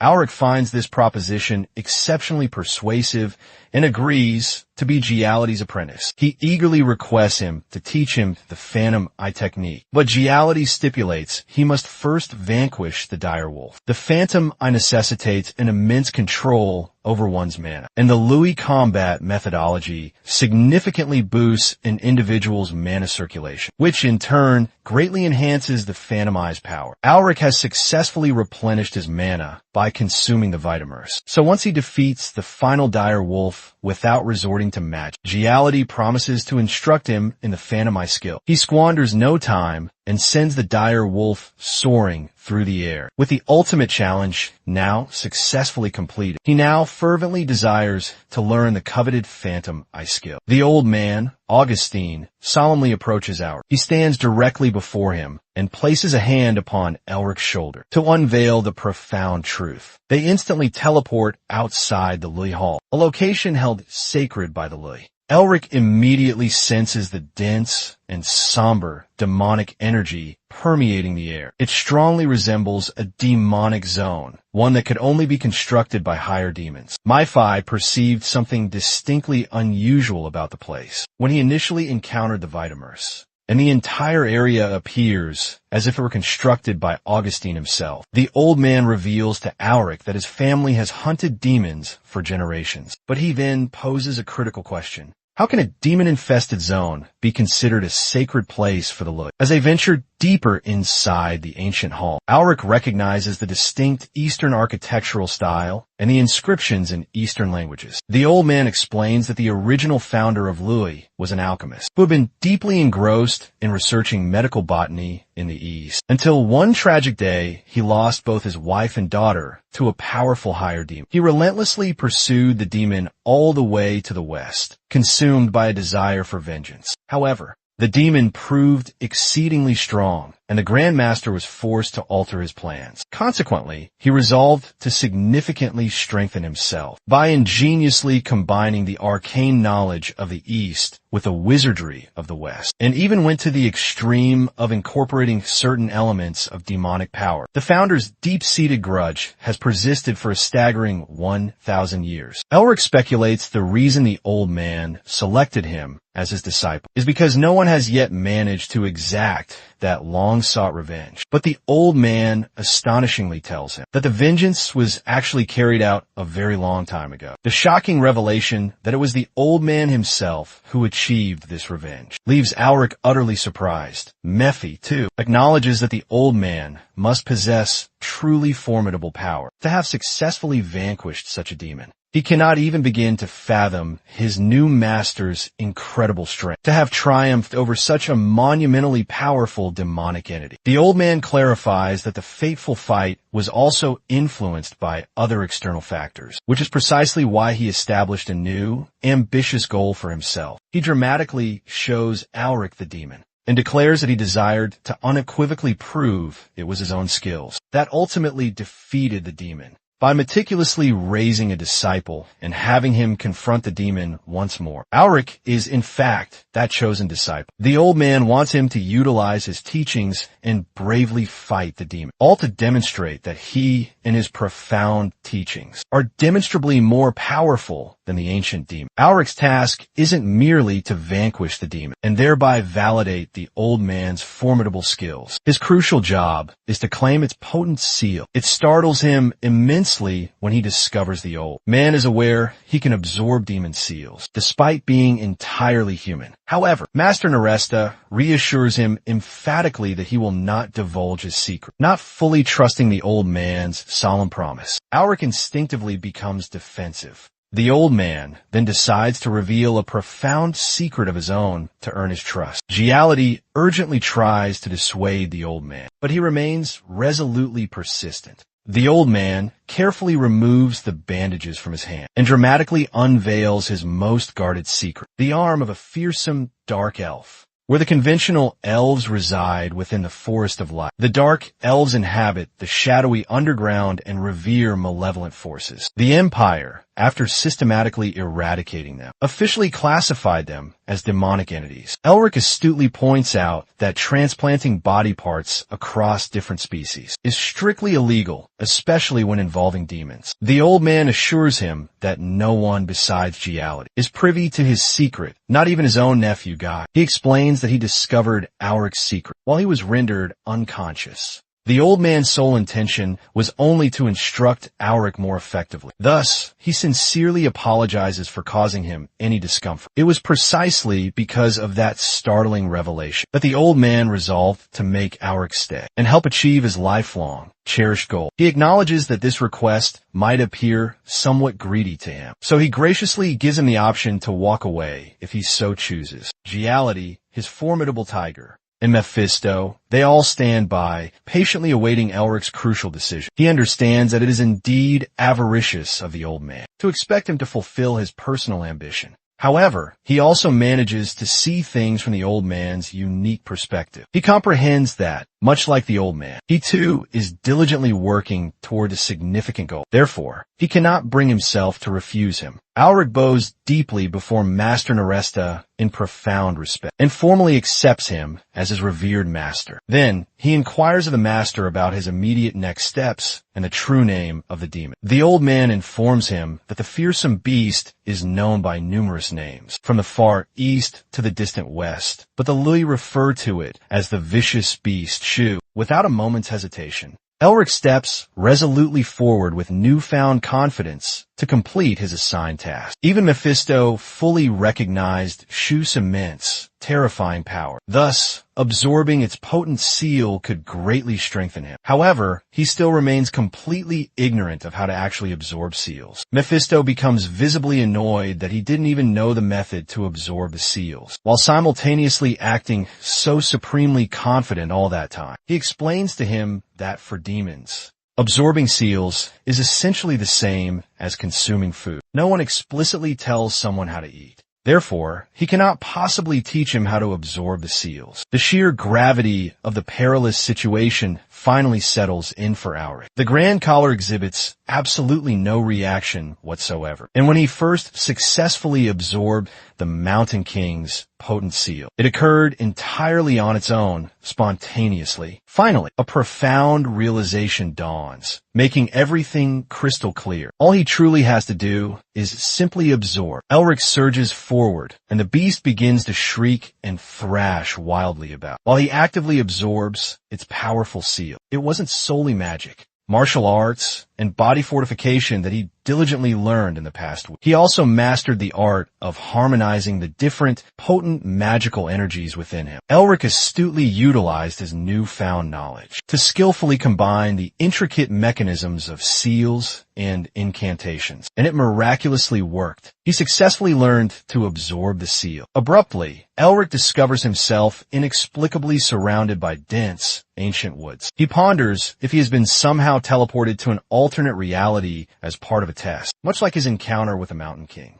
However, the current surroundings evoke a sense of the complete opposite. He observes no insects or birds within the vast, silent forest. The place feels eerily silent, as if everything has been utterly devoured. He doesn't perceive this feeling merely because he's in an alternate dimension. The haunting sound of the wind, the gurgling of swamp bubbles, and the gloomy, unsettling noise that feels distinctly out of place, they all strongly indicate that there must be a powerful, unseen predator stealthily lurking somewhere in the oppressive darkness. As Elric cautiously moves through the woods, something suddenly and sharply catches his attention, as if he momentarily glimpsed something sinister lurking nearby. He wonders if it's concealed within the bushes or perhaps in the sky above, but he cannot precisely sense its presence. Suddenly, a colossal beast opens its cavernous jaws directly behind Elric. Eager to get a taste of this unique human, he carefully observes his formidable enemy. The ethereal light that filters through the leaves transforms shadows into its menacing teeth. He contemplates if he must engage it in combat, similar to his battle with the Mountain King. He doesn't yet know how to properly devour the seal, so Elric wisely decides it's best to observe, because he certainly doesn't wish to perish. The beast calls him out contemptuously for taking his sweet time, unlike his impulsive ancestors who dived headfirst into battle. Young Mervinger is bewildered as to how the beast knows about his noble lineage. The beast discerns there's more to him when it notices Mephistopheles' distinctive seal. It clearly sees the powerful dragon heart and realizes with growing interest that Elric also knows how to effectively utilize incantations. He can palpably sense the insatiable hunger emanating from the beast, as if it's utterly desperate to entirely devour him. But he has absolutely no intention of surrendering so easily. He fully intends to fight. The beast hadn't initially planned to make a move. Now it feels that things have just become incredibly intriguing. The monstrous beast majestically rises into the air, completely covering everything beneath its vast, ominous shadow. It commands him to become hungry and to fully feed his desire and greed, because that is the only way he can encounter it again. Elric suddenly finds himself struggling intensely just to move, and then, in an instant, he finds himself abruptly back in reality. They are all collectively surprised that it was accomplished so very easily. However, Mephisto sagely points out that the demon is undoubtedly playing cunning tricks. It possessed no physical edges, so it was exceedingly difficult to maintain its very existence. Therefore, the demon is desperately attempting to cling onto Elric, aiming to grow strong by siphoning his vital life energy. He wonders if the demon actually wants him to utilize the seal to make himself significantly stronger, so it can thereby regain its original powers. He urgently asks Mephisto for the demon's true name, but Mephisto stubbornly refuses to offer any assistance. Master Narasta then reveals to him that Shu's proper, ancient name is Xiongxin, the formidable disaster god. After the demon was vanquished by the old man, it would have naturally degraded,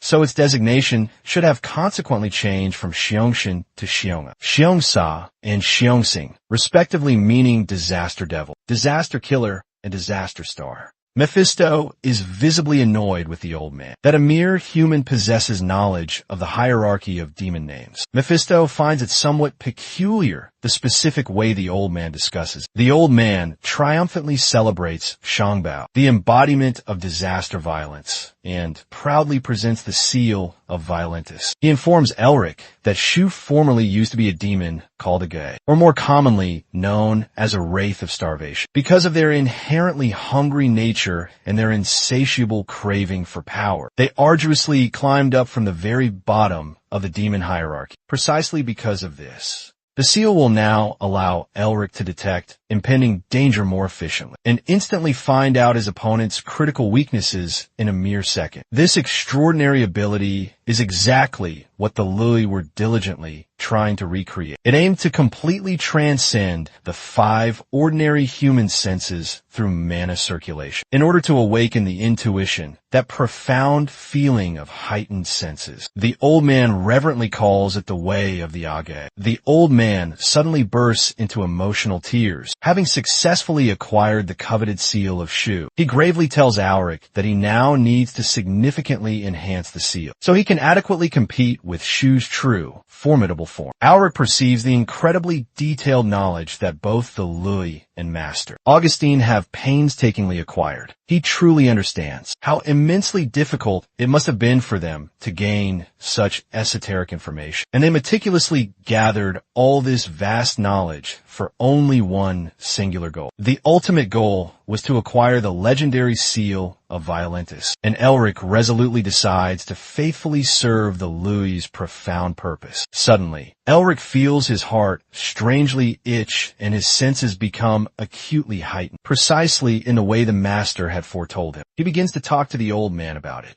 but then Sean urgently rushes in, exhausted and desperately gasping for breath, as if he just ran a grueling marathon, without offering much by way of explanation. He urgently tells Elric to get out immediately because he's in grave danger. Meanwhile, back at the opulent Neresta Palace, Hanabi urgently calls Tasha over to show her something important. She inquires if the esteemed Duke of the Shining Star has finally completed his training, but then she notices a young girl approaching. She instructs Hanabi to keep the girl waiting for just a little while longer, and then she will personally greet her herself. The girl, it turns out, is Elric's own sister, who is there specifically to see her beloved brother. As Elric learns about his sister's unexpected arrival and her imminent face-off against the formidable Tasha, he rushes frantically towards the Neresta Palace in a desperate hurry, as if sensing the absolute worst is about to unfold. He admonishes Sean that he absolutely should have stopped her. However, Sean astutely points out that Elric himself is the one primarily to blame. He is the very reason Tasha has become so intensely competitive. Meanwhile, Tasha confidently goes off to confront Elric's sister. She believes she has nothing whatsoever to worry about because she clearly remembers Sean,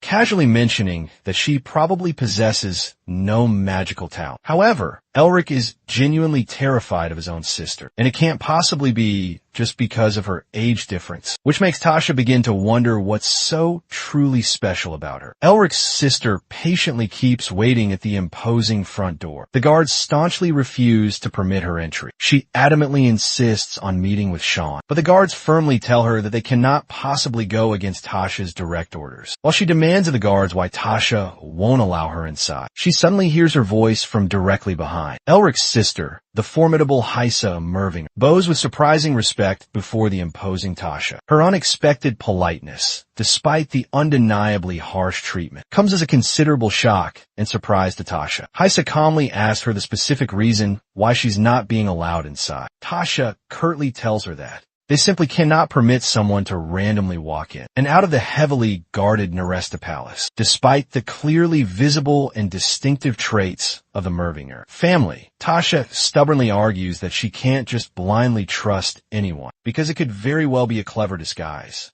Besides, it is standard protocol to make Hysa unequivocally prove herself. Tasha brazenly challenges her to a direct duel. However, Hysa, as it happens, cannot utilize magic, so Tasha dramatically proposes using aura as a suitable alternative in a very theatrical way. Hysa calmly tells Tasha she genuinely doesn't wish to hurt her. Tasha disdainfully flicks her fingers and a powerful blast erupts, instantly transforming the peaceful surroundings into a chaotic battleground. Huge, jagged boulders eerily float all around, and Heise's ordinary suitcase magically transforms into a massive, heavy hammer. The esteemed Lady Tasha unleashes her potent fire magic and gracefully elevates into the air to viciously attack Heise with searing fire. They both openly talk about their fiercely competitive natures. Heise nonchalantly tells Tasha that sometimes she actually split Elric's head wide open during their competitions. Heise's incredible raw strength becomes undeniably and shockingly visible as she effortlessly hurls her gigantic, menacing hammer with very little apparent effort. Tasha's eyes remain wide open in utter shock when she witnesses Heise's 100-kilo heavy hammer fly directly at her face. Heise, being a highly skilled martial artist, was already a significant surprise for her, but her astounding throw of that incredibly heavy hammer without even using aura definitively proves her elite, superior genetics. As the massive hammer violently slams into the ground, the distinct black skull logo upon it reveals shocking new information. Heise is actually a member of the most powerful mercenary guild in the entire empire. It suddenly becomes crystal clear why Elric was so terrified of her in the first place. But Tasha doesn't plan to go easy on her just yet, as they continue to ferociously take swings at each other. Someone abruptly and unexpectedly interrupts their intense fight, visibly annoyed by the unwelcome interruption that completely ruined their fun. Heise angrily grabs her brother tightly by the throat. Elric urgently tells his sister that, although she's clearly enjoying sparring intensely with Tasha, she absolutely cannot destroy their cherished home. Heise, no longer in the mood for pleasantries or charms, curtly tells Elric that she urgently needs to talk to him. Meanwhile, Tasha decides it's prudent to gather some intelligence on Heise. Much to her distinct disappointment, there exists absolutely no official record of her information. However, this outcome doesn't particularly surprise her, since the notorious Black Skull is indeed the Empire's most powerful and secretive mercenary guild. She fully understands that they must rigorously keep secrets as a necessary measure to remain safe from the numerous enemies they must have inevitably made with that kind of immense power. The only known high society connections the elusive leader of Black Skull had were with the Grey Lion of Domus Leonis. Absolutely no one ever thought that the elder daughter of the Mervinger family would actually be a ranking member of this formidable guild. Initially, Tasha had thought Elric's burgeoning power was sufficient reason to forge an alliance with the influential Mervingers, but now Heise's direct connection to the Black Skull and her immense power provide all the more compelling reason to stay decidedly friendly with the Mervingers. Meanwhile, Alric and Heise's heated quarrel unabatedly continues. She aggressively chases him with her massive hammer, while Alric desperately fights for his life. She pointedly remarks how Alric has now learned magic, and even dares to talk back to his older sister, but then menacingly swings her heavy hammer directly at him.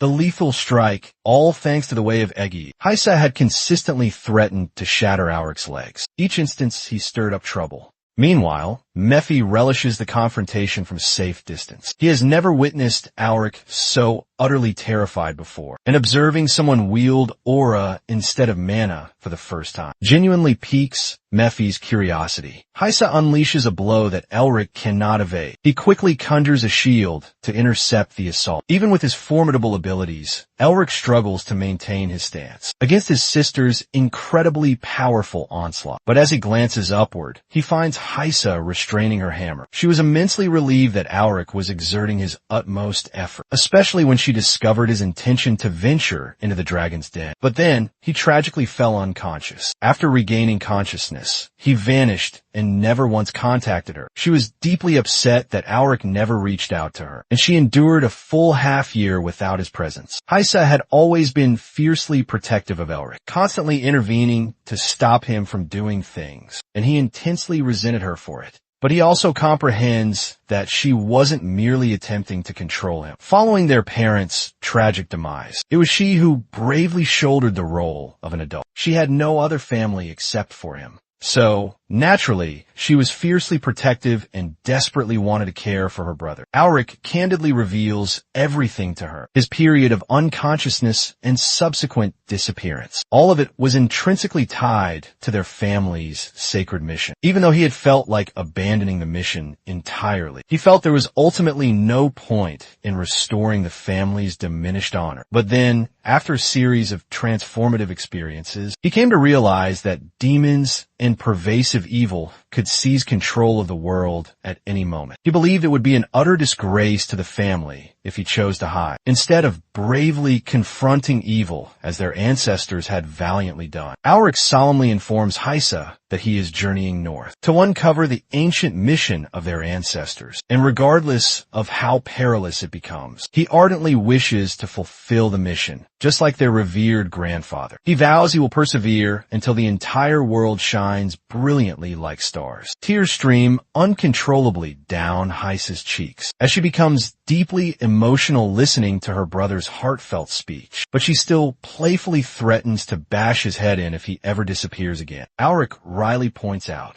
that she was actually supposed to show some genuine appreciation for his noble goals. But Hysa retorts she won't believe him so readily after his past actions. Meanwhile, Methi, who had been keenly observing the heart-to-heart exchange between the two siblings, is palpably disappointed that Alric didn't experience more physical pain. He utterly fails to comprehend the intricate complexity of human emotions. Meanwhile, in some far-off distant lands, a mysterious man, cloaked in robes, his face concealed behind a mask, clutches a powerful relic, intending to revive the dreaded Azazel. 3 long months later, Era continues to train relentlessly, day and night. He pours his blood and sweat into his efforts, atop the highest mountain peak. He sits motionlessly, covering his eyes to diligently train for the Phantom Eye. A swift falcon circles around him, which he skillfully manages to catch, solely with the invaluable assistance of his newly honed Phantom Eye. Master Giality warmly praises Eric's remarkably quick adoption of the advanced Phantom Eye technique.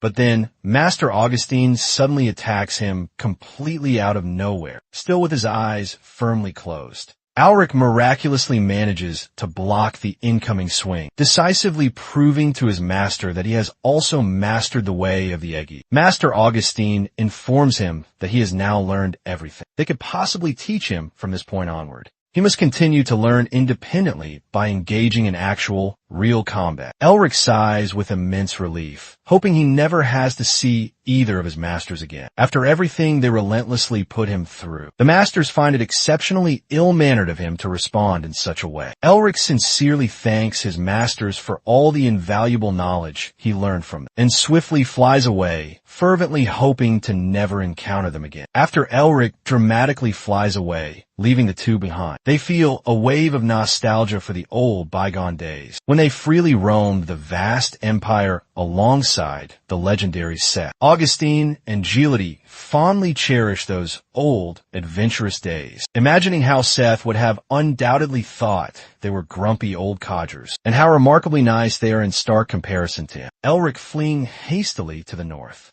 abandoning his esteemed masters, makes them collectively think that he desperately needs to learn some proper manners. Back at the Grand Neresta Palace, Alric formally hands over the coveted excavation rights to a pleased Tasha. She expresses her gratitude to Alric and informs him that a carriage is waiting outside to conveniently transport him to the distant north. Acquiring the rights to the legendary dragon's den visibly excites Tasha, primarily because of her profound love and fascination for dragons. But Elric certainly didn't expect her to be this overtly happy. Regardless, Elric is genuinely glad to have successfully secured a friendly, amicable relation with Anariastus. However, he can't help but wonder if Isabel has completely forgotten about the favor she owes him. But for the time being, he decides to take that waiting carriage. Meanwhile, the formidable blue lion stands triumphantly over the slain bodies of his enemies, the notorious blue wolves, dispatched by the treacherous Paul Whale. He feels a sense of profound disappointment in Paul Whale for foolishly thinking the blue lion was so exceedingly weak that he dispatched a mere few men to attempt to kill him. However, Isabel keenly suggests that he must be getting increasingly eager now, because he's rapidly running out of loyal men and diminishing power, and he knows full well that if the Blue Lion allied with the Mervin, her family, his precarious position would be severely threatened. Isabel's uncles readily agree with her insightful theory, and strongly suggest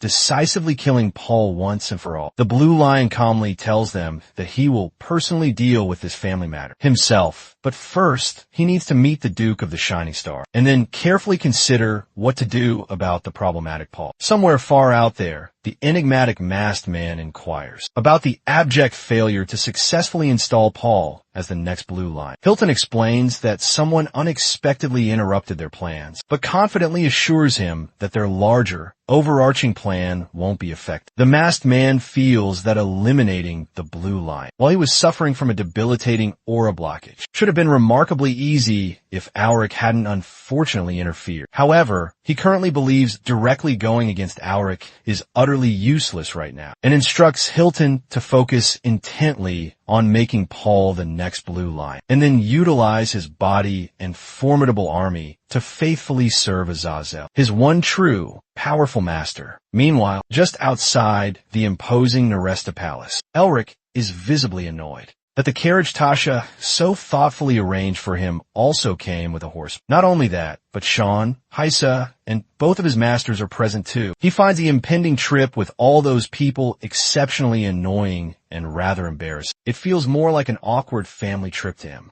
Mephi, too, openly shows his profound disdain for the overly crowded trip. Augustine and Hysa formally introduce themselves to each other. Hysa sincerely thanks Augustine for generously helping her brother, and charmingly calls Giality's animals exceptionally cute. But Augustine gravely tells her, those cute animals are actually the loyal assistants of the King of Beasts. Sean, too, sits with a deep frown, as if he's being forcibly compelled to go with Elric. Hysa playfully interacts with the beasts while Augustine and Giality sit in stoic silence. As they finally head towards home, Alric feels slightly more comfortable and somewhat at ease. After Alric and the others depart for the distant north, Gyneresta, thoughtfully, finds it rather amusing that such a diverse group of different people is traveling together. Meanwhile, Hysa sternly tells Auric to exhibit some proper manners and uses Sean as an exemplary model, which Auric finds utterly ridiculous and quite laughable. With the explicit permission of the two respected masters, Hysa decides it's high time to teach him some much-needed manners. She firmly grabs Auric by the shoulders and menacingly takes her massive hammer out, intending to go for a walk. Auric is visibly frightened by the sight of the imposing hammer, but Hysa unceremoniously drags him along by his ear. Mephi, of all people,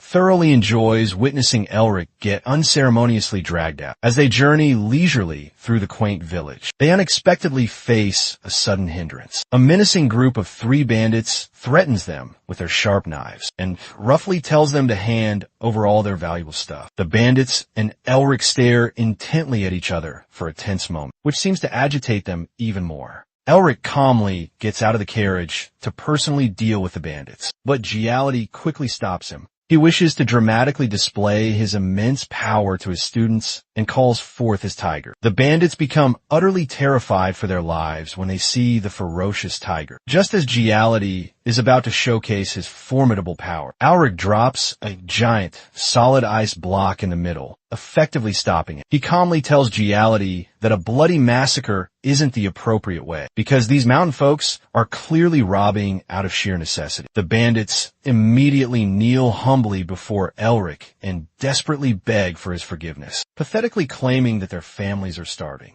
Elric sternly asks them if they would still be begging them if they were weak, which leaves the bandits completely speechless and ashamed. The chief of the bandits sorrowfully agrees with Elric and begs him to spare his accomplices and punish him instead. The accomplices, however, bravely beg for their own punishment instead. However, Elric decides to first verify whether the bandits are actually telling the truth about the widespread starvation. As they head deeper inside the village, the chief mournfully tells them that their village has suffered a severe drought for several long years, which inevitably led to a critical shortage of food. Due to a severe lack of essential resources, it was tragically either starving to death or resorting to robbery. On top of that dire situation, they cannot simply relocate somewhere else, because the nearest viable village is a grueling 5 days away. On a difficult horse ride, the devastating loss of livestock due to famine made things even worse. The chief completely breaks down in utter despair and blames himself entirely for the pitiful condition of his village. Master Augustine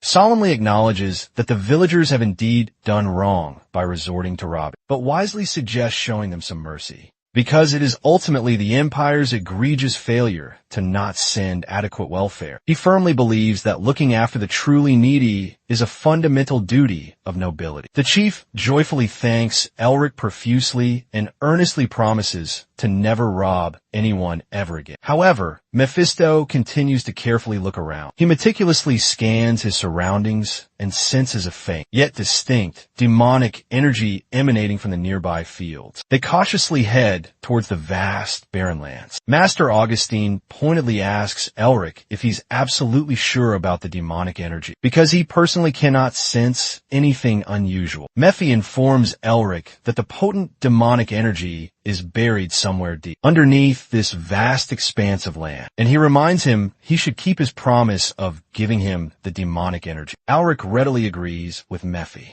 and instructs everyone to step aside so he can forcefully pierce through the ground. He summons a colossal ice block and in an instant creates a giant, hollow pit in the ground, greatly surprising the assembled bystanders. Elric confidently jumps into the newly formed pit and quickly finds a chest hidden underneath. He carefully opens the chest, and tremendous amounts of demonic energy erupt outwards. To everyone's utter surprise, a mysterious relic remains hidden within the ancient chest. There exist 4 incredibly powerful demon lords, faithfully serving the Dark Lord and collectively ruling over all the demons. Mephistopheles, the infamous prince of original sin. Shaitan, the dreaded prince of demise. Lilith, the seductive princess of fornication. And Azazel, the terrifying prince of insanity. The tyrannical demon lord and cruel tyrant, who commanded the largest, most formidable army of higher demons. Azazel was pathologically obsessed with the human world and ruthlessly destroyed countless prosperous kingdoms under his brutal,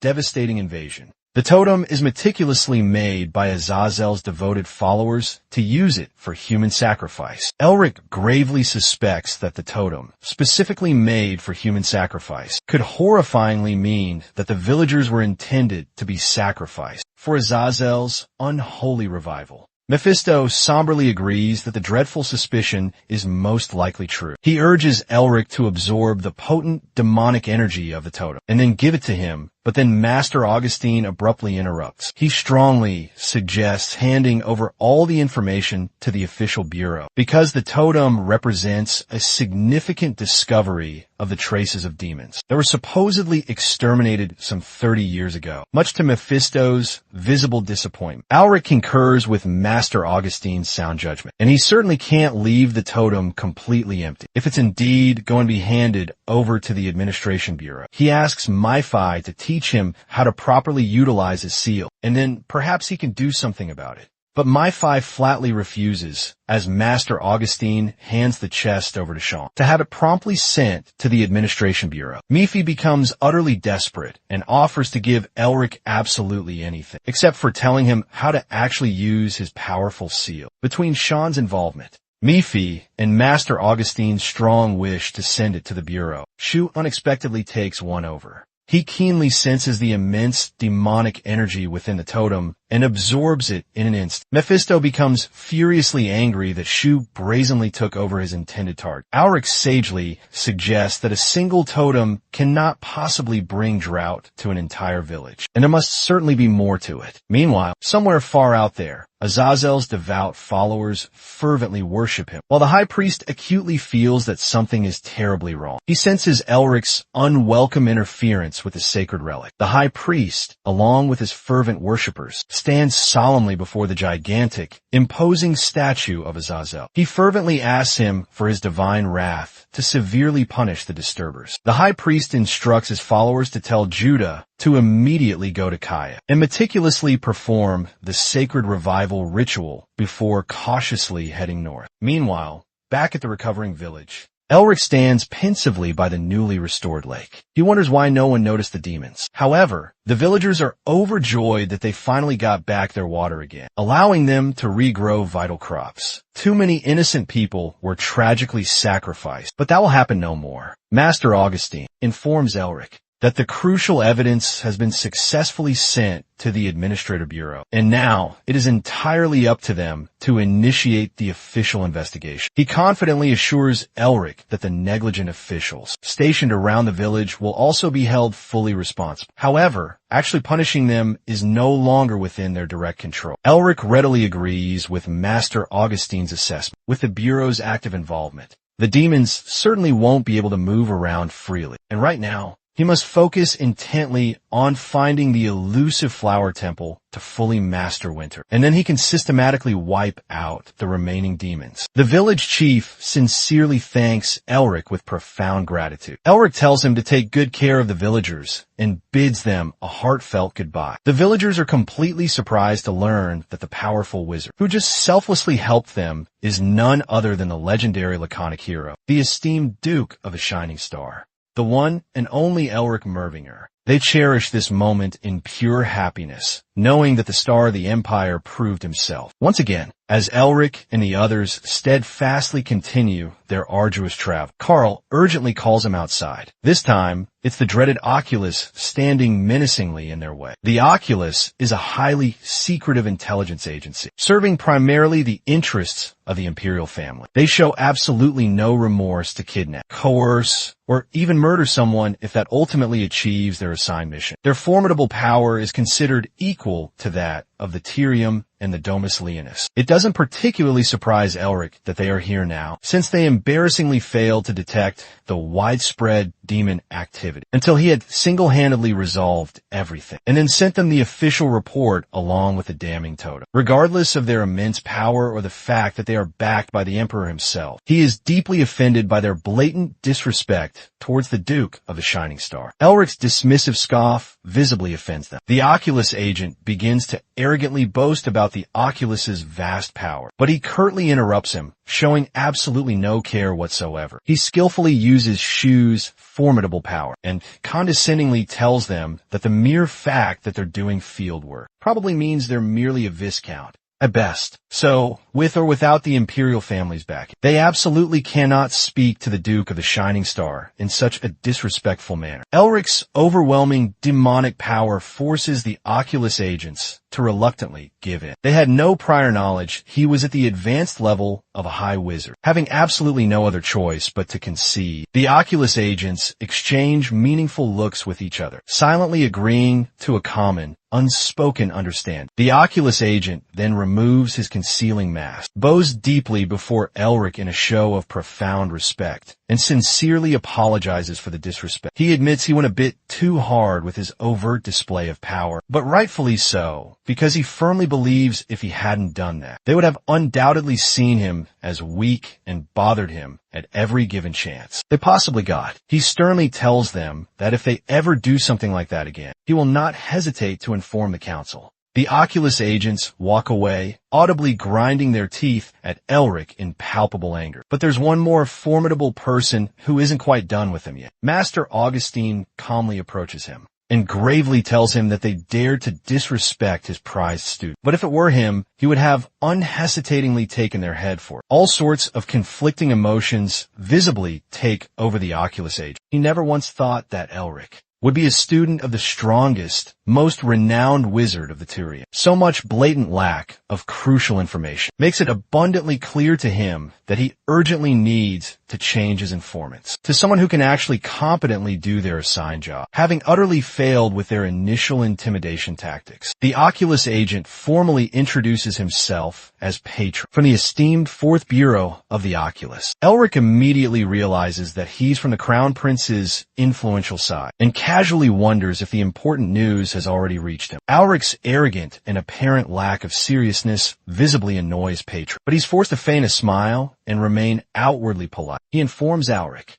that they have been secretly and diligently pursuing the remnant demons for some considerable time and have recently discovered an unidentified, mysterious group. Elric casually tells him about the notorious Grigory, clearly showing that he already possesses this knowledge, which makes Patron wonder how he so easily forgets that Elric is a Mervinger, a natural, sworn enemy to all demons. Elric only sent the Bureau a single, solitary totem, so Patron pointedly inquired about the whereabouts of the remaining 8 pieces. He sternly tells Elric it is strictly illegal and recites Article 2, Section 2. According to the aforementioned article, all items directly relating to demons must be securely stored by the Imperial Court as crucial evidence. Elric calmly counters with Article 8. Section 1. This article clearly states that with private ownership rights, demon-related items can indeed be legally owned by private individuals for legitimate research purposes with official permission from the relevant authority. Elric, conveniently, already has the necessary permission. He mockingly calls the Oculus infuriatingly slow to catch up. Patron visibly shakes and trembles in barely suppressed frustration. He asks Elric one final, probing question. He demands how Elric knew the precise, exact location of the totems. Once again, Elric cleverly uses his renowned family name to deftly avoid answering the question, which frustrates Patron even more intensely. Having been thoroughly done with the bothersome Oculus, Elric curtly tells them to end it right here. Patron deeply hates Elric's insufferably arrogant attitude, but he finds himself unable to say anything. He politely, though insincerely, thanks Elric for his cooperation, and then hastily leaves in his waiting carriage. After the Oculus finally departs, Sean calls Elric out for being so incredibly daring against the formidable Oculus. However, Heisa thinks he actually did exceptionally great. Giality gravely tells Elric that the Oculus isn't the type to simply let things go. But Elric calmly tells him that he doesn't plan to let them go just like that either. Not after they so rudely bothered him for absolutely no valid reason. Meanwhile, Patron kneels humbly before the real Oculus agent and profusely apologizes for having failed. The Oculus agent then changes back from his clever disguise, shockingly revealing that it was the Crown Prince Garrett himself all along. He gravely tells Patron that it was actually him, the Crown Prince, who has ultimately failed them. The Crown Prince might have arrogantly thought that his disguise was entirely convincing, and it might very well have been, if not for Elric's incredible fandom, his skill, and his uncanny control over animals. A small bat sat silently observing everything unfold, and Elric quickly got wind of the Crown Prince's clandestine plans. The Crown Prince remorsefully tells Patron that it's him who truly failed them, because it was his impulsive decision to meet Elric, driven purely out of jealousy, to hold him in such unfair contempt. However, completely clearing out the remnant demons currently in hiding is far more important right now. Patron informs him that House Garrett is secretly working for the sinister Gregory. Their entire vast household is actually made up of demons, and every single bit of circumstantial evidence gleaned from the totems unmistakably points directly to their sprawling estate. The Crown Prince tells Patron that, in order to gain a significant advantage in the fierce battle for the throne, he absolutely needs to succeed at this critical mission without any conceivable failure. The Crown Prince still harbors lingering, tender feelings for his former betrothed, the beautiful Isabel. He was tragically forced to break off their wedding for complex political reasons, and Patron shrewdly thinks that the real reason the Crown Prince joined him, in clever disguise,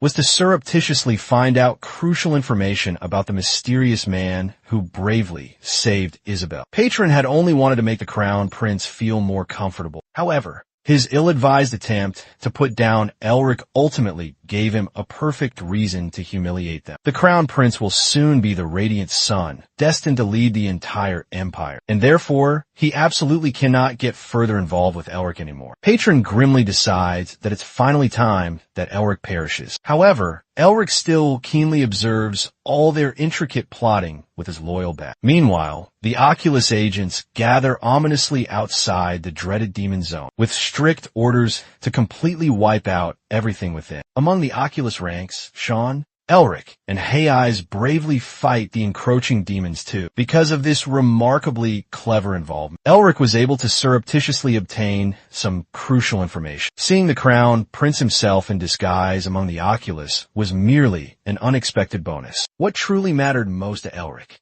was the invaluable information regarding the demon's secret hideout. While the Oculus and Garrett's forces fiercely fight each other, Elric cunningly plans to rob the heavily fortified house and take away all the totems, then run. The Masters will diligently keep the escape route open for them. Elric frees Mephisto, allowing him to feed voraciously on demonic energy, while he swiftly runs through the burning, chaotic city to infiltrate the Grand Mansion. They quickly face the formidable wall, specifically made to hold back any infiltrators. However, it is certainly not strong enough to successfully hold back the mighty Elric. He unleashes his devastating blizzard spell and skillfully conjures sharp ice spears and deadly arrows, effortlessly tearing down the obstructing wall. He then viciously attacks the people standing defiantly on the other side of the breached wall. The people suddenly and horrifically change their very form, revealing their true, terrifying demonic appearance. They transform into huge, grotesque demons with leathery wings and fiercely glowing eyes. The Masters will valiantly save the innocent people trapped in the town, so Alric and Sean can freely and effectively fight against the overwhelming demon army. Sean expertly uses cutting wind to brutally slash the demons clean in half, while Heisey savagely smashes through the heads of every single demon she encounters. She urgently tells Elric to go directly for the demon hideout, while they bravely fight off the swarming demons. Meanwhile, the remaining demons keep themselves extremely busy, desperately trying to move the precious relics through a hidden, secret passage. They foolishly think it will be quite a while before the Oculus finally finds them, and by then,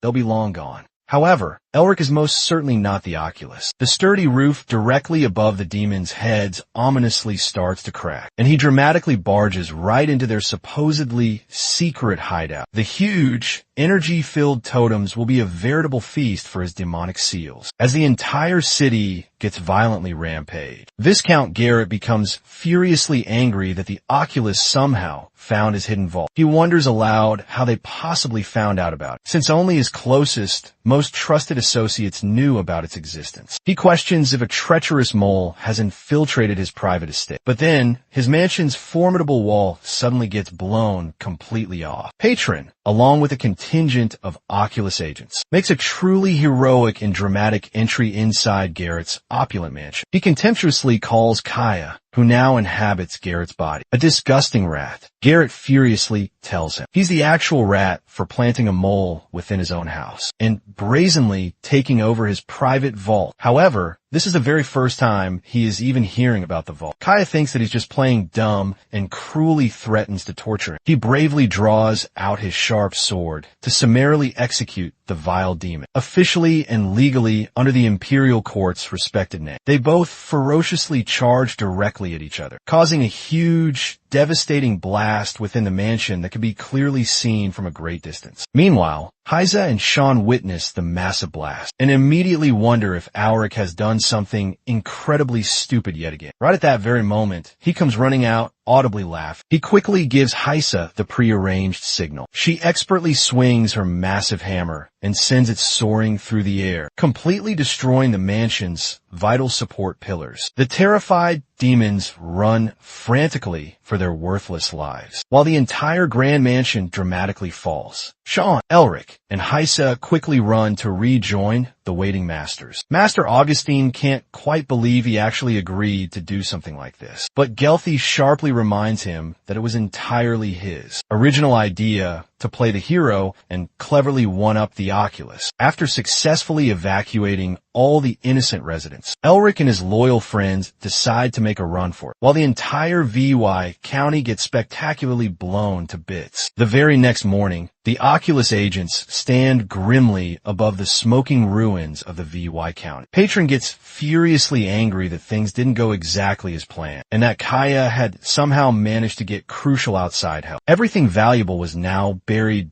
deep underneath the massive rubble. But then, one of the men urgently tells Patron that the hidden vault has been successfully found. Although it was indeed a minor, frustrating setback, Patron's primary mission is to gather irrefutable evidence of the demons, and then present them directly to the awaiting crown prince. This singular achievement can surely win him the coveted throne, and also conveniently make Patron the next influential director of the Oculus. By cunningly planting false evidence of Elric's supposed involvement, Patron can even completely finish off his entire family as an added, delightful bonus. While Patron insidiously plots for his personal, selfish agenda, his men urgently call him over to show him the now exposed vault. Much to their collective surprise, the vault was already completely empty. At first, Patron incorrectly thinks they had already moved all the totems. But then he suddenly realizes that Kaya didn't know about the impending attack beforehand, and he himself had thought the Oculus had planted a clever mole. Suddenly, he horrifyingly realizes that a mole actually exists, not within Garrett's count, but deep within the ranks of the Oculus itself. Meanwhile, Elric laughs heartily over the amusing thought of the Oculus's profound disappointment when they inevitably find the completely empty vault. Master Augustin finds his students' mischievous plays rather amusing. While Mephi still sits there, visibly upset, Elric calls him a petty, insignificant demon lord, and says he really should have taught him how to properly use the magic seals. When they initially found the vault filled with potent demon energy totems, Mephisto had sternly told Elric to fulfill his earlier promise if he ever wants to make any future deals with him.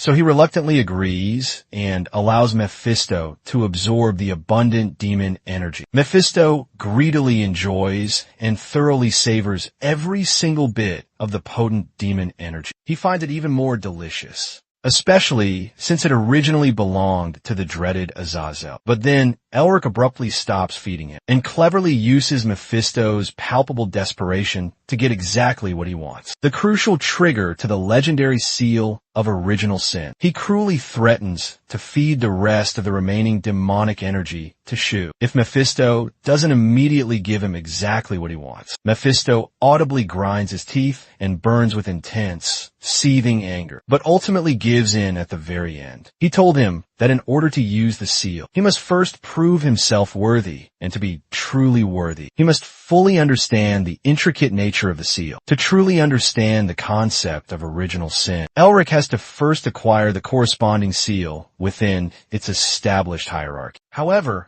the immediate problem is that Mephisto was far too full of himself to even remember his lowly underlings. But the clearly imprinted pattern is that of a wolf. So Elric wisely decides to use that as a viable starting point. While he deeply contemplates understanding the enigma of original sin, Elric acutely senses a malevolent demonic energy stealthily lurking around nearby. The powerful demon Kaya sinisterly lurks around their unsuspecting carriage.